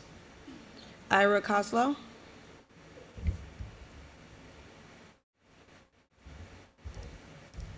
Ira, if you can unmute yourself. Oh, hi. Hello? Hello, go ahead. Great. I'm Ira Koslow. I'm a 50-year resident of Park Avenue, right up the block from the site. And the thing that strikes me as incredible is I just heard the number. 55 parking spots would be normal. And because of mitigations, which I know a lot about, it's 9. Are they kidding? This is going to be a terrible thing. And we'll have these people back asking for other mitigations for something because they're going to lose money. Also, people start with a walk-up takeout restaurant. and it turns into a full restaurant. And that happened with the clothing store on the corner of Brooks and Pacific. They had to have a walk up, takeout. Now it's a full restaurant. They did away with all that clothing inside the store, and they use the parking lot for their tables. And they're, I don't know, asking for all of these things, which are legal, to an owner. I'm not talking about the architects who have been very cooperative. I'm talking about the owner who allowed a homeless camp to exist when he sublet his place to Snapchat for 19 to 25,000 a month and didn't spend 5 cents cleaning up the area around. The mail piled up at the front door. It was terrible. My wife tried to have meetings with one of the partners who canceled 4 times. So we are not very happy. Thank you. Thank you, Ira.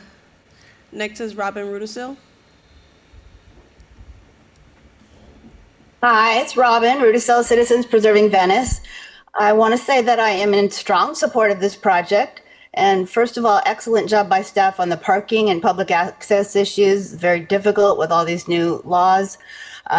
Also, I want to point out that this is just the kind of project replacing a 100% commercial building with a mixed-use building with residential units and affordable housing that we want to fully support. You may remember we've opposed mixed-use projects in the past, but those were projects that replaced residential structures with mixed-use structures, which is a violation of the Mello Act and displaces existing residents living at lower rents. So demo of a commercial building to build mixed use with residential and affordable housing is going in the right direction. When I read the initial staff report, I was happy to see condition 1, special condition 1, to limit the roof access structures. However, I noticed the addendum this morning and was disappointed to see you've concluded that compliance with that condition is infeasible. But nebulous statements like they are located where necessary to provide safe access to the roof deck doesn't really explain it. So we really would like to understand this, a more clear, maybe detailed explanation. What are the unique circumstances and constraints here?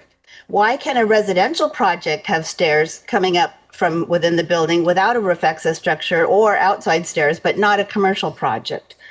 This is a significant issue, and we need to have more information on the reasons. A simple explanation, not the vague reasons in the addendum. The statement that roof access structures are necessary to provide the proposed affordable units is nonsense and doesn't explain it at all, and shows how weak the density bonus law is, as developers can say that about anything they want to do. We understand the need for the additional height to accommodate the affordable units, but the roof access structures make an already overheight building way too massive. Please find a way to reinstate special condition 1. Thank you. Thank you, Robin. Next is Gail Rogers. We're gonna allow you to talk. Gail, you can unmute yourself. Okay, can you hear me? Yes, we can. Okay, hi. I'm Gail Rogers, about 40, 50-year resident. I want to thank Jesse Harris and Brian Silvera that are working on this project. They've been so communicative, unlike the owner of the building who wasn't. I always tried to speak with his partner, another lawyer, and she'd always cancel. Okay, so we call ourselves Parklandia, and we pride ourselves on low fences. And one of my concerns is that this walk-up food window, we'll put tables and chairs in front of it on the boardwalk, and then we'll get a band with amplified music playing opposite, like on Dudley, where they now have high fences and they've all left for higher ground. So we would like to maintain our low fences and not have amplified music streaming up the block. So that's one of my concerns. And yeah. Well, can I? Also, yeah, if there's food, there's going to be garbage going up the block. Okay.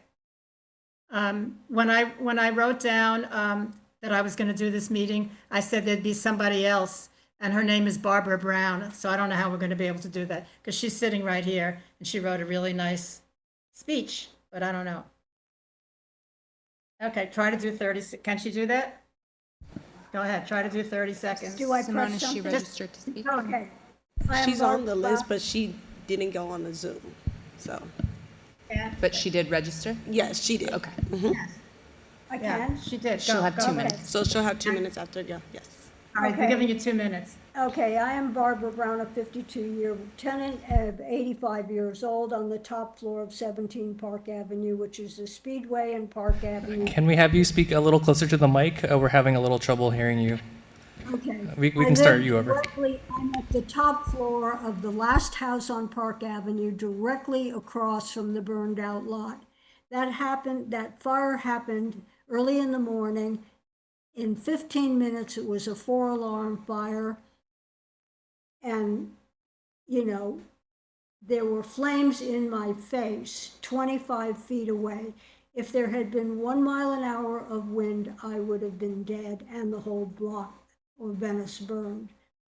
This was an accident about to happen for many years of their having addicted meth addicts.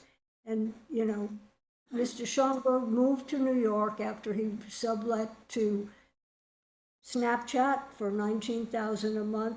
Nothing was done about tremendous homeless situation for many years.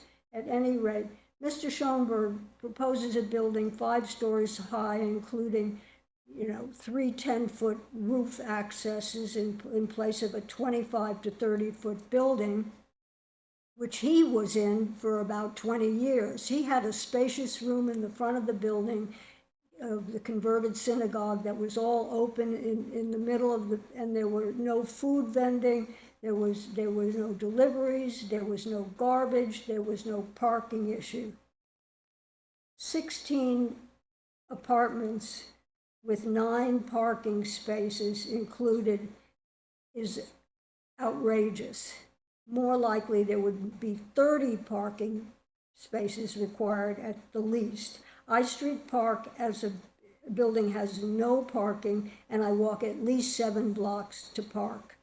People will not like doing this. At any rate, as we see with our president, the disease of our time is greed. The building is not adding to the character of historic, much-loved and visited Venice. Mr. Schonberg is an 80-plus-year-old sick man with no children. Thank you, ma'am. Your time is up. Thank you. Thank you. That completes our public comments. I missed out on saying what I needed to say about the movie theater. Thank you, Ms. Gale. Have a good day. We're good. Okay, thank you very much. That closes the public hearing, and I'll return to our staff. Mr. Hudson, if you have comments. Thank you.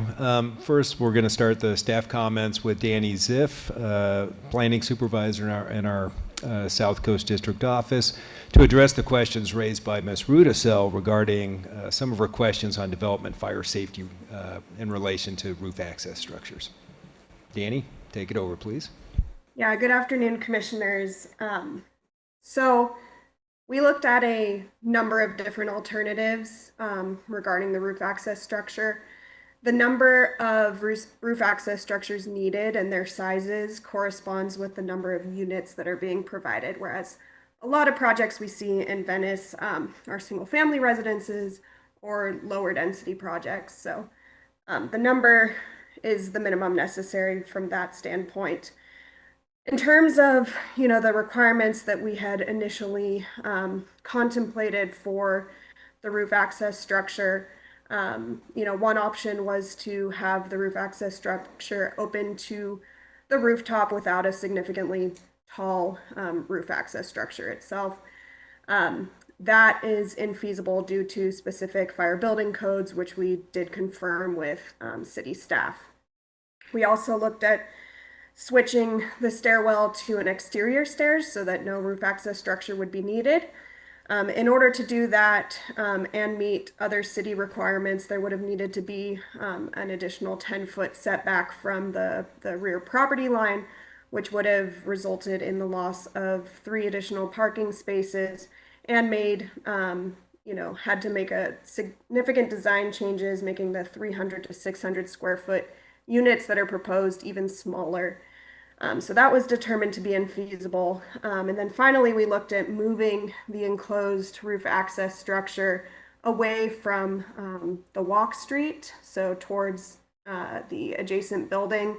And that would have, required basically a flip-flop of the whole design of the ground floor, which ultimately was determined to be infeasible because the LUP also requires that access to residences be provided on the walk street, and there was no way to relocate the entry hall without additionally losing parking space or the required bathrooms in the retail and restaurant uses.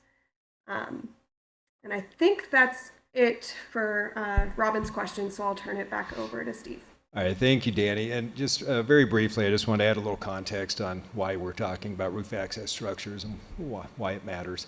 The Venice LUP, we interpret that as having a policy that limits roof access structures to one of these structures for single-family residential projects. It has become a matter of community character issues because those structures are allowed to exceed the roof height, and so there's a limit on their size.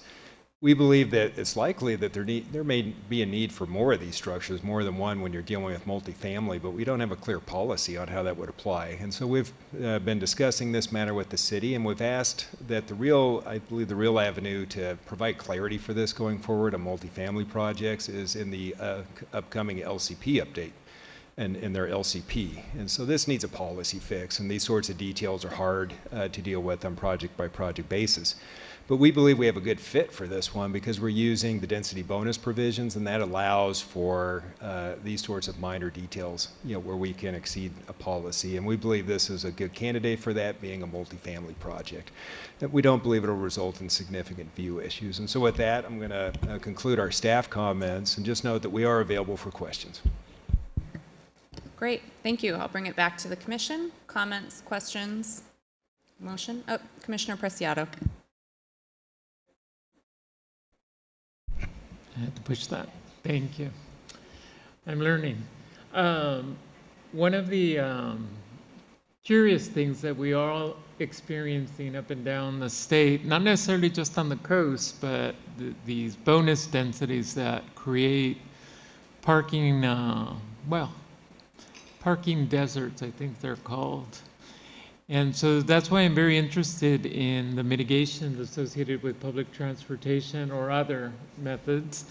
And I'm also interested in the accessibility of the building in terms of all of the floors, given that when you have inclusionary housing options, sometimes they support the elderly, sometimes they support other communities that may be impacted. And so for the full enjoyment of the facility, I'm just wondering what is the mechanism to support all residents to get to the top floor?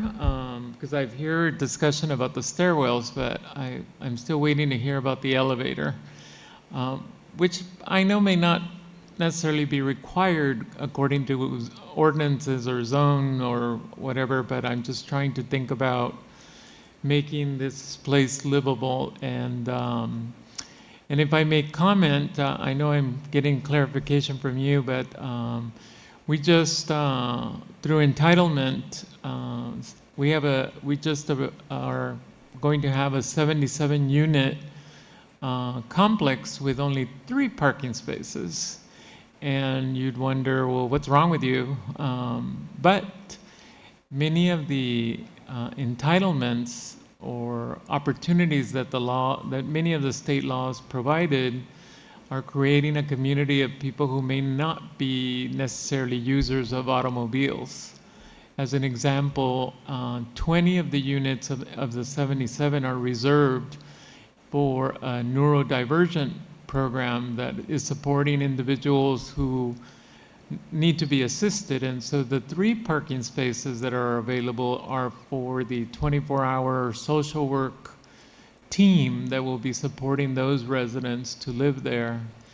Another element that we are encouraging our housing department to pursue, and I'm just bringing it up, is to hire or to seek applications for people who are interested in participating in public transportation activities or who work in the immediate vicinity of the facility. So there's a rationale for abandoning the need for a car.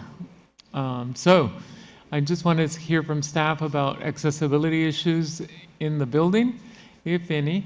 And secondly, about how broad is the requirement for the transportation plan, or is that something that the applicant and the city will work on and bring back as they move forward? Thank you. And through the chair, I'm happy to respond. Those are all great questions that our staff were focused on when we were reviewing this application. I'll start with the elevator because that's the simplest. And in this case, we won't have an accessibility issue. This building includes an elevator, and that provides access to the all the floors and to the roof deck. That was an issue we discussed during our review of this because those structures those 3 rooftop access structures, 2 are stairs, 1 is an elevator. They exceed the normally required square footage limitations and the number. And so this exceeded all those regular limitations. But it was important, and the reason we believe that these concessions or these expansions were appropriate was for just the reason that you just explained, is that in order to provide that accessibility to the roof for other advantaged people, it was necessary to have this larger than typically sized elevator and to allow for both stairs and elevator. And the openings for these elevators include areas that are large enough for wheelchairs and other folks with different means of ambulation to access the roof. And so we believe that will be addressed adequately. The parking desert comment is interesting, and of course that is really at the heart of how do we find balance between these new state laws that limit our ability to require parking, and how do we find other creative methods. And we agree with some of the comments we received, including from Mr. Peterson, that we are limited. We can't require parking in this particular case.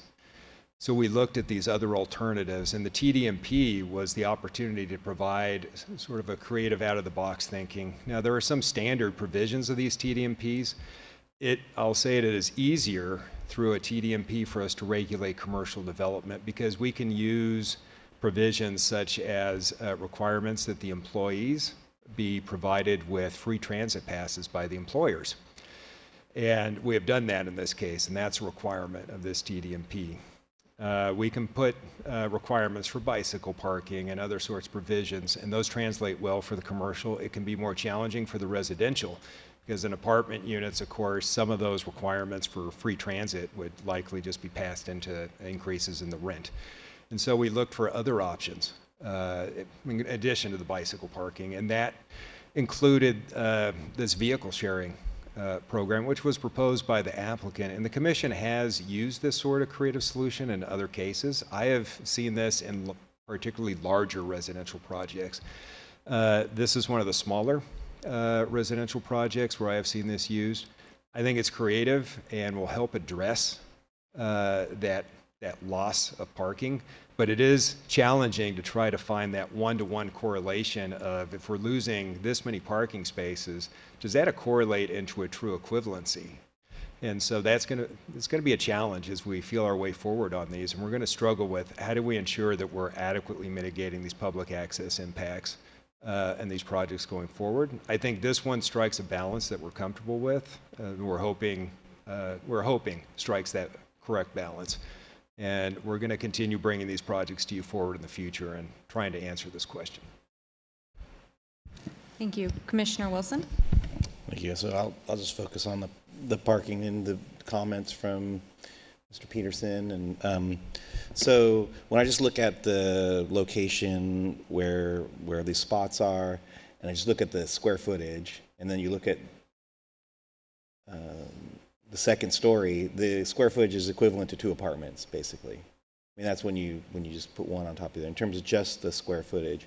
And so I'm just wondering if some we talk about parking in terms of requirements, in terms of minimum parking requirements that's been put on to developers, right? But oftentimes developers want some parking, so it's not necessarily a requirement. It's a desired design. It's a design feature for it's as proposed by the developer.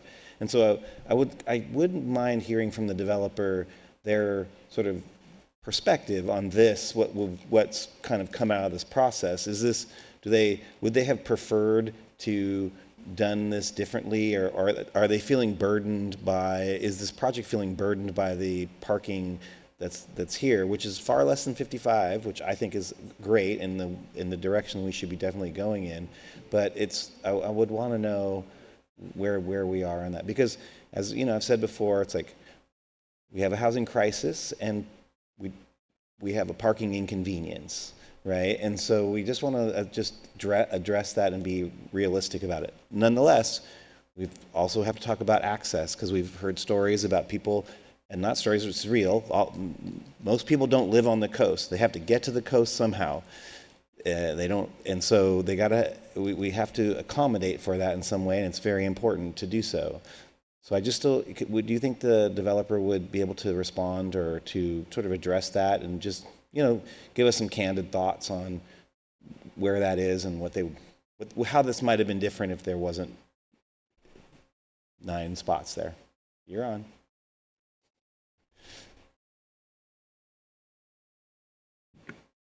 Hi, thank you for your question. I'd be happy to provide an answer to that. So when this project was originally designed, one, there was no such thing as AB 2097, so that was not ever within our purview when we were designing it.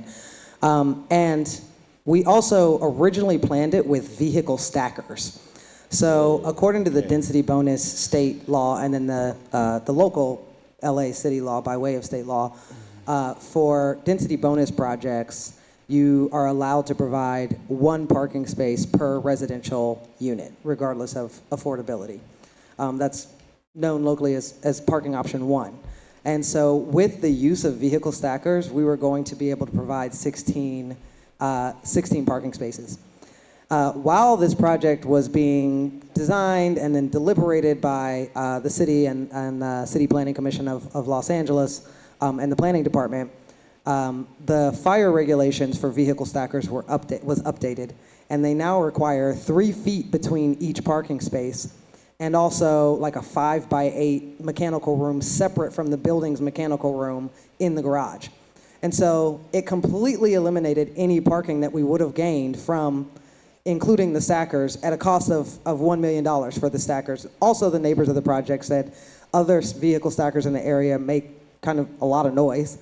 And so they weren't really pleased with the inclusion of vehicle stackers right up against those single family and sort of smaller scale multifamily homes. I think this is an area, I mean, obviously it qualifies for AB 2097, and that is because it is very centrally located. It's close to a lot of transit. It's about a stone's throw away from Windward Circle, where you have the intersection of multiple buses, and not really far from the Expo Line train station, which could give users access to virtually the entire city. So yeah, while originally we did want to provide more parking, that became clear that that was just not going to be feasible. I don't even need to state that it's impossible to go underground here. The water table's too high, and I doubt that you all would have approved it. Well, it's not about that, and that's not my question, but I appreciate that. So what I'm asking is that, do you see these parking spaces as an asset to your project? Do you see what I'm saying? Versus some other use of the space? I think the parking spaces are an asset. I actually think that the electric vehicle car share is also a really big asset. The particular company that we've contacted to provide them, Envoy, has spoken about other locations where they're providing the service. And, of course, they're selling us the service. But if you look at the numbers, it is a really popular service. So I think the parking spaces are an asset, and especially that parking demand management strategy of the vehicles. You have answered my question beautifully. I really appreciate it. And the nerd factor was awesome in terms of the space between the this and the. I love it. It was just this is the best. So, but to the point, and you've answered the question, because what we're faced with so often is it's a requirement that a developer would say, like, hey, I would be building more of units if you didn't make me do parking. But in this case, parking is an asset, so it's a little bit different conversation. So I just wanted to clarify that in this case, because this is again, it's a much reduced parking, lots of units with affordable components, and then this great transportation components, and it sounds to me like a very willing and engaged developer to get to that place. There's one more point I want to say that I really like about this is the setback on the rooftop, because I've mentioned before, and even in Venice and other places, like the vibe of people standing and looking down on everybody is just a weird thing when you're on promenades, and I just appreciate that that's not really what we see happening here. So I really appreciate that. So thanks. Thank you. Thank you. Vice Chair Hart. Thanks. Mr. Hudson, I just want to run by you the size of the affordable units. So we've got one at 643 square feet, which seems, livable, but then you get one at 325 square feet and another one at 307 square feet. I mean, how big is that? Can you describe that? Because what does that have in it? Does it have a kitchen, or? It seems extremely small to me. It's comparable to many hotel rooms and larger. So many hotel rooms are smaller than that. So these are small units, but my understanding is that's their intent is to provide this range of accommodations and affordability, and that the important thing was that the affordable units would be of similar size to the market rate. Is that consistent with other affordable units The that that you would normally see? What is the size of the other units? Yes, I'm going to ask Danny Ziff for an assist on That'd be that great. one, if we happen Appreciate to it. have the size of those units handy. But what I do recall in our staff report was that the size of the affordable units is consistent with the size of the market rate units, so that there was some comparability between the two. I'd love to There's this hear range about of that. small and large. So From Danny, Dan. could you answer that question, please? I would actually need a minute to look all of those unit sizes up. So I can either take that minute right now, or the applicant would probably have the answer right off the top of their Okay, head. he does. Mr. Maybe, Harris. can I ask one question? Maybe staff, could you confirm that they're about the same size? It is opposed to getting the specific square footage. Yes. The idea was that the market rate units were comparable in size to the affordable units. Is that correct? I find that hard to believe that they're 300 feet. Let's Mr. hear Harris. from. I would also love to respond to this one. In this case, our affordable units, so the building is stacked. So the units are the exact same size as the market rate units. This is a strategy at Brian Silvera and Associates that we think is really important, because that means that the market rate units will also be naturally more affordable than these large condos with the floor to ceiling windows, or large apartments that have these huge square footages. This is, in my opinion, exactly the kind of product that urban areas need in order to make housing affordable, right? If you're moving and you're looking even a market rate unit, and you got the choice between a 1,500 square foot and a 300 square foot, the 300 square foot is naturally going to be more affordable by nature, by virtue of the size that it is. All of the units in this building are studio and one bedroom units, and so yeah, they are exactly the same size as the market rate units. So what's the difference then What's between the two? If the they're the same affordable- size? The affordable and the market rate? Yeah. A covenant. 3 covenants on each of the 3 affordable units, and no covenants on the market rate unit. That is the difference. The affordable units have access to the exact same amenities as the market rate units. They're dispersed, as staff said, throughout the building. They don't share walls. They're not stacked on top of each other. There's no poor floor or poor corner. So essentially, they are exactly the same as the market rate units, and of course, that is intentional on our part. I think that's remarkable that you can sell 300 square foot market rate units. It's Absolutely. amazing. Absolutely, you can. You can, though. Yeah. It's a different world in Venice, but it's awesome. I mean, it's thrilling that people get that that's, you know, that that's kind of the way it works. And then I think it's so important, the outside space that you described. I think that Right. roof space is absolutely critical. Okay, Right. thanks. That Right. answers my question. And through the chair, just would note, staff does have the sizes of all the individual units that we can rattle off, but unless your answer, if you still have any questions. Great. Thank you. Any further comments or a motion? Commissioner Escalante. I just want to thank staff and the developer really for working so well together. I totally agree that this is kind of how the rest of dense cities build. Having grown up in very, very small units, there's ways to make it happen, especially if you have Venice Beach right outside your door and you have that rooftop. So hopefully you'll be spending most of your time outside anyway. But congratulations, it's very exciting and I look forward to seeing it happen. Commissioner Kelly.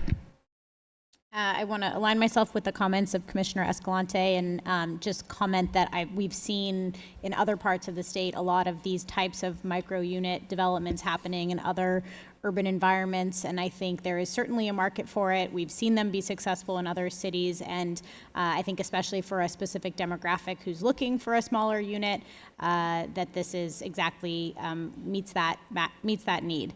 That said, I think that the conditions impacting the rest of the neighborhood, with it being such a unique and great multi-use building, having that restaurant or retail amenity, having proximity to the beach, I think making sure that this is marketed as a car-free or carless community so that there's no expectation that folks are moving in here and bringing two automobiles with them is really critical. So I would like to be, confident that as these units are being marketed to prospective residents, that is in fact taken into account, that we are really trying to let folks know this is not where you're moving with a car unless it's absolutely necessary, and that you have ample options for that car share and bicycle parking, but really trying to focus on it being a car-free community, or there will be significant neighborhood impacts on parking, and therefore there'll be less parking available for other folks who are commuting to the beach to have access to the beach. And so that is something that we want to prioritize so that everyone can get to that Venice Beach and enjoy it. But that said, I like this design. I think it is the direction we're seeing a lot of other developments go. I know I was looking at studios in Pasadena that are even smaller than this, that are being marketed 245 square feet, 270 square feet, including a deck. So that this is what we're seeing more and more of in some communities, and I think it works to meet that housing need that we're seeing desperately up and down the state. So thank you. Yes, please. I move that the commission approve coastal development permit number, application number 5-24-0402 pursuant to the staff recommendation. I recommend a yes vote. Second. Okay, there's a motion by Commissioner Wilson, a second by Commissioner Escalante. Any opposition to unanimous consent? Okay, seeing none, the permit is approved. And now we will move to item 17E, our final item for the day. All right, thank you. That does bring us to the last agendized item, 17E, which will be presented by Fernie Tsai via Zoom.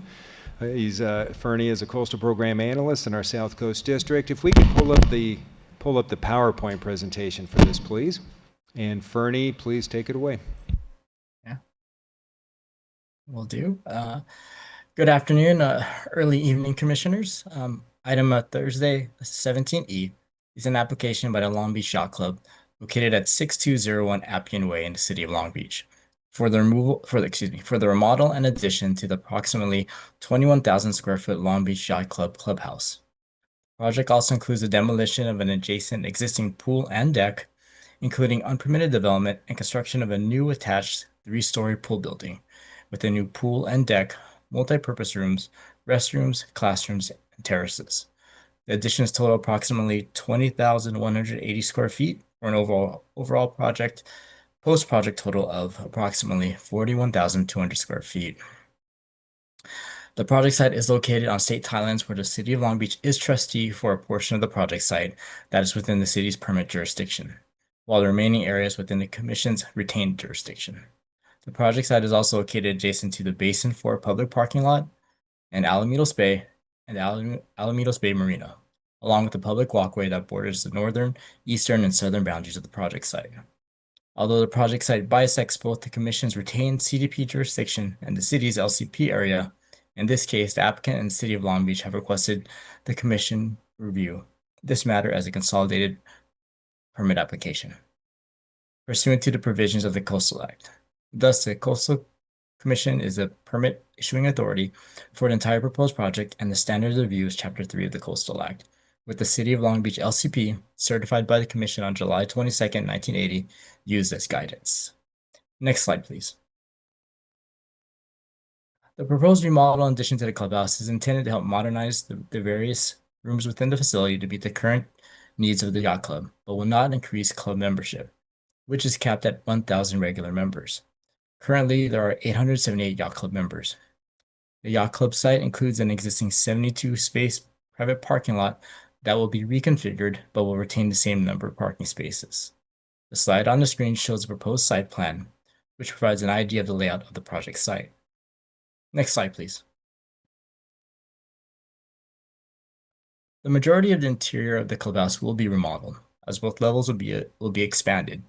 Also, a new pool building is proposed that will contain supporting spaces for the clubhouse, a community room, classrooms, and pool equipment room on the first level, a pool, lobby, multi-purpose rooms, restrooms, storage, and a pool service bar on the second level, and covered and uncovered terrace areas on the third level. The new pool building would be approximately 35 feet in height. However, the city's certified zoning code identifies the height limit as 30 feet. The applicant has been made aware of this and acknowledges that they will modify the height to be consistent with the height limit established in the certified zoning code, which is part of the city's implementation plan.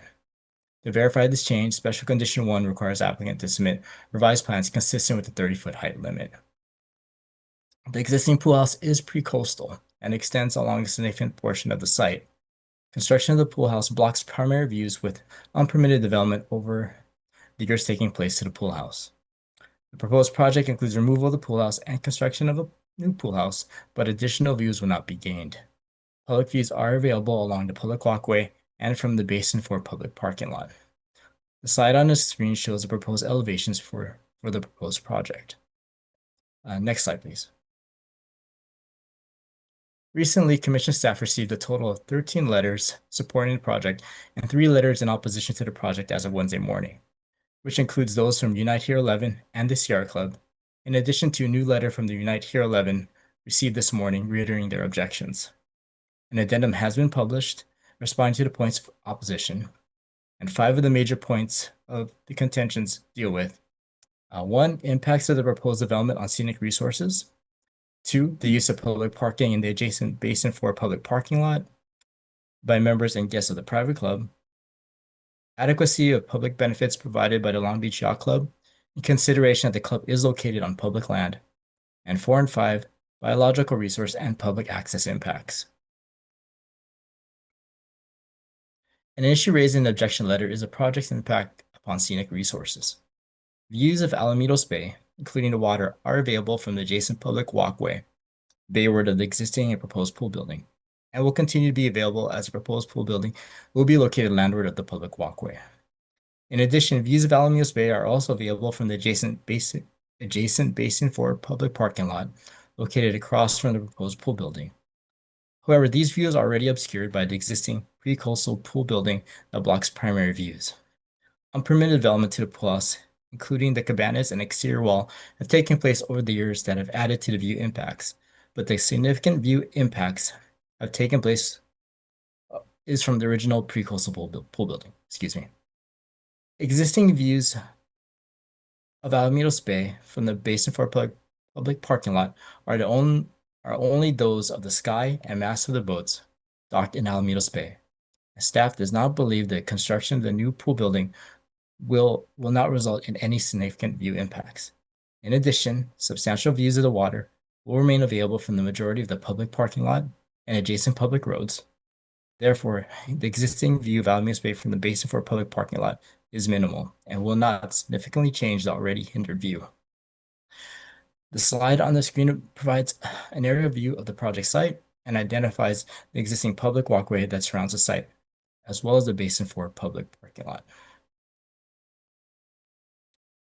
Another issue raised relates to the use of public parking in the adjacent 316 space Basin for public parking lot by members and guests of the private yacht club. The yacht club currently has 72 parking spaces on site. Additionally, the city has previously approved 46 parking permits, which at a maximum could result in 182 parking permits for yacht club members in the Basin for public parking lot on a first-come, first-served basis. Thus, the forecasted demand associated with the proposed development, including for summertime conditions, can be accommodated under the current parking conditions. However, further private use or restrictions of the public's ability to park in the Basin for public parking lot would adversely impact the public's ability to use the parking lot and access that portion of the coast. Thus, special condition number 14 requires the prohibition of the reserving of any parking spaces in the Basin for public parking lot for exclusive use by yacht club members or their guests at any time. To further address potential adverse public parking impacts, the applicant has proposed transportation demand management plan measures such as installation of bicycle racks in a designated bicycle scooter parking area as part of a bike share program and an incentive program for employees to ride their bicycles to work, although no specific plan has been submitted. Thus, special condition number 15 requires submittal of a transportation demand management plan. Additionally, to improve upon the TDMP requirements, additional requirements are being proposed, as further described in the addendum, which include Long Beach Transit discounted bus fares and passes to employees, and a public transit fare reimbursement program for all employees of the Long Beach Yacht Club. An additional issue that is raised in the opposition letters pertains to the adequacy of public benefits that will be provided by the Yacht Club, considering its location on public lands. However, while the Yacht Club is private, it does provide public benefits through programs that promote aquatic safety, environmental responsibility, sailing education, and charitable fundraising for the Long Beach community. A sample of these programs include a yearly Safety at Sea course where most of the participants are not Yacht Club members, a science, technology, math, engineering, and math outreach program for middle schools throughout the Long Beach area and surrounding areas, a Sea Gals program that is offered 2 to 3 times during the summer that teaches novice sailing through entry-level racing designed and taught by women, and a year-round junior sailing program for all skill levels. While the applicant currently provides these public benefit programs, there is no requirement for these programs to be maintained for the life of the development. In order to enhance and memorialize the public benefits provided by the Yacht Club, the applicant, in coordination with Commission staff, has revised their proposal to include additional measures, including a commitment to provide $50,000 annual payment to the Long Beach Sailing Foundation, which will be used to support programs for the public. The applicant has also proposed to provide 10 full scholarships to non-members per year for beginning swim classes and 28 scholarships per year for beginning sailing lessons and sailing safety.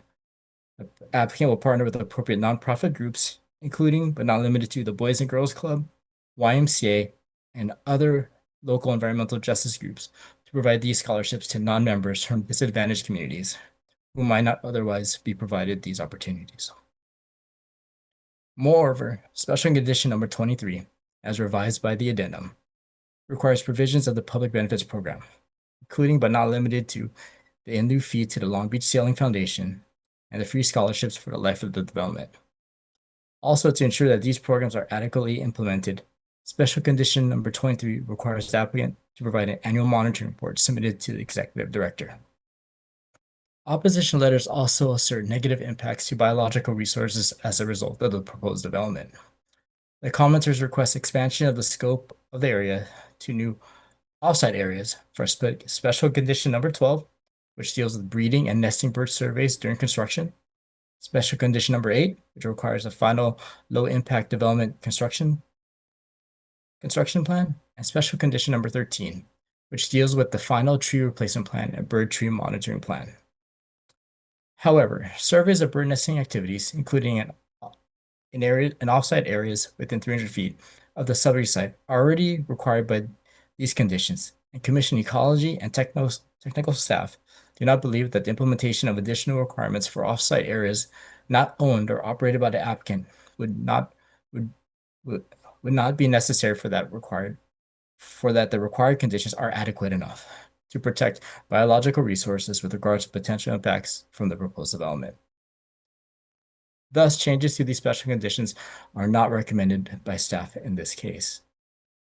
Additional biological concerns were raised regarding locations pertaining to special condition number 8, which deals with storage construction materials, mechanized equipment, and removal of construction debris, and the submittal of a plan consistent with special condition number 7, which requires a construction pollution prevention plan. However, Commission ecology and technical staff again also do not believe that the modified language is necessary to protect biological resources with regard to potential impacts from the proposed development, and thus changes to these special conditions are not necessary in this case. The last biological resource concern deals with Part C of special condition number 3, which is a no future shoreline protected device special condition that identifies who is responsible for removal of debris in the event that portions of the development fall to the beach or water or are submerged before they are removed. The landowner listed as a responsible entity, which in this case is the city of Long Beach. However, the commenter wants the permittee to be held accountable instead, who in this case is Long Beach Yacht Club, since this would remove the burden from the public agency and place it instead on the permittee. The Commission concurs with this suggested change, thus the proposed special condition will be modified to make this change. Lastly, a public access impact issue was raised in association with special condition number 16, which requires a final public access signage plan.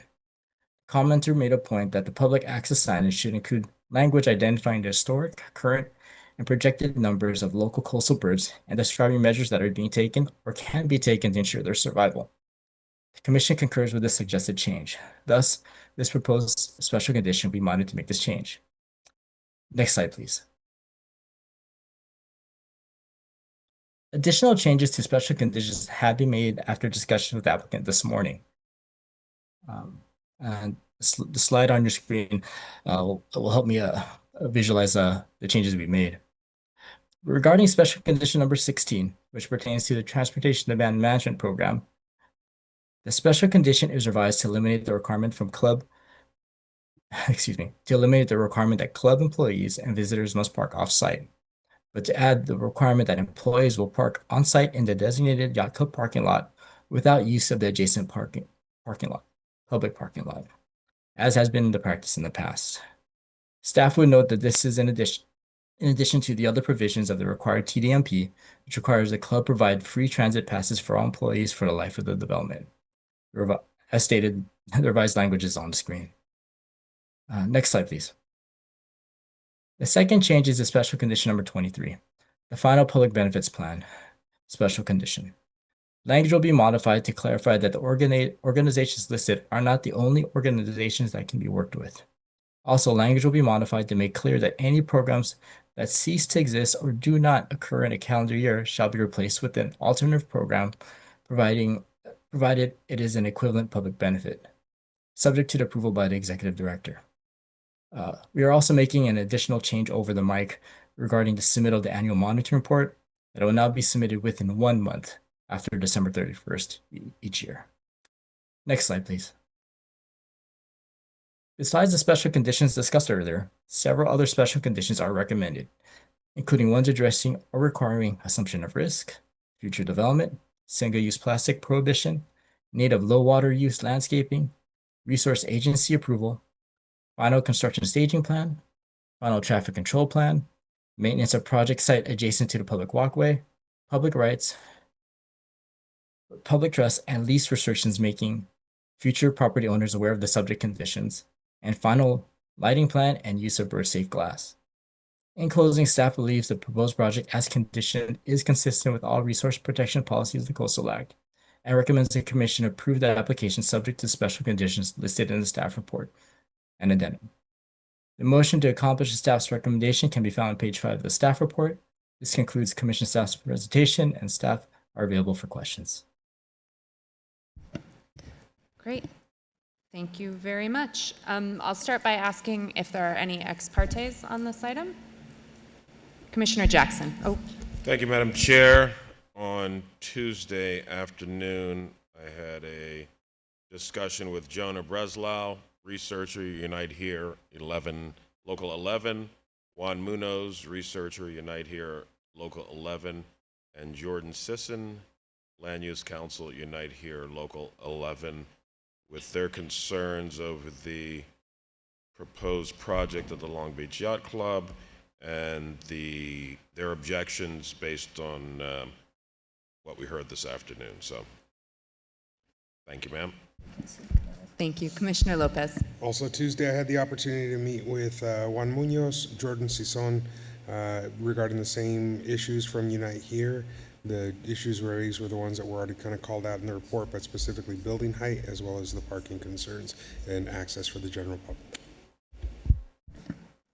Thank you, Commissioner Lopez. Okay, so now we will open the public hearing and go to the applicant. Yes.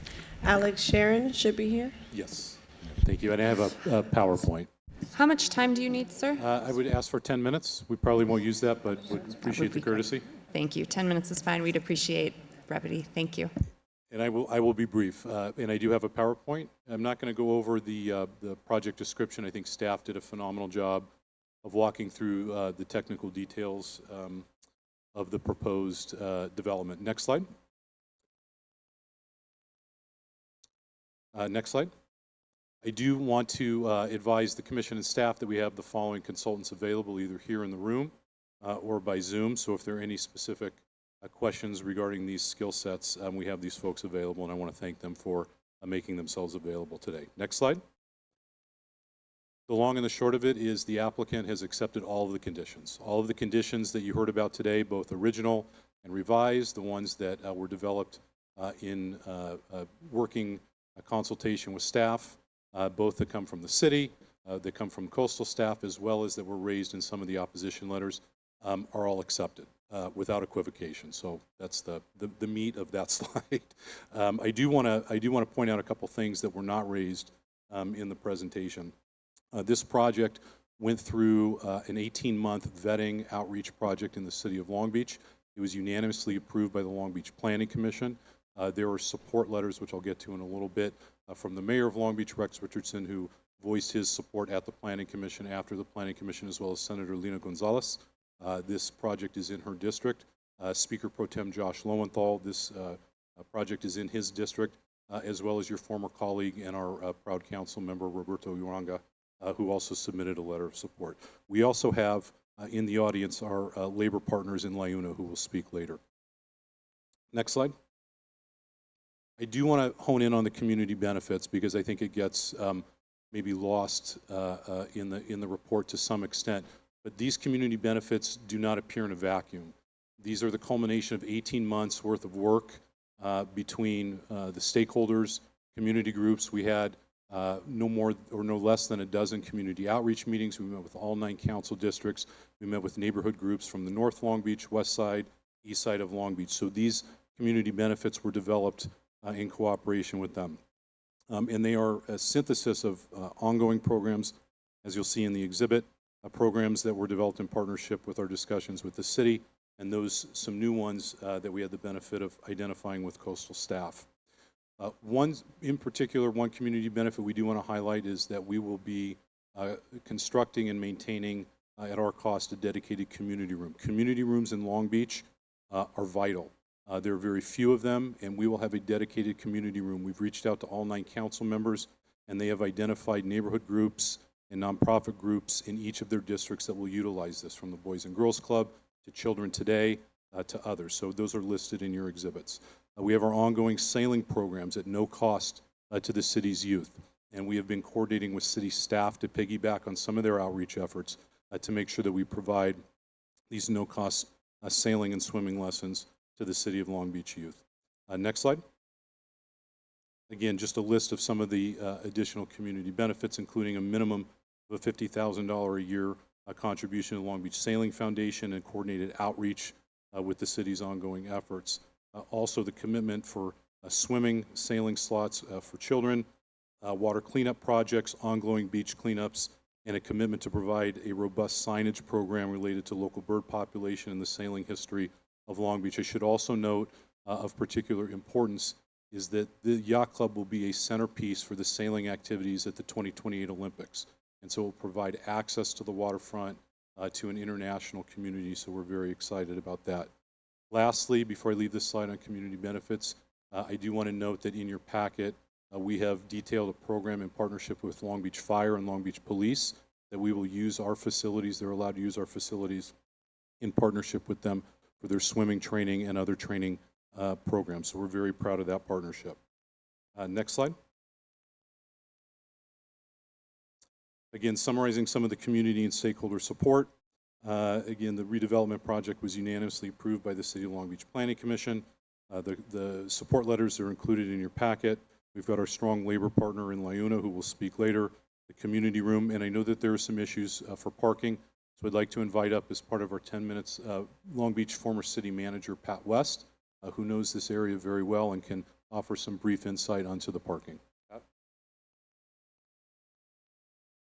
Thank you, Alex. Commissioners, I'm here to address the parking capacity adjacent to the Yacht Club. First off, as noted, there's 72 nested parking spaces for exclusive use by the club. Next, the city, through its Marine Bureau, manages no less than 5 public lots on the west side of Alamedas Bay, just north of the club. Going north to 2nd Street, adjacent to the club, there's Basin 4, which includes 316 parking spaces. Next, there's the Sea Scout base, which includes 35 spaces. Next, there's Mother's Beach. That includes 158 spaces. These spaces are all metered with parking meters. Next is Marine Stadium. That includes 72 spaces. After that, there's Marine Stadium Boat Launch, which includes approximately 50 spaces. As city manager for the City of Long Beach for 12 years, basically from 2007 to 2019, I've never had any complaints or any concerns at my level regarding parking at Basin 4 in this area, from the lots adjacent to the Yacht Club. There are very few events that impact the entire amount of parking lots that I've just mentioned. Those are events like the Dragon Boat races, which are very, very popular. I've been leading the efforts to work with the city regarding the TDM program that we have, the Transportation Demand Management Program, and look forward to working with the executive director and staff to resolve these issues and further the TDM. Thank you very much. Thank you. And I know we've got a couple minutes left. Just to be brief, I do want to note that one of the special conditions that we accepted was the nested parking, the 72 spaces that were referenced, will be utilized now for employee parking. So that was a special condition that we accepted, and gladly so. And along those lines, we're going to finish up. I'm just going to turn over to Lisa Meyer, the current Commodore of the Long Beach Yacht Club. Thank you. Nice to meet all of you. I wanted to put a little life around those community benefits. You've all seen the long list of those. You may not have been able to read all of those in detail, but I wanted to convey to you that this is not a we have to do. This is the lifeblood of Long Beach Yacht Club. We formed the Yacht Club back in 1929 with our city leaders to promote sailing and power boating. We're also accredited and certified to teach and promote sailing and to get people on the water. And we've done that with World Sailing Association, U.S. Sailing, and Olympic Classes Regatta Organizing Authority for both recreational and competitive sailing. We have educational programs that are open to the public, and they include and are well attended for state boating regulations, national safe boating policies, California State Boater Cards, Safety at Sea, U.S. Safe Sport Certification, and the Sustainability Program Sailors for the Sea. We are deeply connected and devoted to water safety and being a pathway to the water. We're also set up to do this, you heard, by programs, but we do this for life. We've got our 5-year-olds, our 6-year-olds, our middle class, high school, college, and adult programs so that we provide a pathway to the water and to be in and around the water for a lifetime. How we conduct our community outreach is very strategic. In that, I mean, we partner with some of the large well-accredited organizations in Long Beach, such as the YMCA, the Boys and Girls Club, Rotary, Aquatic Capital of America, the Buena Park School District STEM program. All by their mission and business plans are set up to appropriately and efficiently do community outreach so that we can impact and effectively reach those that are underserved. We supply the boats, the classrooms, the on-the-water curriculum, and all of the coaches. We also work with some groups that are not so well known. As an example, we worked with a national non-for-profit group called Rise to Win. We invited 6 young women from the middle school in Compton to come down for an afternoon and experience on the water. We provided the boats, we provided professional coaches, and those 6 young women who don't have access to water, have never been on boats, we did give them life jackets, by the end of the 2 hours were able to sail their own boats. They can't drive a car, but they used with confidence and independence the ability to create a pathway for themselves. That is just one example of the programs that we provide. We also appreciate those that are first responder and those that are serving the community. So we establish single events as well. One is described as the Heroes Regatta. 2 weeks ago, we had representatives from Long Beach Lifeguards, Ventura Lifeguards, St. Mary's Hospital nurses, ER nurses, Homeland Security, Long Beach Fire, Police, Coast Guard, Search and Rescue. We collaborate with sailing and boating organizations from all around the U.S. and around the globe to promote safe, sustainable water sports. We're not adding memberships, we're improving our facility to better serve our community. We appreciate your support. Thank you very much. We're available to answer any questions and appreciate staff's input. Thank you. Thank you. Now we'll move to the elected officials, please. And just as a matter of housekeeping, given the late hour, when we reach general public comment, we will be limiting comments to 1 minute each. But for now, the elected officials, please. Christina Dugan, if you can unmute yourself. We've already moved you to panelists. Good afternoon. Can you hear me? Yes. Wonderful. Sorry, I'm outdoors doing a site visit, but Chair Harmon and honorable commissioners, thank you for your time today. I'm Christina Duggan, Long Beach Council member for the 3rd District. I want to express my strong support for item 17E on today's agenda, approval of the application for the modernization project at the Long Beach Yacht Club. The Long Beach Yacht Club has been an anchor institution in our community for nearly 100 years. It has long served not only its members, but also the broader public through sailing education, waterfront access, and support for local youth and nonprofit organizations. As a council member representing this area, I've worked directly with Long Beach Yacht Club to expand public access and increase community use of its facilities. And I can attest that the club has been a responsive, collaborative, and proactive partner. The proposed modernization of its aging 1960s facility is a thoughtful project that underscores the club's commitment to public benefit. The plans included dedicated community room available to nonprofit organizations across the region, free sailing classes for local youth, more opportunities for public access to the coast and to the ocean. This application also addresses the transportation, environmental, and operational considerations required by the Coastal Act. It balances the needs of club members, boaters, labor, and surrounding neighborhoods while advancing Long Beach Yacht Club's mission of community service. I strongly support the approval of this project and hope the Commission will recognize the value of this long-standing institution and what it brings to our coastal community. Thank you so much for your time. Okay, thank you. So we have 23 speakers and 17 in person. We're going to start with the people in person. Anna Christensen, followed by Ann Cottrell, followed by Pat West, followed by Mike Juring, Juan Serrano.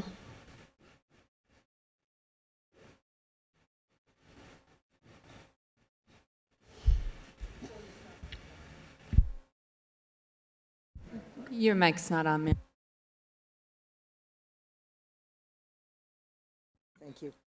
Before you start my time, We spent a lot of time on this slideshow. It's exactly 4 minutes to get through the script. Can we please, just for this, have our 2 minutes each, please?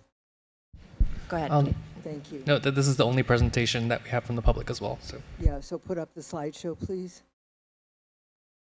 I'll talk as fast as possible. We may not need it. Waiting for the slides to go up.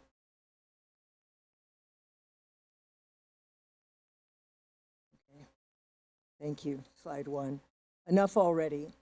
The Yacht Club, the Long Beach Yacht Club, is currently over 21,000 square feet. The expansion will make it over 41,000. Next slide. Charity is not equity. The project fits the very definition of environmental justice. The cumulative impact of the privatization of public coastal lands may generate revenues locally, but this comes at the expense of public access. Lands, waters, and amenities are off limits to those who cannot afford boat slips, yacht club memberships, fine dining, or costly special events without the specific charity of these private entities. Next slide. Alamitos Bay Marina is the nation's largest. However, it has only 3 public restrooms that are open to the general public and a couple of picnic tables in the marina itself and a few more at Mother's Beach. And these benches along the walkways. That's it. Next slide. However, the marina has 5 private yacht clubs, and you can see from the slides what those amenities are, including, you know, a private swimming pool in 2 of them. All right, next slide. We really appreciate this change because now the public will not be responsible for tearing down when sea level rise happens. This expansion, the yacht club itself, who's benefiting from it, will be. So we appreciate that. Next slide. Let me see, where are we? Okay, we're really concerned about this. This is the rookery. It is well beyond 300 feet that is going to be surveyed or conditioned. And access to the project site by construction vehicles will go through the rookery, and yet most of the rookery will neither be surveyed nor protected. And we do believe that construction vehicles, in addition to, we don't think that anything should be done during nesting season, but we assume that it will be. So we really ask that construction vehicles not be allowed to drive within 300 feet of an active nesting site. Next slide. These are the birds that reside in the rookery. These pictures, some of them were taken by a wonderful Kim Moore, we're going to give her credit, a wildlife photographer. And these birds will be impacted because the human activity has already reduced the space where these birds, where this rookery exists. This rookery, our Alamitos Bay rookeries exist in parking lots. They exist in street medians. There is no other place for these birds to go. That's why they're here, and they need more protection because their numbers are decreasing. Next slide. So this is where they're foraging, on cement, on the walkways. Next slide. Next slide. So the current condition of the rookery is, you can see the guano underneath that. These are the major nesting sites, and yet they have these hard equipment under them. And we are constantly picking up birds who have been injured by falling on these hardscapes. So we're asking that part of the condition be that the city and the yacht club help, because they use this parking lot in their landscape project, that this become a softscape instead. Next slide. We appreciate your change in signage. We think it's very important to expand the signage to include the birds. We really appreciate, want to make sure that this is labeled a rookery. Next slide. Let me see, what's this one about? Oh yeah, this is about no CEQA. So, you know, we don't consider doubling the size of an already very large building to simply be a remodel. The city should have done an EIR. There's no EIR. That's crazy. But, you know, the state wants to get rid of CEQA anyway. We're helping them. Go on to the next speaker.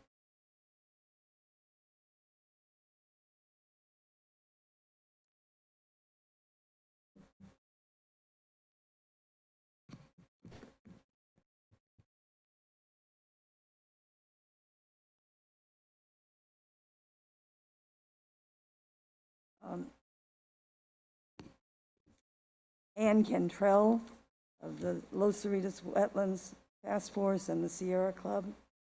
I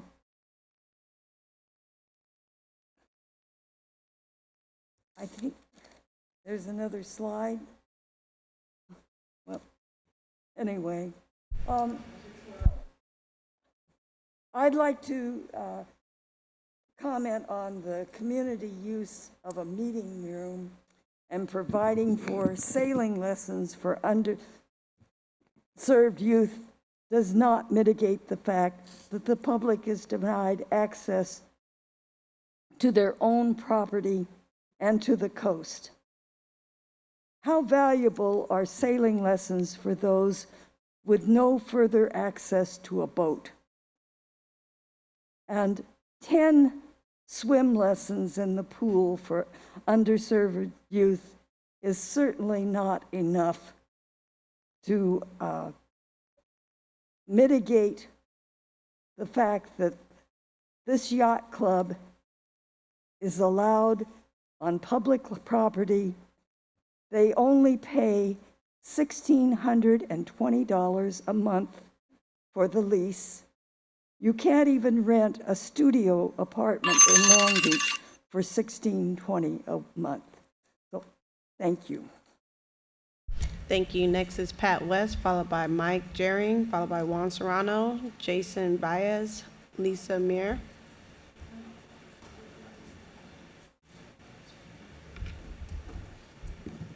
Pat West has already spoken, sorry, as part of the applicant's presentation. Thanks. Hello, good evening, commissioners. I'm Juan Serrano with La Una, the Laborers International Union of North America. We strongly support the Long Beach Yacht Club renovation. This project will be fully built entirely with skilled union labor, ensuring top quality work that meets the highest safety and environmental standards. It's an investment in the community that respects the coast and creates good paying local jobs. We urge you to, for approval. Thank you.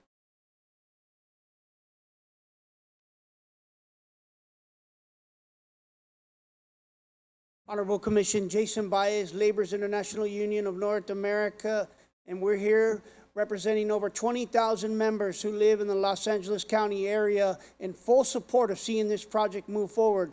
Projects like this open up doors for stellar careers in union construction. I myself am a product of that program. It enabled me to learn all the necessary skills to be a competent journeyman today. It keeps us gives us the ability to go back and receive additional training and certifications that enhance our value and give us extended opportunities. This project will help us to be able to work at home and spend more time with our families, and it'll also infuse money into the community. And I want to close with this. I spend mostly all my personal time at the beach. I'm hoping I still get to hit the water today. Anytime there's an upgrade or remodel at the beach I go to, it never ceases to give me a pleasure and feeling of joy to see that. Thank you so much. Mike Gehring, one more time. I would just be echoing everyone's support, so I'll save time because I know it's late. Thanks. Okay, thank you.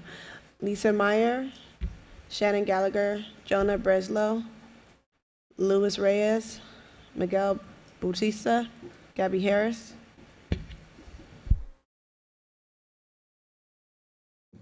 Good afternoon. Good afternoon, Commissioner, Madam Chair, and the members of the Cold Smoke Commission. My name is Luis Reyes. I'm a proud member of the Laborers Union International Union of North America, Local 1309 in Lakewood. I'm here today in full support of the developer and this project. The developer has made the important decision to use skilled union labor for this work. This community will create this will create many opportunities for our local skilled workers, opportunities that will benefit the community, my fellow union members, and especially my own family. For this reason, and many other reasons, I respectfully ask you fully support this project. A yes vote will allow us to build a world-class development that the city of Long Beach and the entire surrounding community will be proud of for years to come. Thank you for your time and giving me the opportunity to speak.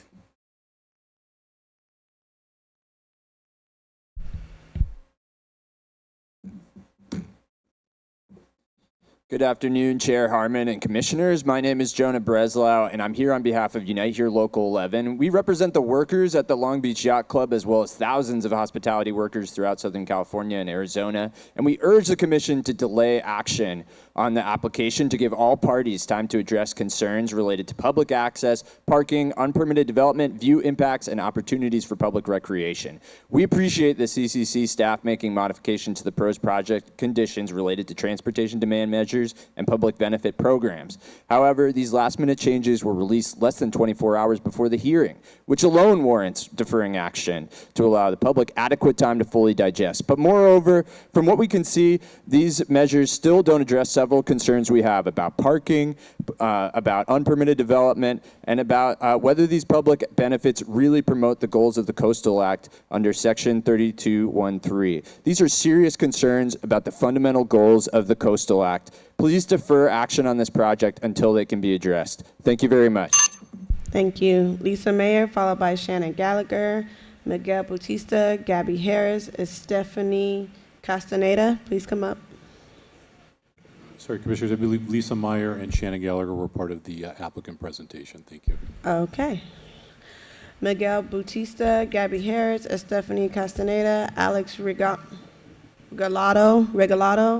Eve Harrison, and Andy Seymour, Jose Garcia. Good afternoon, Commissioners. My name is Miguel Bautista. I am a proud member of Unite Here Local 11. I work at Angel Stadium. Until recently, I lived right outside of Long Beach in Los Alamitos, and I'm now a proud resident of Los Angeles. I have spent much time in the area with my family. My mom and I love Schooner Later right there. And Naples is actually a great place to walk off some of the calories from the chilaquiles. So the Naples area can be hard to access. I was not surprised to learn that all of Naples Island is impacted according to the city's general plan. Please delay this project to make sure that all coastal access and recreational concerns can be addressed. Thank you.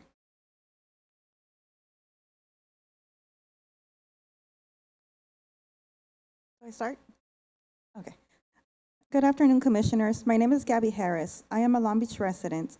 Existing large events hosted by the Yacht Club already impact the adjacent parking lot. These impacts are likely to be made worse by the near doubling of the size of the Yacht Club. This directly impacts public access to the Naples area, which is a very nice area in Long Beach, by the way. And please, I'm just asking to please consider the access impacts of allowing the expansion of this project if the parking impacts aren't addressed fully. Please don't approve this project today. It needs more time. Really appreciate it. Thank you, and thank you for your time.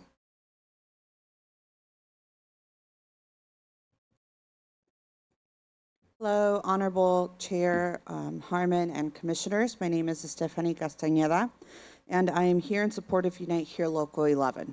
I share their concerns about this project. In a short time, the staff has helped improve this project, as shown by the addendum that came out yesterday. But there's more that could be done. More to reduce the number of cars parking here and increase access, more to encourage lower cost recreational options and public benefits, more to address view impacts and previously unpermitted development.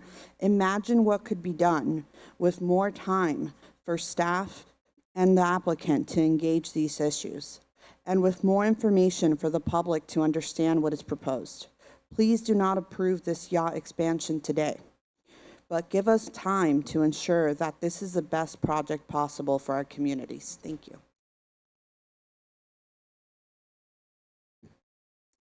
Good evening, Commissioners. My name is Alex Regalado. I work at the Long Beach Convention Center and at the Queen Mary. I live in downtown Long Beach.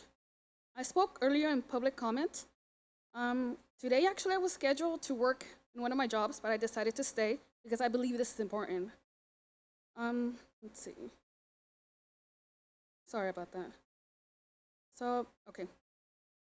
So I could speak about the Long Beach Yacht Club directly. As I mentioned earlier, coastal access and parking are very tied together. For working class people, limited parking opportunities means limited coastal access. With 1,000 members and only 75 parking spaces on the location, I am concerned that making the Yacht Club larger could make it even harder for people like me to visit the area. And I live in downtown Long Beach. I've gone to 2nd Street, and parking is very, very tight. So please take the time to address this issue. I know this is a very interested, educational, and resource, but it's a long term, so please wait. Thank you. Eve Harrison, Andy Seymour, Jose Garcia, and then we should have 3 people left on Zoom after that. Good afternoon, Chair and Commissioners. My name is Eve Harrison. I'm a student at Loyola Marymount University, and I'm here to support Unite Here Local 11. I'm asking you to please delay approval of this project to give the community more time to assess the project and for staff and the applicant to address concerns around public access and lower cost recreation. As of last night, the Yacht Club has now committed to providing some benefits and access for the public, but there needs to be more time to assess these proposals. Are these measures commensurate with the increase in the scale of the club? In the past, private clubs have offered public benefits to encourage coastal access. The SVBSM LLC project, a private club proposed in Santa Monica in 2021, committed to providing space to local nonprofits every week to address access concerns. Are the proposed partnerships here adequate to promote lower costs? Californians and the Commission deserve more time to assess them. Please delay the approval of the expansion and the Long Beach Yacht Club. Thank you so much. Should have Andy Seymour and Jose Garcia left. Hi, good afternoon, Chair Harmon and Commissioners. My name is Andrew Seymour. I stand with Unite Here Local 11 and urging you to delay this project until concerns around parking, coastal access, view impacts, and unpermitted development can be fully addressed. While we welcome the memorialization of public benefits provided by the project, we still believe more analysis should be done to address whether these provisions are adequate to address Coastal Act Section 30213. Neither the addendum nor the CCC staff report cites Coastal Act Section 30213, which reflects the coastal policy to encourage lower cost public recreational opportunities. Quoting now. So quote, lower cost visitor and recreational facilities shall be protected, encouraged, and where feasible, provided.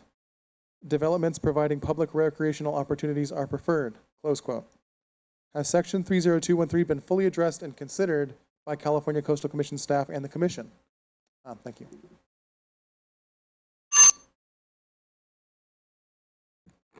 Good afternoon, Commissioners.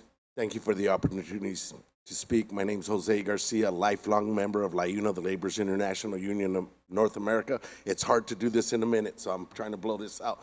I had so much to say, but one of the biggest opportunities here brought by this developer, it's private money. So when they choose to infuse union labor, skilled labor, workers from the area, it is a blessing. You bring in a company from out of town, they take the money and go. These people have chosen to use community members. They have the backing of all the people in the council, the city. They've proven things, and we stand behind them 100% because many people will benefit from this project. Apprenticeships will benefit from this project. A lot of low-income families, like they said, and I don't know if you guys heard it, but I heard free 99, free 99, free 99 for the kids. I love that. I have a 4-year-old granddaughter that I would love to take sailing. Thank you for the opportunity to speak, and please, please take that into consideration and pass this project. Thank you. We have 3 left on Zoom. Susan Kirks, I'm going to unmute you. Go ahead and speak, Susan Kirks. Good afternoon, Harmon, Vice Chair Harmon, Commissioners. Although I realize it's late, I really regret that we only have 1 minute to speak. I'll try to be quick. Susan Kirks, conservationist, experienced individual with birds and wildlife. I'd like to support the comments that were given to you by the Sierra Club, and I would like to focus my comments on the rookery. The great blue herons, the snowy egrets, and the black-crowned night herons are large birds. Their nests are large. They have a high fidelity to their nesting site, and they will return to it year after year after year, as will their young, who fledge, grow up, fly away, and then come back. I would very much like to see involvement of international bird rescue, located in San Pedro to help cultivate and develop protections and rescue and treatment for the birds that fall from the rookery. And also, I'd just like to thank your staff for their management of public. Great job. Thank you so much. Okay, next we have Jordan Sison, followed by Charlie Carno. Jordan, you should be able to speak. Thank you. Greetings, Jordan Sisson, Local 11's attorney. On parking, just 5 quick points. 1, the project doubles the club's square footage. This allows more members on the site at any given time, which does increase parking demand. 2, we appreciate the additional TDMs, but on first glance, there is no mandatory CTR program. There is no performance standard, and there is no guaranteed ride home program. All things mentioned by CAPCO, which we provided. Third, 130 large events per year is significant. We provided photo evidence of existing impacts, such as a 2-day weekend event held in October of 2021, which overwhelmed Basin 4 parking. 4, the project relies on a 2023 parking study that has multiple red flags. Why was that study not presented in the coastal staff report? Why were the field surveys not performed during peak summer seasons? And why was the survey conducted during actual large events? None of that was provided. 5, LCP explicitly states that all the islands parking impact. Thank you for your time. Thank you, Jordan. Next is Charlie. Charlie, I've unmuted you. Go ahead and speak. Hello, my name is Charlie Carno, and I'm here with Unite Here Local 11. The Coastal Commission Enforcement Division is currently investigating unpermitted development, including unpermitted structures built around existing pool areas. In past cases, the Commission has deferred action on the coastal development permit in projects with unpermitted development until the enforcement action was completed. Why should the Commission not follow precedent and defer action until these unpermitted developments are fully analyzed? We're still concerned these unpermitted developments may have had impacts, for instance, on views. In particular, the staff report mentions an unpermitted wall, perhaps referring to the approximately 15-foot tall wall that currently blocks views with Alameda Bay. With additional time, impacts on views could be mitigated with something like a green wall with native plants that could enhance the project. So a delay to complete the investigation may be appropriate for the project, so the staff and applicant can consider if mitigation is needed. Thank you. Thank you. That completes all the public comments. Great. Thank you very much. And thank you for the public for sticking around to share your testimony. So with that, I'll close the public hearing and turn it back to Mr. Hudson if he'd like to respond. Thank you. I just have a few responses. There were a few questions raised by some of the members of the public. First, several of the United Here speakers requested postponement today. I would just like to note that this item is at its Permit Streamlining Act deadline, and thus we don't have the ability to postpone this matter, and it requires action at today's hearing. There were also comments by some of the Unite Here speakers regarding parking issues and concerns that the parking would act, that this is an issue and limits public access. And of course, we agree with that concept that parking can affect, lack of parking can affect public access. And to address that issue, the conditions of the coastal development permit, and as modified in the addendum today, includes an expansive transportation demand management plan, which includes many innovative provisions. It encourages alternative forms of transportation, both for members and employees. It requires free transit passes for employees, provides new provisions where before employees were allowed to or required to park in the public parking lot. That will no longer be the case, and they'll be prohibited from doing so. They'll now be required to park in the private parking lot that was previously available to club members only. There's, I would also just note that there were questions raised regarding unpermitted development on site. And as Mr. Sy mentioned in his presentation, there was some minor unpermitted development. There were some cabanas and a wall added, but they did not, in our opinion, block any new significant views because there was an existing pool house that existed from the 1960s across the majority of that site, and that already blocked views. So The wall was located between the existing building and the parking lot. We don't believe that was a significant impact, but regardless, all those unpermitted components, the bungalows, any of the structural additions, they're all going away. They'll be demolished. This is a complete renovation. And so those are demolished as part of this application, and there's no request for any after-the-fact approval before us today, just demolition, and then replacement with the new larger structure. But we don't believe that the new structure, again, is going to result in a significant new impact to public views because there was previous legal and pre-coastal development that stretched across the majority of this site.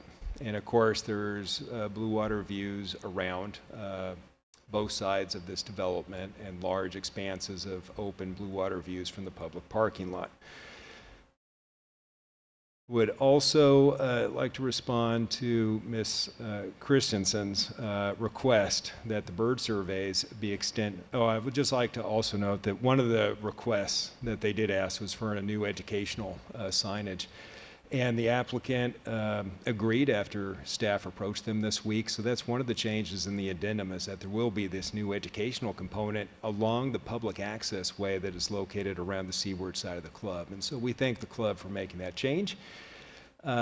Staff is not in agreement, though, with the idea that the bird surveys, which are necessary to ensure that adverse impacts during construction from noise are minimized during construction activities. The current condition requires our standard 300 feet radius of surveys around the project site. The rookery that was mentioned by Ms. Christensen is, I believe she told me that was located approximately 600 feet away, and of course we expect birds would be found there.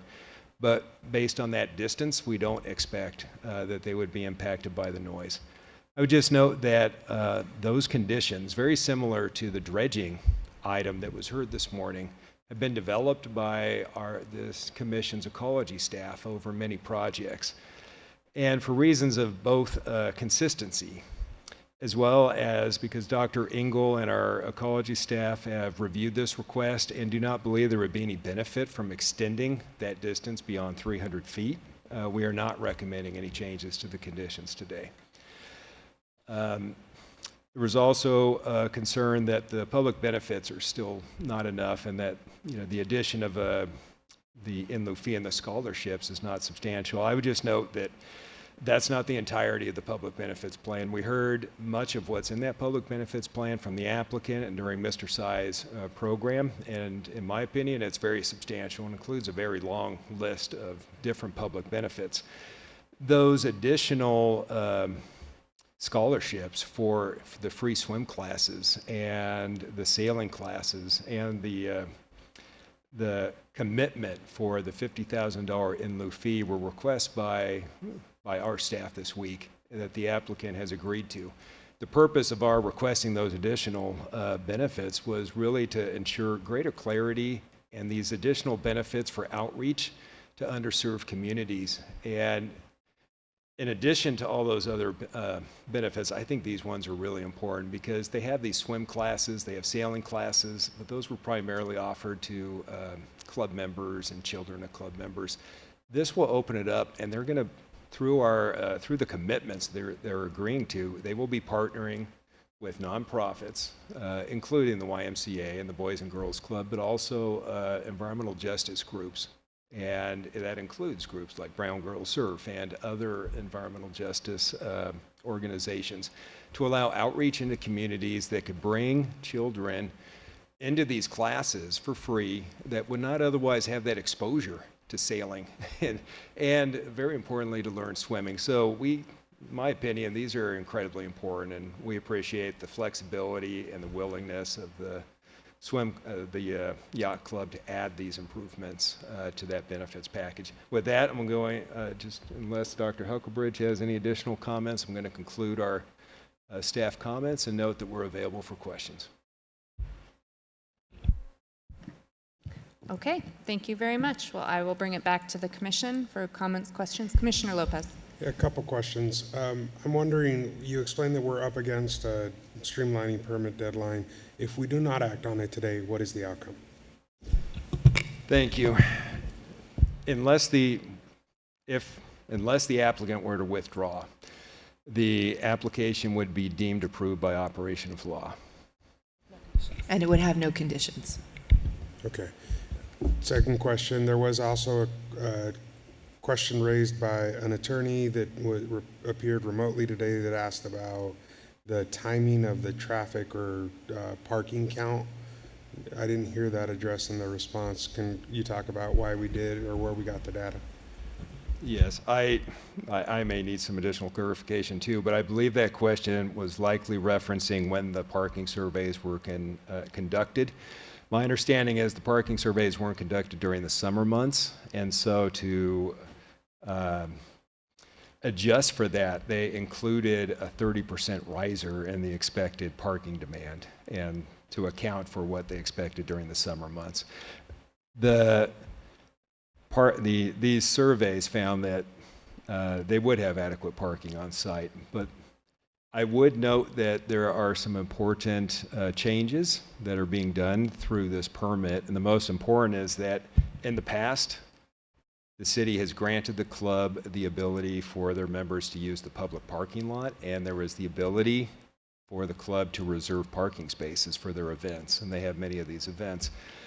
The Transportation Demand Management Plan, pursuant to our conditions, will eliminate the provision that allows them to reserve spaces. If there is any overflow of either members or visitors to this club during these events, they would of course still use the public parking lot, but that would now be on a first come, first served basis. That's helpful. Thank you. Commissioner Jackson, then Commissioner Preciado. Thank you, Madam Chair. Thank you, staff. Thank you for all the speakers today. I appreciate your advocacy and your passion. A couple questions. I was glad to hear you talked about the pool, because the pool is very important. Everybody wants access to a pool. Pools are often not part of, there are things that are in the club and out the club. And I certainly applaud all the sailing and all of those activities that are being offered, because that is critical and crucial, and the more, the merrier. And I'm glad to see the pool included, because the pool is often that amenity that particularly private club owners don't want to share. So to the extent that you can continue and look to expand that, I think that's very important, because pools are at a premium. So that was good to hear. With regard to, I was just curious to the other amenities. If somebody's there sailing, using the pool for lessons, are they able to go in and buy food, buy Cokes, or are they allowed to use the dining facilities while they're there sailing or swimming? Do they have access to that inside amenity? My understanding is that would make the most sense, is that they would have access to the club. I don't know that the extent of what sort of dining is actually available in this facility. That would be a good question that we can invite the applicant up to discuss how they would envision that would work in the public benefits package, that there will be this final public benefits program that will be submitted for review and approval, and those sorts of details we will certainly address. We could ask it's the just something applicant. I didn't mean to spring it on you. I just, going through your community benefits, I was happy to hear, and those are just things that sort of came to mind. So if the applicant can speak to that, if that's okay, Madam Chair. We're thinking alike. So I'm told that, and I know this from experience, having been born and raised in Long Beach and knowing that club. So meals are typically provided as part of these swimming programs and sailing programs, so that youth or public, whoever comes, will have access to that. And in addition, I don't want to forget about the community room.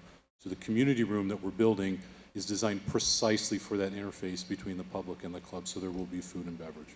Fantastic, great to hear. And while I have you up, if that's okay, I want to talk about parking, because I was glad to hear about special condition number 14, which now mandates employees to park inside the 72 parking spots. So within those 72, that's also private parking for members.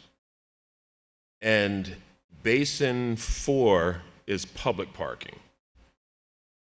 And part of special condition number 14 removes that previous reservation piece. Correct. Does that remove the four cars parking for a member of the club who has a boat? It's a good question. That's a city issue, and so we are working with the city to change that. How that ultimately gets changed, we're working with your staff on too, because we want to make sure that the city who has oversight over that is aligned with coastal. But our intent is to change that. Correct. The other thing, Commissioner, if I may, is there's also off-site parking, which I think was not mentioned in the staff report. So we have a contract in place with a private property owner for up to 100 spaces for these overflow special events that we can also access. And I think that's great. I'm glad that you're looking at that and the shuttle piece. But the reservation component was removed. However, a boat owner / yacht club member who can park already within the confines of the club and then could park up to 4 cars on the public parking lot right next door, I find that disconcerting and akin to an access, well, it is not akin, it is. Even if there's no reservation component, those that live in, highly congested areas understand how the parking game is played. And 4 times, I think there were 46 members. That is 184 spots. Right, when a boat owner rents a slip from the city, be anywhere from $700 to over $1,000 a month to rent that slip. And that slip includes 4 guest permits for the boat owner, their family, and guests. It's there's a red curb all the way along the edge of the water that's dedicated to only those boat owners. No one else can park in those. So in effect, that's not public already. There's 54 spaces along that red curb, and that's the Marine Bureau's orchestrated that. When we were talking with the city about this during the CUP process last year, the city gave us credit for just 1 of those 4 permits. So it's 46 extra cars. That's what the parking study used in calculating our demand. And the TDMs would help offset that 72 cars plus 46, and then offset against our peak events. If it's too big, then we have the other 100 spaces that we can rent from the private property and shuttle people in. Does that make more sense? So if I'm understanding this correctly, 46 members of the club have preferred parking to Basin 4. Is that preferred parking to Basin 4 open to other boat owners? Yes, so it's not just the club. That's what Lisa Meyer was just reminding me of. That's a City of Long Beach program where they issue the permit. So it's not just yacht club members, it's boat owners. Okay. That may be yacht club 4 members. seems a bit excessive. If I can, we agreed with the city to look at ways to change that, and we were only captured at 1 in our parking study for that very reason, so that shows our good faith on that issue. Okay, so the 46 members of your club that now already have a place to park, I guess the question is, are they going to continue to maintain those 4 non-reserved but exclusive permits for Basin 4 that is essentially private parking, but really isn't, is public parking, but really isn't, because all those boat owners and 46 members of the club can park up to 4 vehicles each, which essentially turns that public space into a highly used boat owner parking lot. It's rare that everyone who rents a slip is there all at the same time, and it's rare that they use all 4 permits at the same time.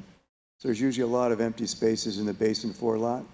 The Basin 4 lot doesn't compete with commercial projects like Second and PCH, or sooner or later somebody mentioned Basin 2, 3, and 1 have intensive competition. But Basin 4 is a residential area, so we don't have the competition like the commercial sites do. Take it away. I'm sorry. We don't own that marina. Those slips do not belong to Long Beach Yacht Club. Right. Those slips are all owned by the city. All of those spots there are not owned by Long Beach Yacht Club members. Okay. The majority of those boats got in it. that Basin 4. Understand, Okay. understand. So, notwithstanding the non-yacht club members who are using base 4 up to 4 spots each, wow, the 46 members of your club who have a place to park now will still have 4 spots in that public spot. Currently, yes, but the city won't commit to that. So they're only giving us credit for 1 per slip rather than 4 per slip. So is in that Cal's. then, is that what is going to happen going forward, that 4 is going to be reduced to 1? That's up to the Marine Bureau. Well, does the club have a discussion with the city? Yes. Okay, so Yes, that discussion is ongoing, Commissioner, so that's why it may seem a little fluid. That's part of our ongoing discussion with the city. I can guarantee you from experience that will change. Okay, so it's the...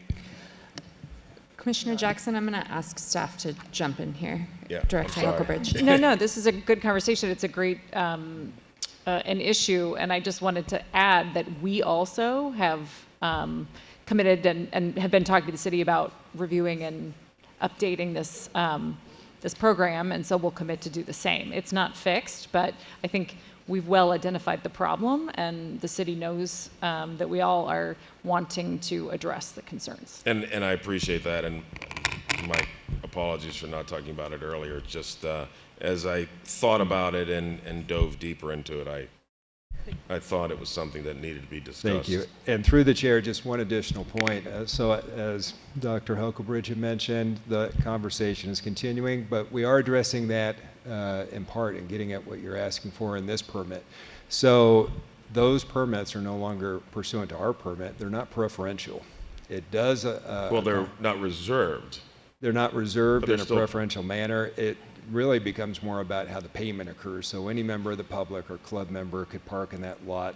The city's agreement with the slip holders is for those 4 passes for those holders. Right, but they would be providing that free of charge, and that's what our understanding is, that the city is now reevaluating with the yacht owners. Our condition, as you noted, what it accomplishes is that those folks would no longer have a preferential status over any other user that is paying for the parking lot. And I don't mean to quibble here, but if an individual who owns a boat, who's a member of the club, who has a place to park within the club, also gets 4 passes, right?